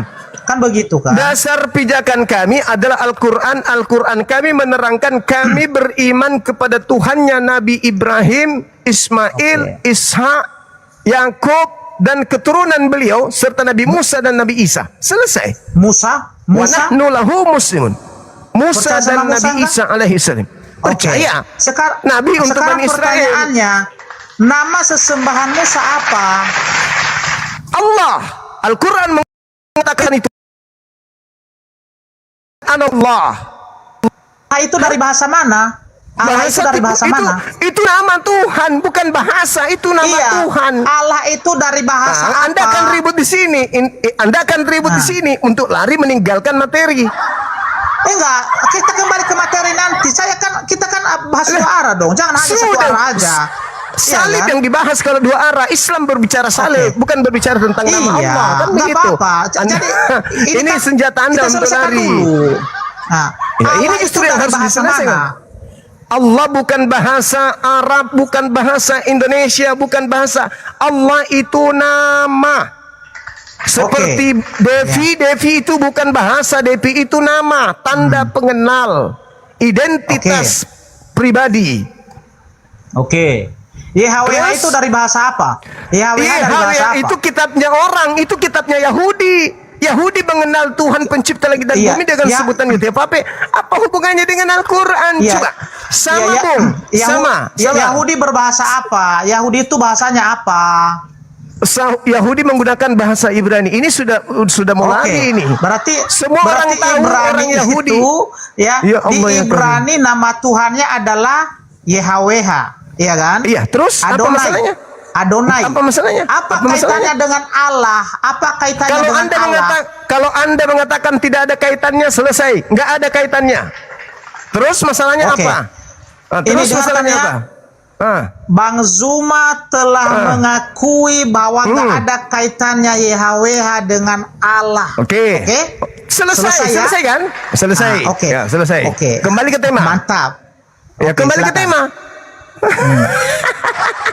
Kembali ke tema. Di Kejadian 17, di Kejadian 17, di Kejadian 17, di situ dikatakan bahwa aku akan mengadakan perjanjian kekal antara engkau Abraham, antara engkau Ismail dan keturunanmu secara turun-temurun. Bahwa aku akan menjadi Tuhanmu secara turun-temurun. Itu perjanjian kekal. Bisa nggak Anda merubah itu? Perjanjian kekal Tuhan Abraham dengan keturunannya, apakah Anda bisa rubah? Bisa? Yang mengubah itu bukan manusia. Oke? Karena Bisa nggak Anda Yesus rubah? lah yang Enggak ada pada Yesus, enggak ada Yesus di Kejadian, enggak ada Yesus. Ini kita sedang membahas tentang Abraham, anak-anaknya dan keturunannya. Kenapa Yesus Anda bawa? Ketika berbicara Kejadian 17, di situ ada perjanjian kekal. Apa perjanjian kekal Tuhan? Ada dua di sana. Perjanjian kekalnya adalah bahwa Tuhan Elohim akan menjadi sembahan keturunannya. Itu perjanjian kekal.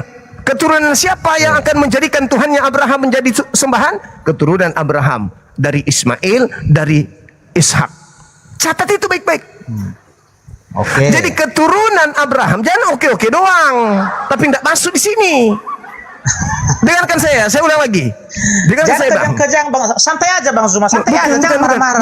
Bukan. Saya memang kok jadi marah? Kok jadi marah? Oke, santai ya. Saya memang senyum begitu. dulu dong. Senyum Saya dulu juga dong. memang begitu. Oke ya. Silakan. Anda mau lari dari tema, Anda mau lari dari tema. Enggak lari. Anda ketakutan. Anda ketakutan. Enggak. Kelihatan Saya sekali. nggak pernah ketakutan, Bang Zuma. Saya nggak Terus pernah kenapa ketakutan lari ke sama situ? siapapun. Oke. Kenapa Oke, lari ke silakan. situ? Kalau cuma modal ngomong, memang orang gila memang nggak ada takutnya sama silakan. setan sekalipun. Paham itu? Iya. Orang gila diancam peluru di kepala nggak ada takut-takutnya. Jadi gini, Bung, saya katakan sama Anda, dengarkan. Ini ilmu untuk Anda ya, sebagai seorang Kristen yang nggak ada hubungannya dengan kitabnya Yahudi. Dengarkan. Kejadian 17, kalau Anda baca di data nomor 6, nomor 7, apa kata Tuhan di sana? Aku Tuhan akan mengadakan perjanjian kekal dengan engkau Abraham, dengan anak-anakmu dan keturunanmu. Menjadi perjanjian kekal. Apa perjanjian kekal? Yang pertama, ada dua perjanjian kekalnya. Yang pertama adalah aku akan menjadi Tuhan mereka. Anda paham sampai situ? Jadi keturunan Ismail, yaitu Nabi Muhammad, mau menyebut Tuhan itu dengan sebutan Allah, Ilah, Rabb, Ar-Rahim, Al-Aziz, Al-Quddus, Al-Malik, atau apapun itu, sudah menjadi ketetapan Tuhannya Abraham bahwa Nabi Muhammad akan menyembah kepada Tuhan yang sama berdasarkan Kejadian 17 nomor 6, nomor 7. Itu perjanjian kekal, tidak boleh dibantah. Tidak boleh ada orang yang membatalkan itu. Perjanjian kekal yang kedua adalah, baca nomor 13-nya.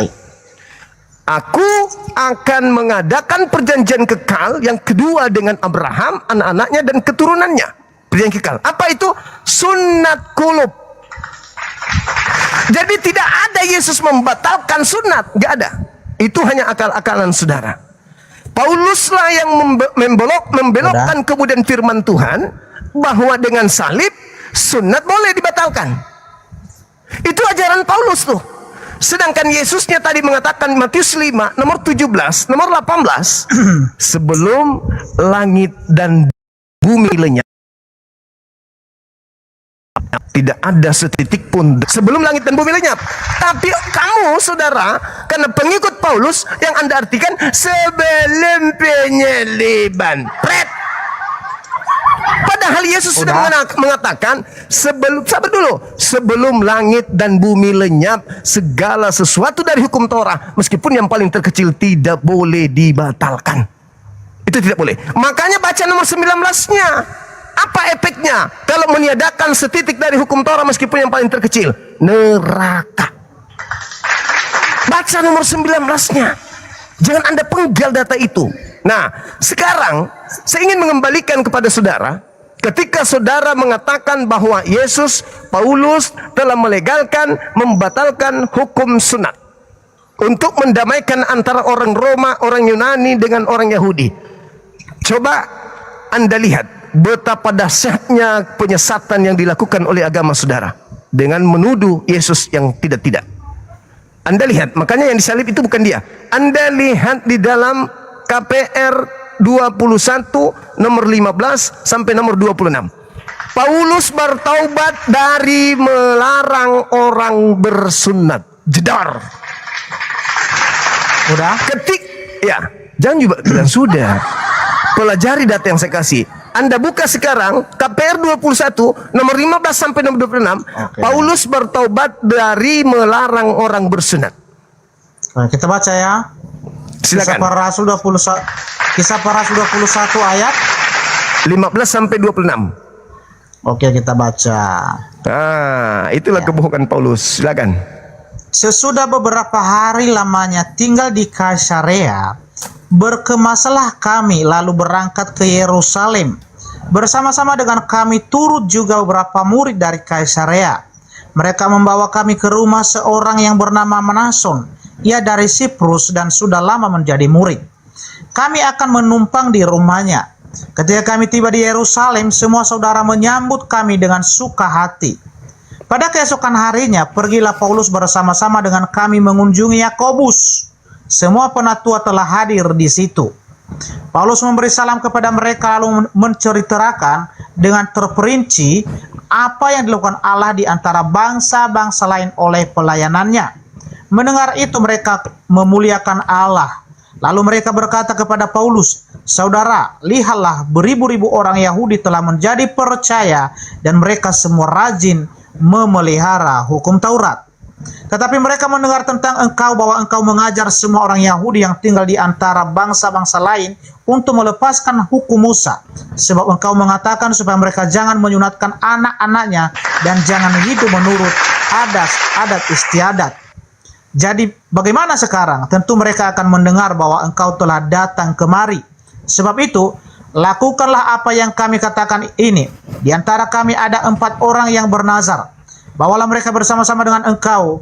Lakukanlah pentahiran dirimu bersama-sama dengan mereka dan tanggunglah biaya mereka sehingga mereka dapat mencukurkan rambutnya. Maka semua orang akan tahu bahwa segala kabar yang mereka dengar tentang engkau sama sekali tidak benar. Mereka bahwa engkau tetap memelihara hukum Taurat. Tetapi mengenai bangsa-bangsa lain yang telah menjadi percaya sudah kami tuliskan keputusan-keputusan kami, yaitu mereka harus menjauhkan diri dari makanan yang dipersembahkan kepada berhala, dari darah, dari daging binatang yang mati dicekik dan dari percabulan. Maka pada hari berikutnya Paulus membawa orang-orang itu serta dengan dia dan ia mentahirkan diri bersama-sama dengan mereka lalu masuk ke bait Allah untuk memberitahukan bila mana pentahiran akan selesai dan persembahan akan mempersembahkan untuk mereka masing-masing. Ya, apa pertanyaan Bang Zuma di sini? Paulus bertaubat dari mengajarkan orang di luar sana untuk tidak bersunat sebagaimana Galatia 5 nomor 2. Bila engkau menyunatkan dirimu, maka Yesus Kristus tidak berguna bagimu. Ternyata setelah kembali ke Yerusalem, dia bertaubat dengan mempersembahkan persembahan dan mentahirkan diri. Jedar. Udah Bang Zuma? Udah. Oke, begini. Ya. Rasul Paulus di sini bukan dia bertobat. Bedakan pentahiran antara bertobat Bang Zuma. Ya. Pentahiran itu artinya dibasuh. Ya, dibasuh dengan air. Ya. Orang-orang yang dianggap najis, yang dianggap sudah cemar itu ditahirkan dengan air. Ditahirkan. Oke, sabar ya. Kenapa? Ya, kenapa mereka, sabar dulu Bang Zuma. Kenapa mereka memerintahkan Rasul Paulus pada saat itu untuk mentahirkan diri? Karena mereka anggap Rasul Paulus itu telah cemar. Ya, karena sudah lama dia, ya sabar dulu. Karena dia sudah lama ya tinggal di tengah-tengah bangsa yang di luar dari Yahudi atau orang-orang Yunani pada saat itu. Ya, jadi hukum adat istiadat Yahudi itu, kalaulah orang Yahudi bergabung dengan orang Yunani itu dianggap sudah cemar. Ya. Maka ketika bergabung dengan rasul-rasul pada saat itu karena dia sudah dianggap cemar oleh memberitakan kebenaran atau diam di antara orang-orang Yunani. Sabar dulu Bang Zuma. Sabar dulu. Sabar dulu. Masih lanjut kita atau enggak? Masih lanjut atau enggak Bang Zuma? Udah, istirahat. Udah Abang Depi hebat. Udah Bang. Udah. Gak mau dengarkan ini kan? Gak sanggup mendengarkan ini kan? Iya. Kacau. Boleh saya jelaskan enggak? Enggak boleh saya jelaskan enggak? Anda mengatakan Paulus ditahirkan karena bergabung bersama dengan orang Yunani. Padahal dia ditahirkan gegara dia melarang orang bersunat. Udah. Boleh saya jelaskan enggak? Allah. Ya silakan Anda kaburkan lagi. Inilah. Ya, lihat teman-teman siapa yang kabur nanti ya. Lihat siapa yang kabur ya. Saya atau Bang Zuma nanti ya. Lihat ya. Saksikan aja ini ya. Ini saksikan jalan diskusinya ya. KPR 21 ini, pentahiran ini disebabkan karena dia melarang orang bersunat, betul? Iya, karena dia di situ dianggap sudah cemar. Oke. Karena bukan cemar, bukan karena dia melanggar hukum Taurat. Meminta dan mengajarkan orang di luar sana untuk tidak bersunat, untuk melepaskan hukum Musa, betul? Iya, boleh saya jelaskan itu Bang Zuma? Boleh saya jelaskan itu? Boleh saya jelaskan enggak? Tadi Anda mengatakan, sabar Bang, sebelum Anda menjelaskan. Tadi Anda mengatakan dengan matinya Yesus disalib, sunat tidak berlaku lagi, betul? Iya. Terus kenapa dia bertobat setelah dia diajarkan oleh orang-orang Yahudi tua-tua di sana untuk mentahirkan dirinya dari mengajarkan tidak bersunat? Kenapa dia ikut-ikutan bertobat? Bedakan Bang Zuma, ditahirkan dengan bertobat. Bang Zuma tidak bisa membedakan ini loh. Inilah masalahnya itu. Ditahirkan itu adalah orang yang sudah kena kotoran, dosa atau najis atau sesuatu yang haram, maka dia ditahirkan. Ketika orang itu mau ditahirkan, berarti dia mengakui bahwa tadinya dia salah, betul? Iya. Berarti salah ketika Paulus mengajarkan untuk jangan bersunat. Salah atau tidak? Udah. Boleh saya jelaskan salah atau tidak? Salah atau tidak? Iya, di pandangan para murid pada saat itu dia salah. Orang-orang yang salah karena yang melihat dia salah. Iya. Salah karena telah melarang orang bersunat, betul? Iya. Berarti dia bertaubat dari perbuatan salahnya yang telah melarang orang bersunat. Jedar. Oke. Udah? Apalagi? Boleh saya berbicara? Boleh saya berbicara? Masih ada yang ingin Anda sampaikan setelah begini? Mati berarti nggak bisa saya berbicara gitu. Enggak, saya berbicara apalagi yang Anda ingin bicarakan? Paulus telah membatalkan pernyataan sendiri. Bilang aja kita selesaikan atau enggak gitu loh. Enggak, tunggu. Anda kan mengatakan Paulus ini telah membatalkan sunat dan dia mengajarkan kepada orang-orang untuk tidak lagi bersunat di luar sana. Iya kan? Karena Yesus mati itu untuk membatalkan perintah sunat yang adalah perintah kekal. Tapi faktanya, Bung, ketika Paulus kembali ke Yerusalem, dia meninggalkan dan mengingkari ajaran Kristen. Oke. Coba Anda baca dalilnya. Anda baca dalilnya. Udah. Mereka mendengarkan bahwa engkau telah melanggar hukum adat istiadat kita. Kamu mengajarkan anak-anak mereka untuk melepaskan sunat dan memakan makanan yang dipersembahkan kepada berhala. Apakah yang harus kau lakukan sekarang ini? Sebab mereka mendengarkan engkau ada di sini. Di sini ada orang yang mau ditahirkan. Bawalah mereka. Orang ini ada 4. Bawalah mereka. Tahirkanlah dirimu bersama-sama dengan mereka. Dan bayarlah biaya pentahiran itu. Lalu keesokan harinya Paulus mengikuti itu.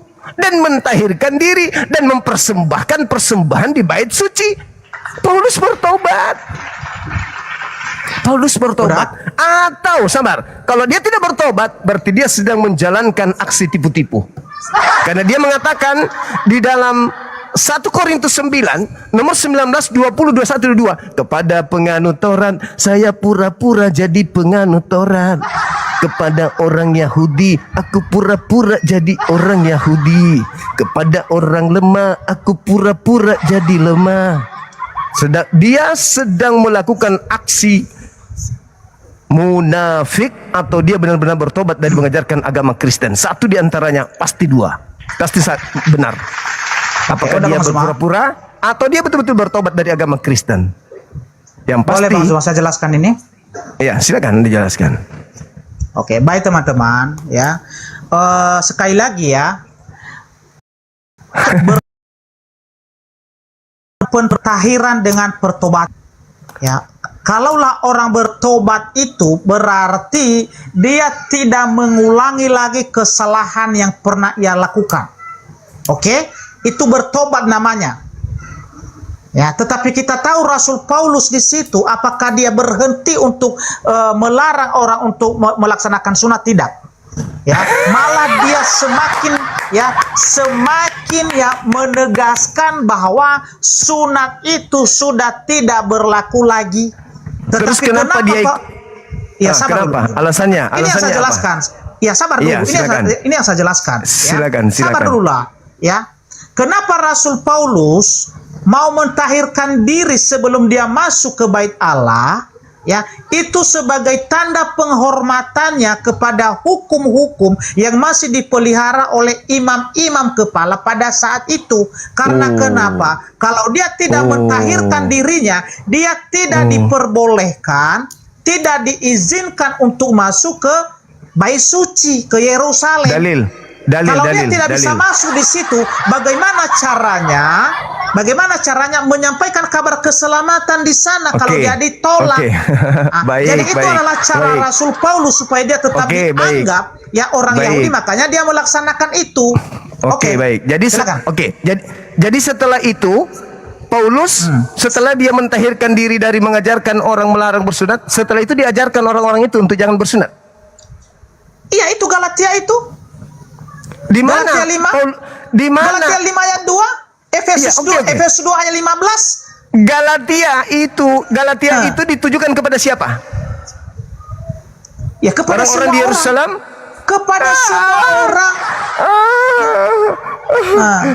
Apa? Ya, makanya dari tadi Bang Zuma itu tidak bisa membedakan yang bertobat dengan pentahiran. Saya ulang dulu. Galatia itu dikirim Paulus kepada di mana? Pada wilayah mana Galatia? Surah Galatia. Ya di Galatia lah. Di mana itu? Di mana Galatia itu? Di Yerusalem. Di mana Galatia? Di Yerusalem? Bukan, di Galatia. Bukan.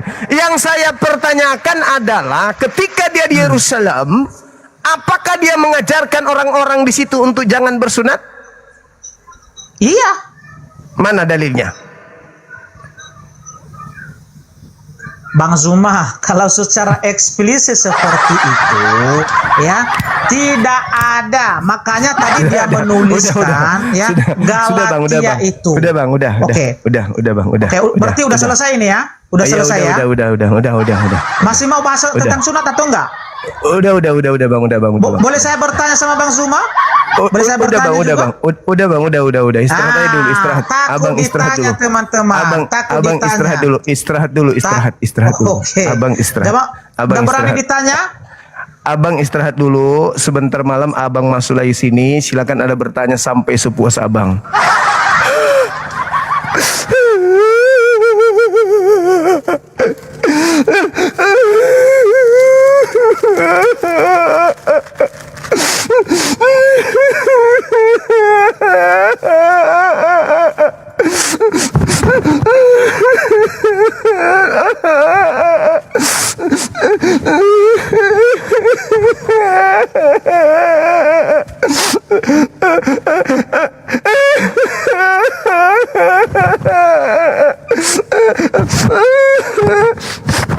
Kok harum?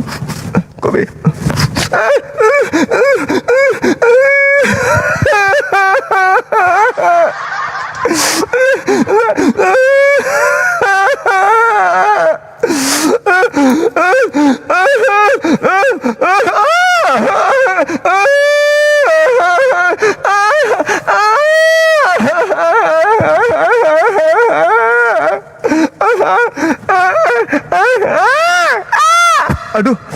Kenapa?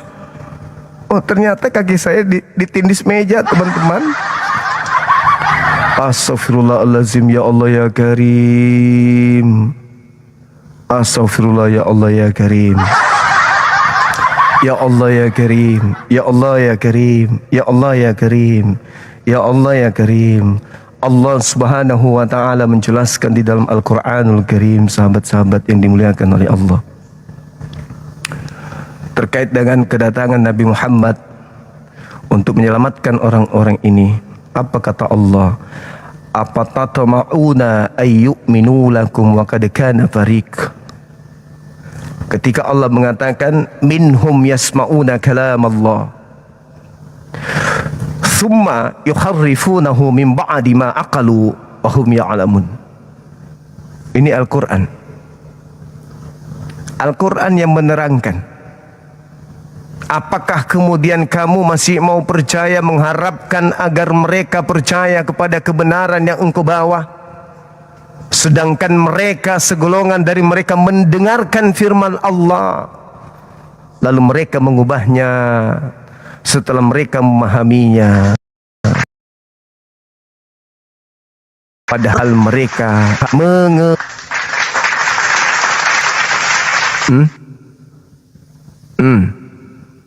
Itu kata Al-Quran.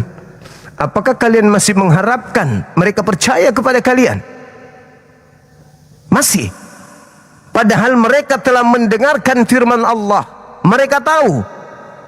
Menurut pemahaman mereka, kitabnya Yahudi itu adalah firman Tuhan. Mereka dengarkan. Mereka tahu itu. Mereka paham itu. Tapi setelah mereka mendengarkan, mereka merubahnya. Tadi dengan gagah berani dia mengatakan hukum Taurat itu hanya untuk Bani Israel.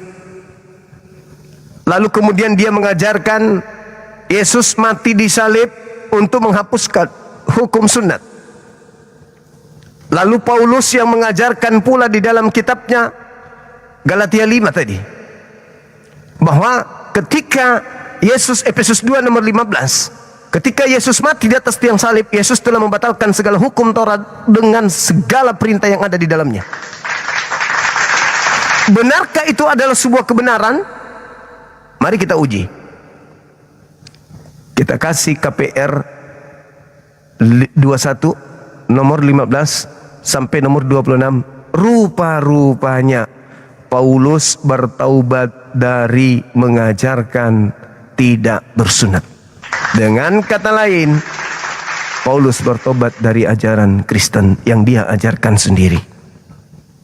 Saudara-saudara, sahabat-sahabat dimanapun berada, alhamdulillah kita sudah menyelesaikan tugas kita untuk menyeru kepada manusia menyampaikan kebenaran yang Allah sampaikan kepada baginda Rasulullah Muhammad SAW, dan kita umatnya diminta untuk melanjutkan misi itu. Ud'u ila sabili rabbika bil hikmah.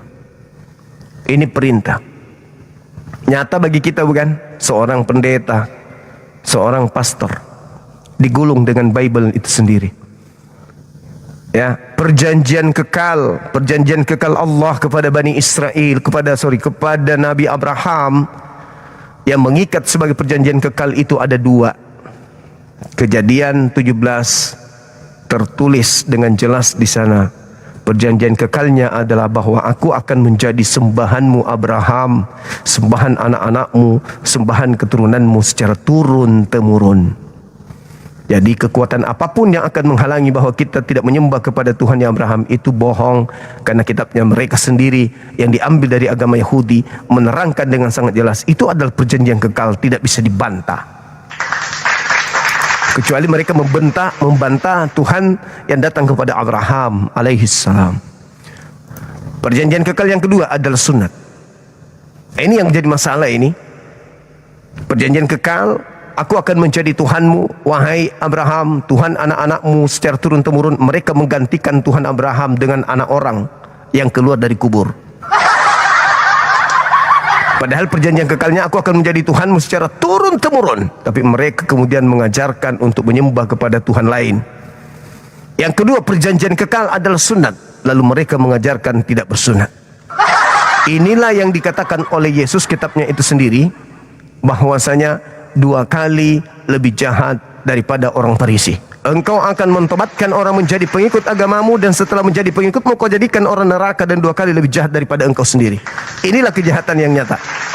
Bagi kita, kejahatan yang dimaksud oleh Yesus di dalam pernyataan-pernyataan yang ada di Bible itu, inilah salah satunya.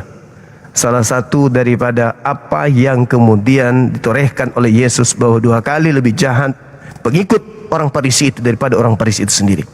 Kenapa bisa demikian? Al-Quran yang saya bacakan tadi, sahabat yang dimuliakan oleh Allah, mereka mengubahnya, kata Allah. Surah Al-Baqarah ayat 75. Mereka merubah.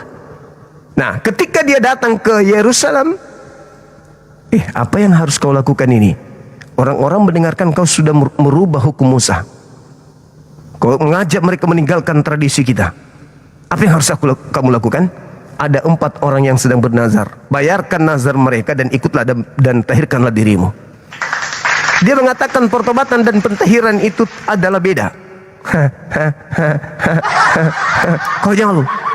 Konyol sekali. Orang yang ditahirkan atau yang mentahirkan diri adalah orang yang bertaubat dari perbuatan-perbuatannya yang nista. Pentahiran itu sama dengan pembaptisan. Orang yang ditahirkan adalah orang yang dibaptis. Salah satunya adalah baptis. Orang yang mentahirkan diri. Sama seperti kita umat Islam.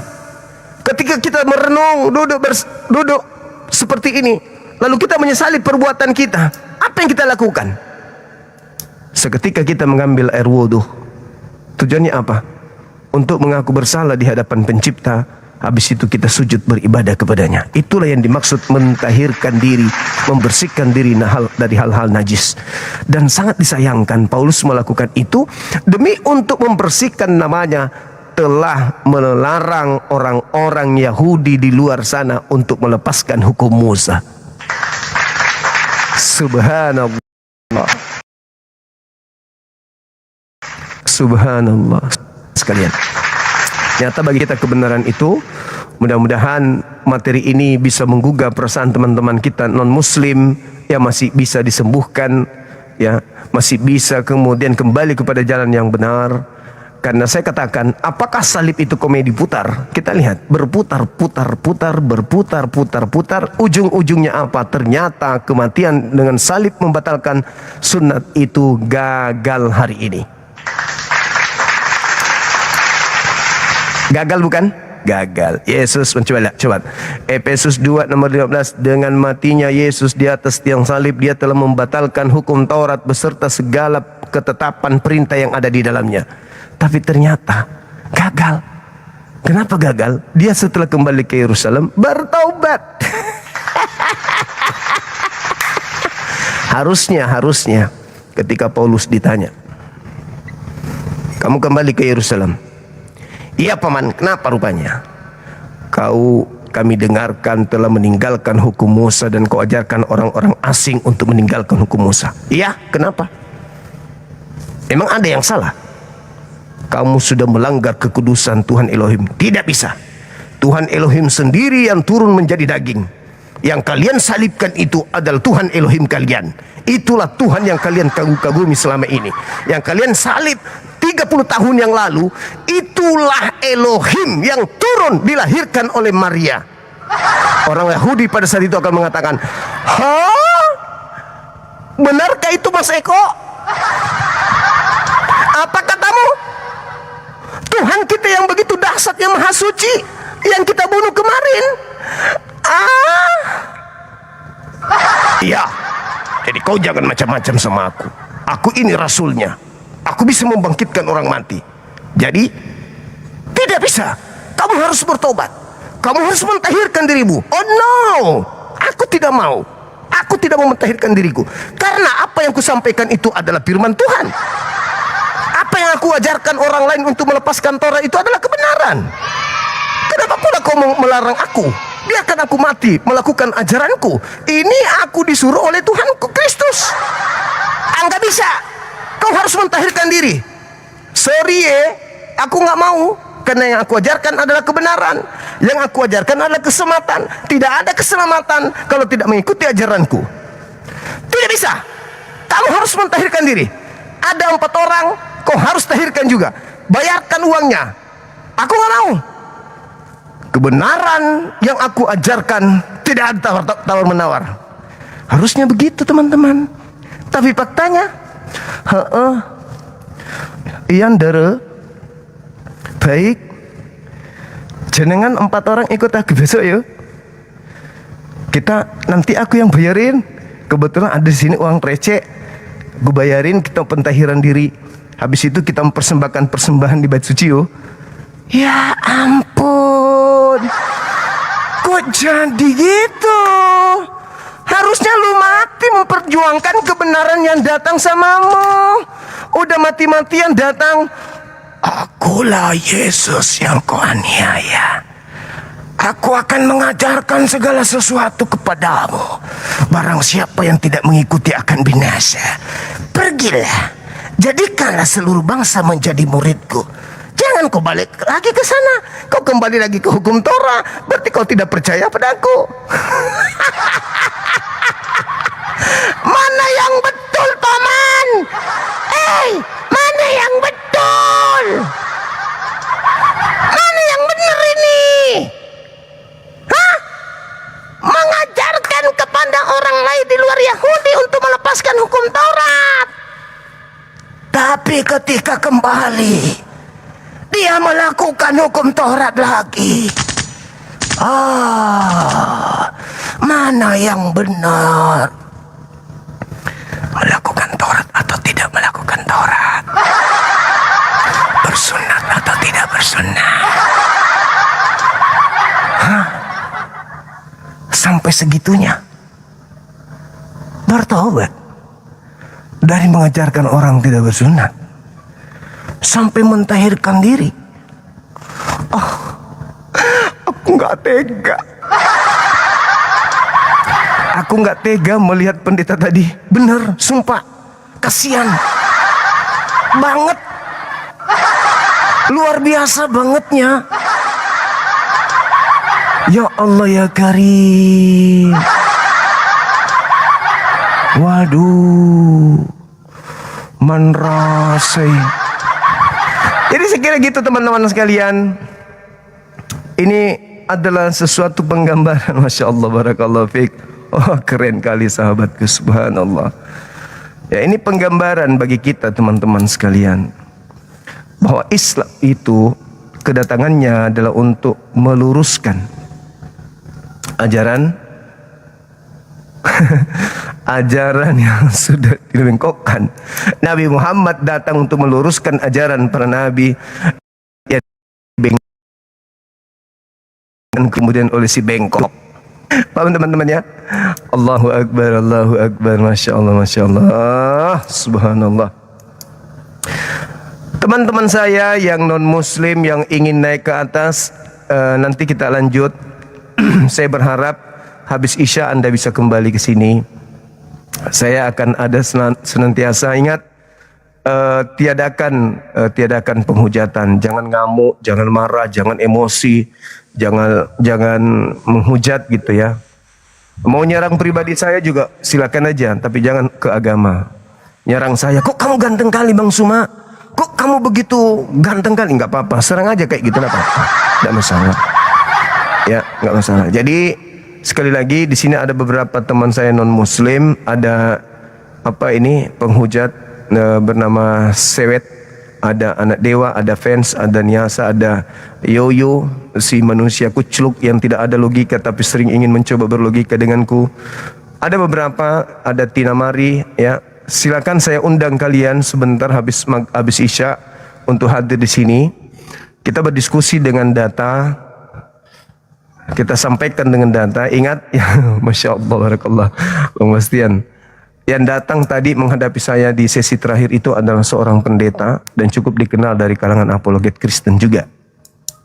Seperti itu adanya. Ya, lalu siapa ini? Dari Kristen? Iya, Bang Juma. Oke.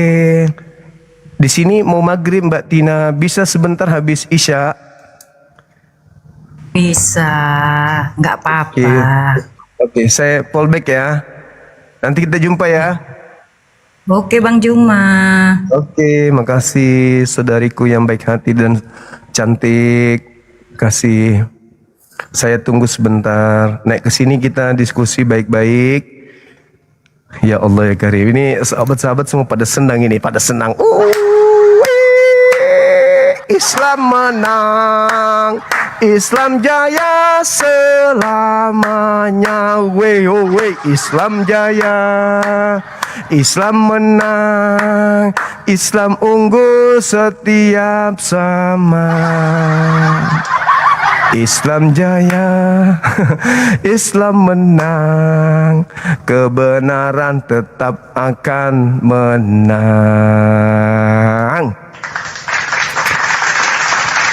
Masya Allah, inilah keuntungannya menggunakan ya sosial media, dan inilah keuntungannya kenapa orang-orang berapologet Islam itu memiliki keistimewaan, karena menghadapi langsung orang-orang kufar, berhadapan langsung dengan orang kufar, memberikan kemudian sajian-sajian ilmu berdasarkan Al-Quran dan Bible itu sendiri. Semoga bermanfaat dan lebih bermanfaat bagi kehidupan kita sebagai seorang muslim apa yang menjadi tema kita pada sore hari ini, yang pastinya bahwa ketika Al-Quran mengatakan salib tidak berlaku bagi orang yang benar, ketika orang benar yang disalibkan, maka itu akan menjadi bencana besar terhadap penyalib dan keturunannya. Akan tetapi ketika penyaliban itu terjadi kepada orang yang berdosa, itu adalah hukuman yang sudah menjadi hukum Tuhan. Al-Quran surah Al-Ma'idah ayat 33, ulangan 21 nomor 22-23, bahwa yang pantas untuk disalib adalah orang jahat. Ketika orang benar yang disalib, maka efeknya sangat luar biasa. Apa itu? Yesus mengatakan, engkau tidak akan mungkin luput dari neraka jahanam. Tidak bisa. Orang yang menyalib dan keturunannya ya, si penyalib tidak akan lepas, tidak akan luput dari hukuman neraka jahanam. Lalu bagaimana mungkin kecaman yang begitu keras terhadap mereka yang menyalib orang benar bisa dijadikan simbol keselamatan oleh orang-orang Kristen, sedangkan Yesus ini adalah orang benar. Yesus ini adalah orang benar. Akulah kebenaran, akulah hidup, akulah kebenaran, akulah hidup, akulah kebenaran. Tidak ada yang sampai kepada Bapa pencipta langit dan bumi, kata Yesus, tanpa melalui aku. Terus kenapa disalib kalau begitu? Kenapa disalib? Untuk menyelamatkan dunia. Wow, menyalib Yesus itu membinasakan dunia. Bukan menyelamatkan dunia, membinasakan dunia. Karena Yesus orang benar. Tolak ukurnya mana? Matius 23 nomor 32, 33, 34, 35, 36. Dan masih ada satu data yang saya sembunyikan. Saya minta data itu keluar pada saat orang Kristen mengangkat dirinya dengan mengatakan Matius 23, di situ Yesus adalah Tuhan karena Yesuslah yang mengutus nabi-nabi. Kan di data dikatakan seperti ini. Sebab aku Yesus mengutus nabi-nabi dan mengutus mengutus ahli Taurat dan mengutus orang bijaksana. Berarti Yesus mengutus nabi-nabi. Saya minta orang Kristen terpancing untuk mengatakan, berarti Yesus Tuhan dong, karena dia mengutus nabi-nabi. Yesus hebat dong, karena Yesus nabi-nabi. Saya siap berdialog dengan Anda semua dengan data valid bahwa itu adalah keliru besar ketika katakan Yesus adalah Tuhan hanya gara-gara dia. Saya Bang Zuma bersama tim siap untuk menjamu Anda untuk berdiskusi dengan baik berdasarkan data-data yang ada baik di Al-Quran maupun di Bible. Sekian untuk sementara teman-teman sekalian. Terima kasih atas kebersamaannya. Saya doakan panjang umur sehat selalu, rezekinya bertambah yang ada di TikTok maupun yang ada di YouTube. Kalian semua adalah orang-orang hebat yang menjadi saksi terhadap kebenaran. Insya Allah Allah akan memasukkan kita semua ke dalam jannah, berkumpul di sana, kita bercanda bersama, bertemu kita di jannah, satu rumpun, satu keluarga bersama, yaitu umat baginda Rasulullah Muhammad SAW. Amin, amin ya rabbal alamin. Dan kepada saudara saya non muslim, ketika ada kebenaran yang saya sampaikan menyakiti hati kalian, saya secara pribadi dan yayasan memohon maaf yang sedalam-dalamnya. Itu harus terjadi karena kebenaran memang harus ditegakkan. Kami umat Islam diperintahkan kemudian untuk menegakkan yang ma'ruf dan mencegah yang mungkar. Itu adalah kaidah agama kami Islam dan itu dijamin oleh negara kita. Demikian kita tutup. Subhanakallah wa bihamdi asyhadu an la ilaha illa anta astaghfiruka wa atubu ilaik. Salam tauhid, salam satu Tuhan. Jayalah Islam kita, jayalah Indonesia kita. Assalamualaikum warahmatullahi wabarakatuh. Takbir. Allahu akbar, Allahu akbar, Allahu akbar, Allahu akbar, walillahil hamd. Saya potong dulu menjadi bagian YouTube. Oke. Lalu kemudian YouTube yang tadi teman-teman, potongan video tadi yang mau nonton kembali ada di YouTube Bang Suma Zulkifli Abbas Official. Saksikan Pendeta Dery.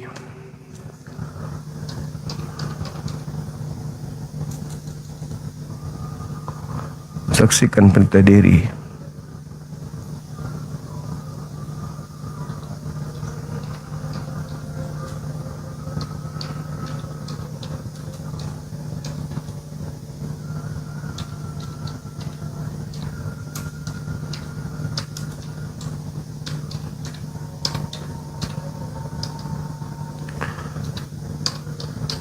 Viralkan. Jadi teman-teman yang mau menonton Pendeta Dery di potongan video YouTube-nya, masuk ke channel YouTube Zulkifli M. Abbas Official. Bismillahirrahmanirrahim. Oke, baik teman-teman, salat maghrib dulu kita ya, sahabat-sahabat. Makasih adinda saya, adik-adik saya, Dinda Dio, Dinda Nora, Dinda Jibril, Ardianso, semua moderator saya di sini. Kalian bekerja sangat baik. InsyaAllah berkah di hadapan Allah. Assalamualaikum warahmatullahi wabarakatuh. Bye.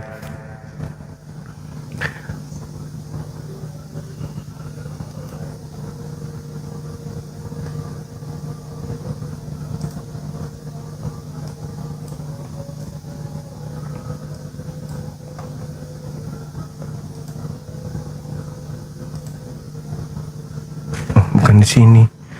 Oh my god, sudah maghrib lagi. Gimana dong teman-teman? Udah pamit ya, makasih ya. Jangan lupa sholat maghrib, kita saling mendoakan usai sholat, amin. Bye bye.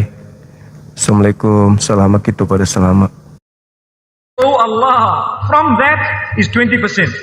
And thereafter, if the year has lapsed and you are still holding that the same amount that you have. Kurang lebih